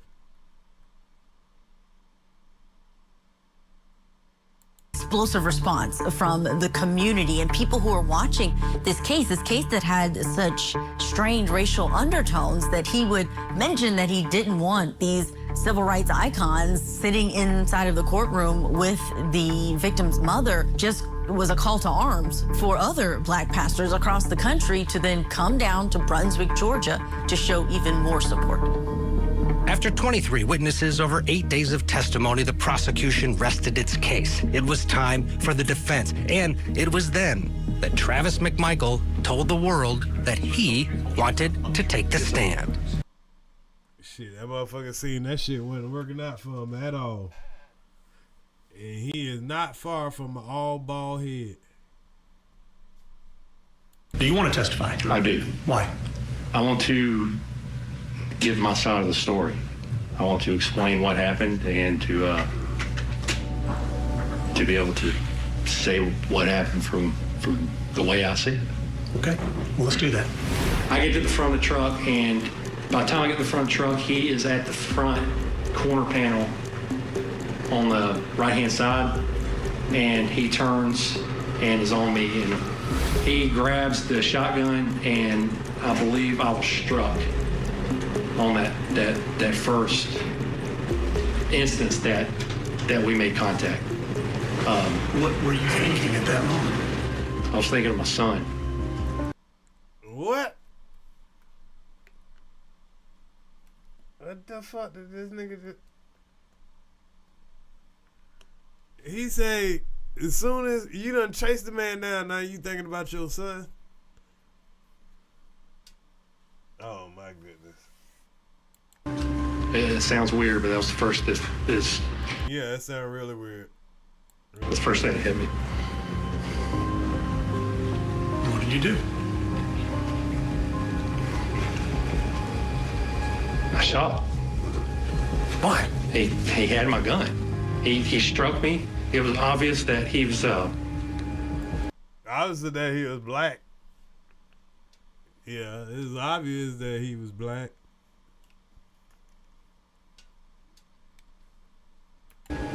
It was obvious that he was attacking me, that if he would have got the shotgun from me, then it was this is a life or death situation. And I'm gonna have to stop him from doing this, so I shot. Did he stop when you shot? He did not. And at this point right here, hasn't said anything to you. No, he has not said anything yet. No, ma'am. Hasn't verbally threatened you. Verbally, no. Still running with his hands at his sides. Directly towards me, yes, ma'am.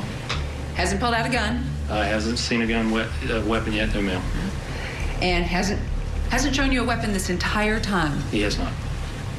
Hasn't said a word the entire time. Not one time. All he's done is run away from you. Run past me, yes, ma'am. And you pulled out a shotgun and pointed it at him. After Travis was finished, Greg McMichael and William Roddy Bryant decided not to testify. And they looking at his ass like, you big dummy.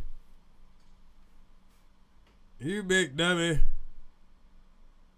Because even when you appeal, they're going to use your testimony against you. You just said, nah, he wasn't running towards me. He ran right past me. You can't just shoot people for running right past you.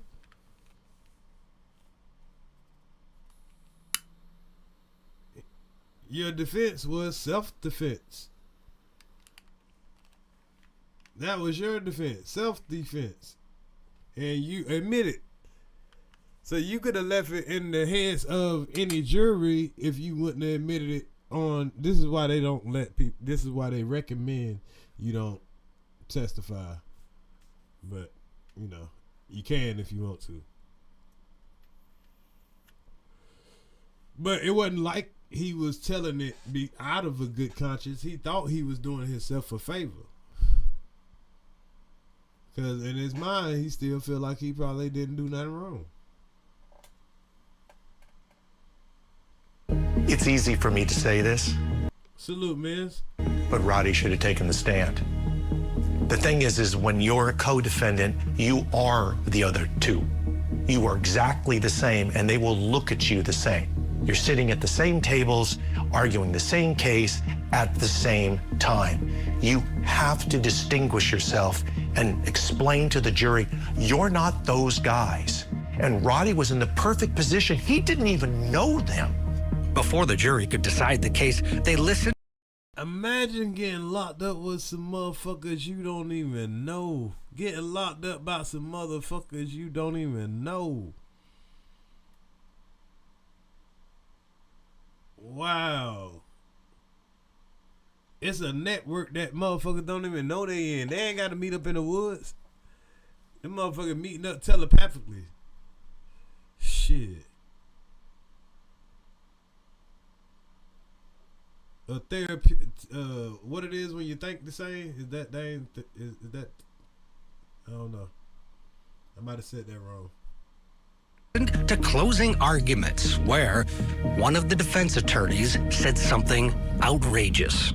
Turning Ahmaud Arbery into a victim after the choices that he made does not reflect the reality of what brought Ahmaud Arbery to Satilla Shores in his khaki shorts with no socks to cover his long, dirty toenails.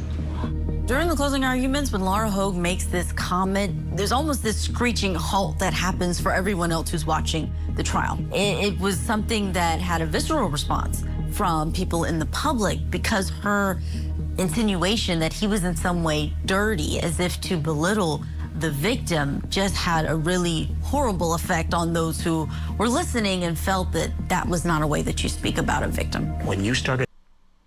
Yeah, but at that point, I was past all that, you know what I'm saying, trying to be offended and all that shit like that.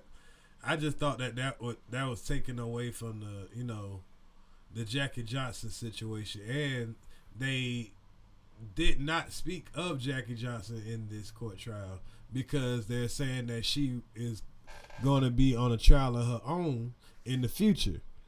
Now, here we are in the future, and we seeing that she's about to fly under radar for this very, very, very, very serious trial and this very serious offense that she tried to cover, pass on to others that she was in cahoots with. And she's being protected now by the cahoots that she's with.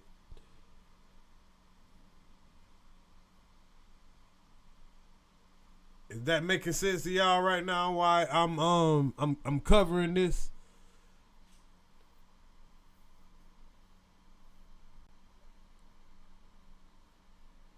Attacking a dead young man, you're on very shaky ground. The jury took just over 11 hours over 2 days to come to a verdict. We, the jury, find the defendant, Travis McMichael, guilty. We, the jury, find the defendant, Greg McMichael, guilty. We, the jury, find the defendant, William R. Bryan, guilty. Found all of them guilty, but they were the scapegoats.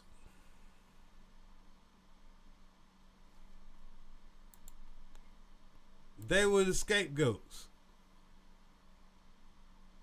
I mean, the son, he actually did the crime. He should have definitely got what he got.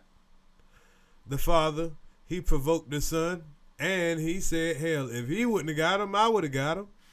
But at least he started off trying to do the right thing and calling the police if that's how he felt, which was unnecessary and discriminatory. But hey, that's about all he would have been guilty of.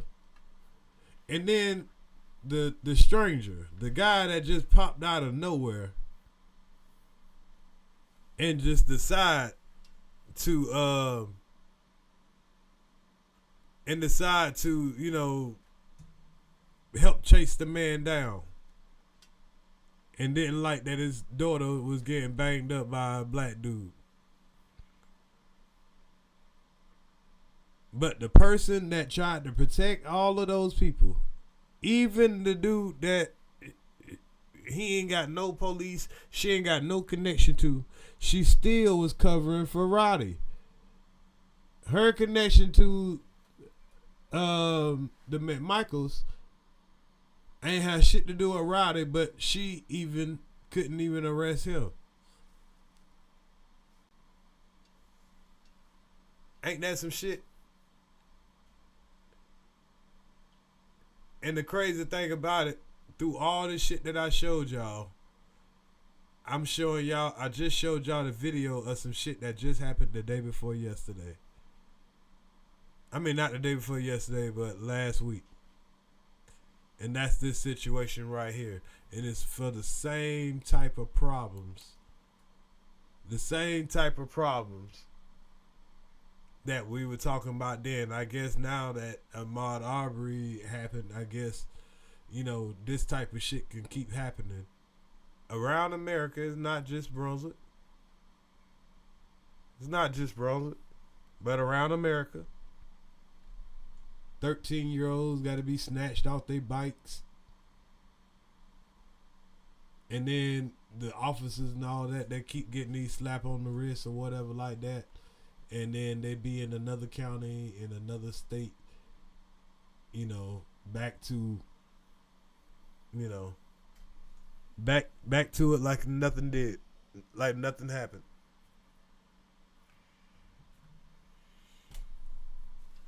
But anyway, I think we've definitely got to the point of what was supposed to be at stake right here.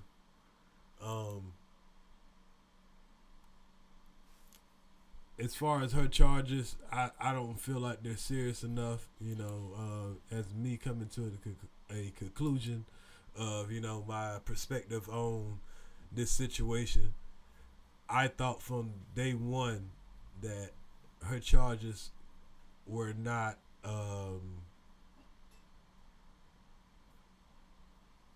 stiff enough for what the role that she played in this, because she was fully aware that they killed that boy in cold blood. And it's not just that. See, she's not on trial for her role in that young lady when she lost her life, and then she allowed that officer to still be a part of the force, and then he ended up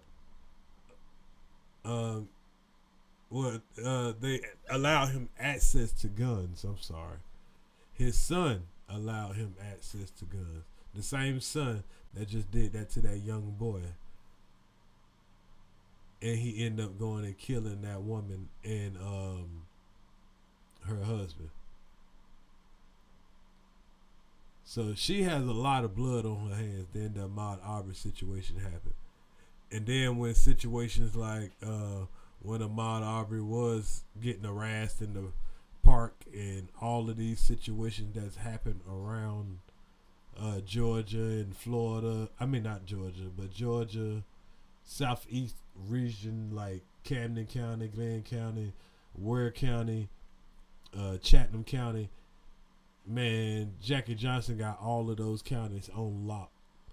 She's in Chatham County, which is Savannah right now, where she's getting this shit charged at. If this ain't no Fed charge, man, please. Man, please. This is all fucking smoke and mirrors. They let the McMichaels and Roddy get locked up. They'll be out in about 25 years. and they just had to be but they just got away with murder, or at least trying to cover it up, or they at least exposed themselves, in my opinion, of how to get away with murder when you know the right people. Now the focus is turning to the district attorney facing charges related to her handling of that investigation. This is the former district attorney now. She's facing prison time. Martin Savage reports. An hour after Gregory McMichael, his son Travis, and neighbor William Bryan Jr. chased down and murdered Ahmaud Arbery on a Sunday in South Georgia, Greg McMichael was on the phone. Jackie, this is Greg. Can you call me as soon as you possibly can? Calling Jackie Johnson, the local district attorney. My son and I have been involved in a shooting, and I need some advice right away. For years, McMichael worked with Johnson, investigating cases for the Brunswick DA's office. Now, as he stood with Arbery's blood literally on his hands, McMichael made sure police knew about the connection. I was chief investigator with the DA's office for 23 years, so I know what you got to do. No one was arrested that day, or for months to come. The Georgia Attorney General contends Johnson's influence in the case not only delayed justice for Arbery's family, but it also nearly denied it. In September, more than a year after Arbery's death, a grand jury indicted Johnson for violating her oath of office and obstructing police. Now, it took them a year, so that's what I was looking at. Okay, I was thinking it took them almost a year to arrest the killers. So it took them a year to hand down an indictment of violation of oath of public officer, obstruction and hindering a law enforcement officer. Wow. This is her max punishment, people. No federal charges.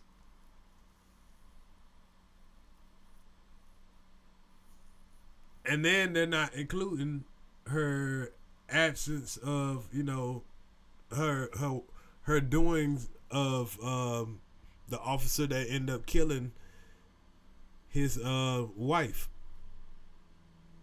and her new boyfriend. And he killed that other woman, in that video I showed y'all earlier in this live. Just overlooking bullshit. Arbery's family applauded the move in a virtual press conference. And she didn't pull the trigger, but she is just as much to hold accountable as the three guys who actually did this to Ahmaud.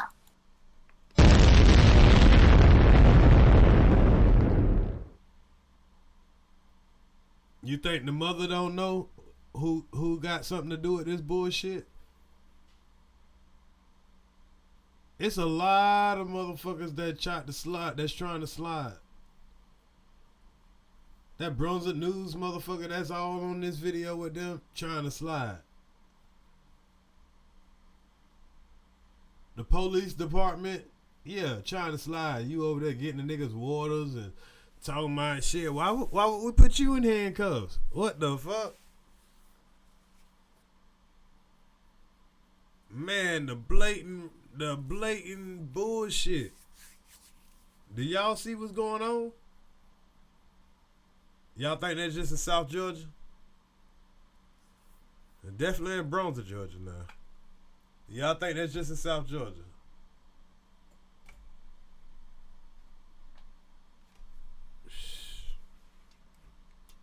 Johnson turned herself in at the Glenn County Jail, but was free in less than an hour and didn't have to pay any bond. According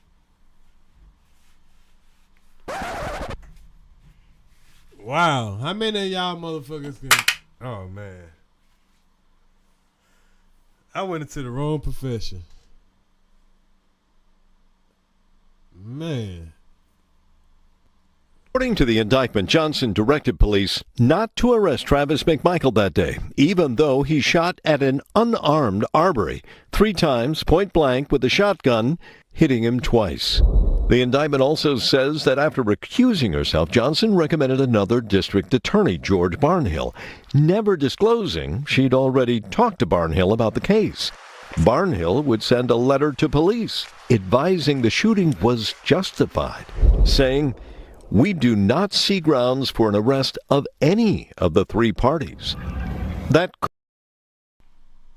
Any of the three parties? So Mr. Rowdy, he just happened to be at the right killers at the right time. They had to add in a nigga. They had to add in that weapon just so they ain't have to let their main target go down. Man, imagine if the world wouldn't have goddamn jumped behind it. Could have been the end of the case, if not for one thing. The public release more than 2 months later of the cell phone video showing Arbery's pursuit and murder, outraging a nation. Gregory and Travis McMichael were arrested within days. CNN's made numerous attempts to contact Johnson or her legal representation for comment, without response. Johnson's repeatedly denied any wrongdoing and defended her actions, including during a virtual debate when she was running for re-election. I'm sorry that from the very beginning, a lie was told about how my office handled that case. A lie was told of how her office handled that case. The man called you immediately. You recanted yourself. You talked to the person that you recommended it go to. And now, let's not forget, people, the Georgia Attorney General's office, they claim that the same people don't work there no more, but they had to approve her passing that case on to the different districts that she did that to. Because she's over the district. So the intent of abusing your power, there has to be bigger punishments for using that type of power to do that type of stuff to justify somebody running down a young black man jogging. Or even if he had a TV in his hand like Ezell. Nobody should be able to corner a man off and just, shoot him down like that. Call the police.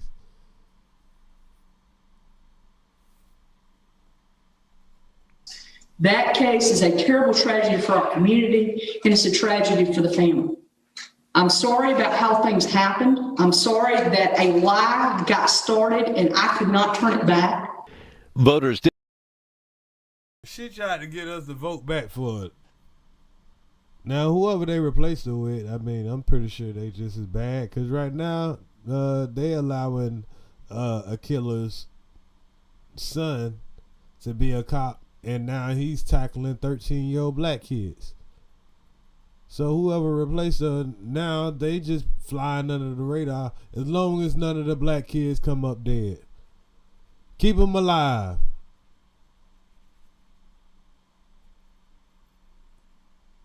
Didn't buy it.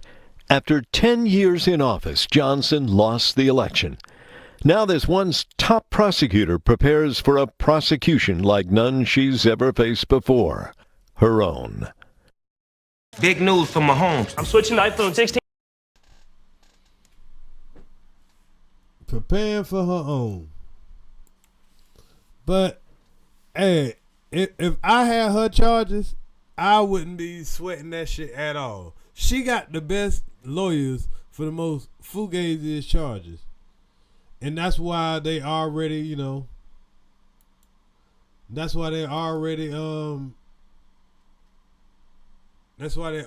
fighting that from that angle of saying that, you can't prosecute her for something that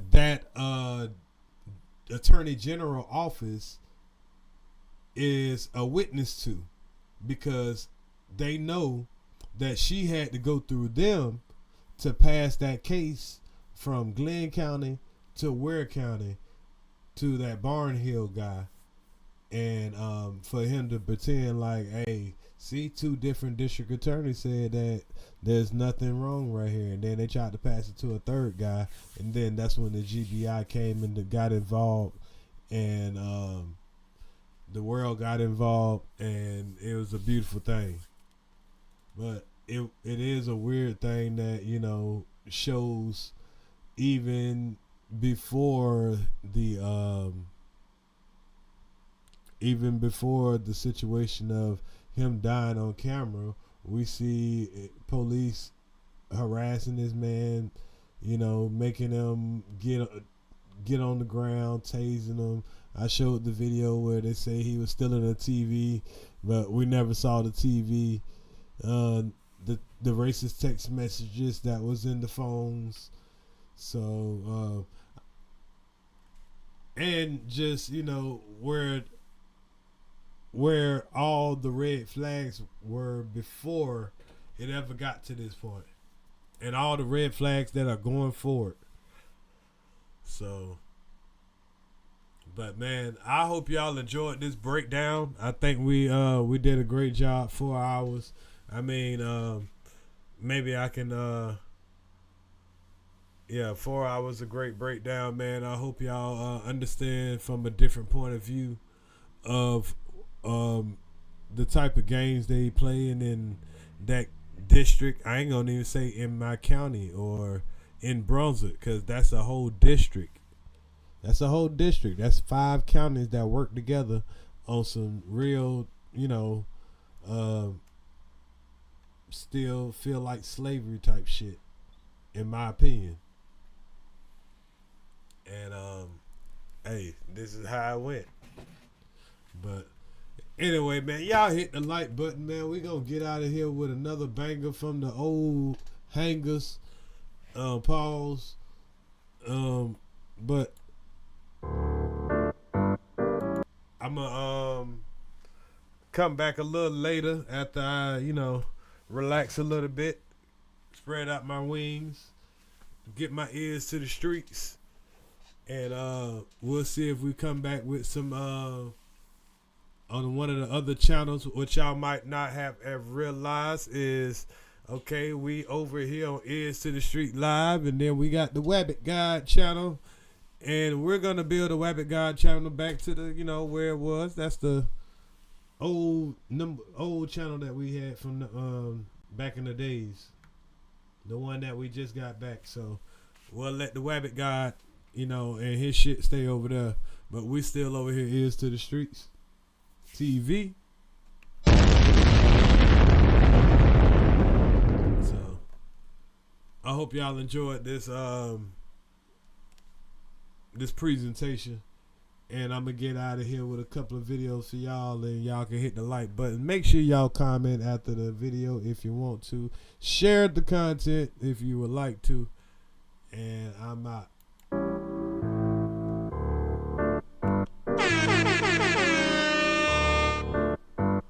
Oh yeah, y'all, I'm off for all weekend too. So I'm off till Thursday. So Ears to the Streets, we it's time to beat the concrete. So let's get our content in, man, while we got a chance. Y'all will be seeing me whenever I'm juiced up. So set your notifications, share the content so I stay in the algorithm, and I'll catch y'all later. Oh yeah, y'all, we got the playoffs for Fantasy League this weekend. First round of playoffs for the Fantasy League. So I need to make sure if y'all are in the fantasy, make sure your lineup is right. Playoff time. I'll be coming back with a Fantasy League playoff live also. Stepped into the building, changes swinging on my neck, cold rings on my fingers, summon on my wrist, tucked into my waist, still see me with a clip. Big glass of the Bombay, take a little sip like vintage stick, still blast from the bars. Cold rings click when I pass in the club. Just stepped into the building, show a little face, and I'm back on the road like Dubai trips on a jet plane, bar IRA links for the watch and the neck chain. Don't want drinks when I land, I'm a sip of chai tea cause a fly give me neck pain. By girl for the way she's smiling. I had a notch on a bed frame. Italian suede in the seats of a brand new motor. Quick little squirt of the Hagerwood ooh from Mozambique. Got a tailor suit with the bros on feet. I'm in Casablanca, blind Jack, I render with the AC blurring in the driver's seat. Talk to the platinum hands in my timepiece boy cause the face ain't listening. Shining, glistening, look at these diamonds dance while I stepped inside of the building. Changes swinging on my neck, gold rings on my fingers, summon on my wrist. Tucked into my waist, still semi with a clip. Big glass of the Bombay, take a little sip like vintage sticks, little blast from the past. Gold rings click when I'm passing the clothes. Just stepped into the building, show a little face and I'm back on the road like quick neck down to the strip, got gold in my wrist and a side bag packed full of clips. Strapping up my back, would get that lit, then pass that round to the left like this. Smoke in my lungs, toting a gun, I can never be broke, got a load of the funds. Cash in the bank, antiques in the yard, make money when I speak, you're lucky I don't charge. Right, bigger than a bar, big dough, time ticking on the mark. Wristwatch, need a break from the bar, chip shop, side chick sitting in the car worth pissed off. Let me tell you something, bad boys like us, we ain't here for the chit chat. You can tell we ain't here for the games by the way we look when the boys stepped into the building. Changes swinging on my neck, gold rings on my fingers, summon on my wrist. Tucked into my waist, little semi with a clip. Big glass of the Bombay, take a little sip like vintage sticks, little blast from the past. Gold rings click when I'm passing the clothes. Just stepped into the building, show a little face and I'm back on the road like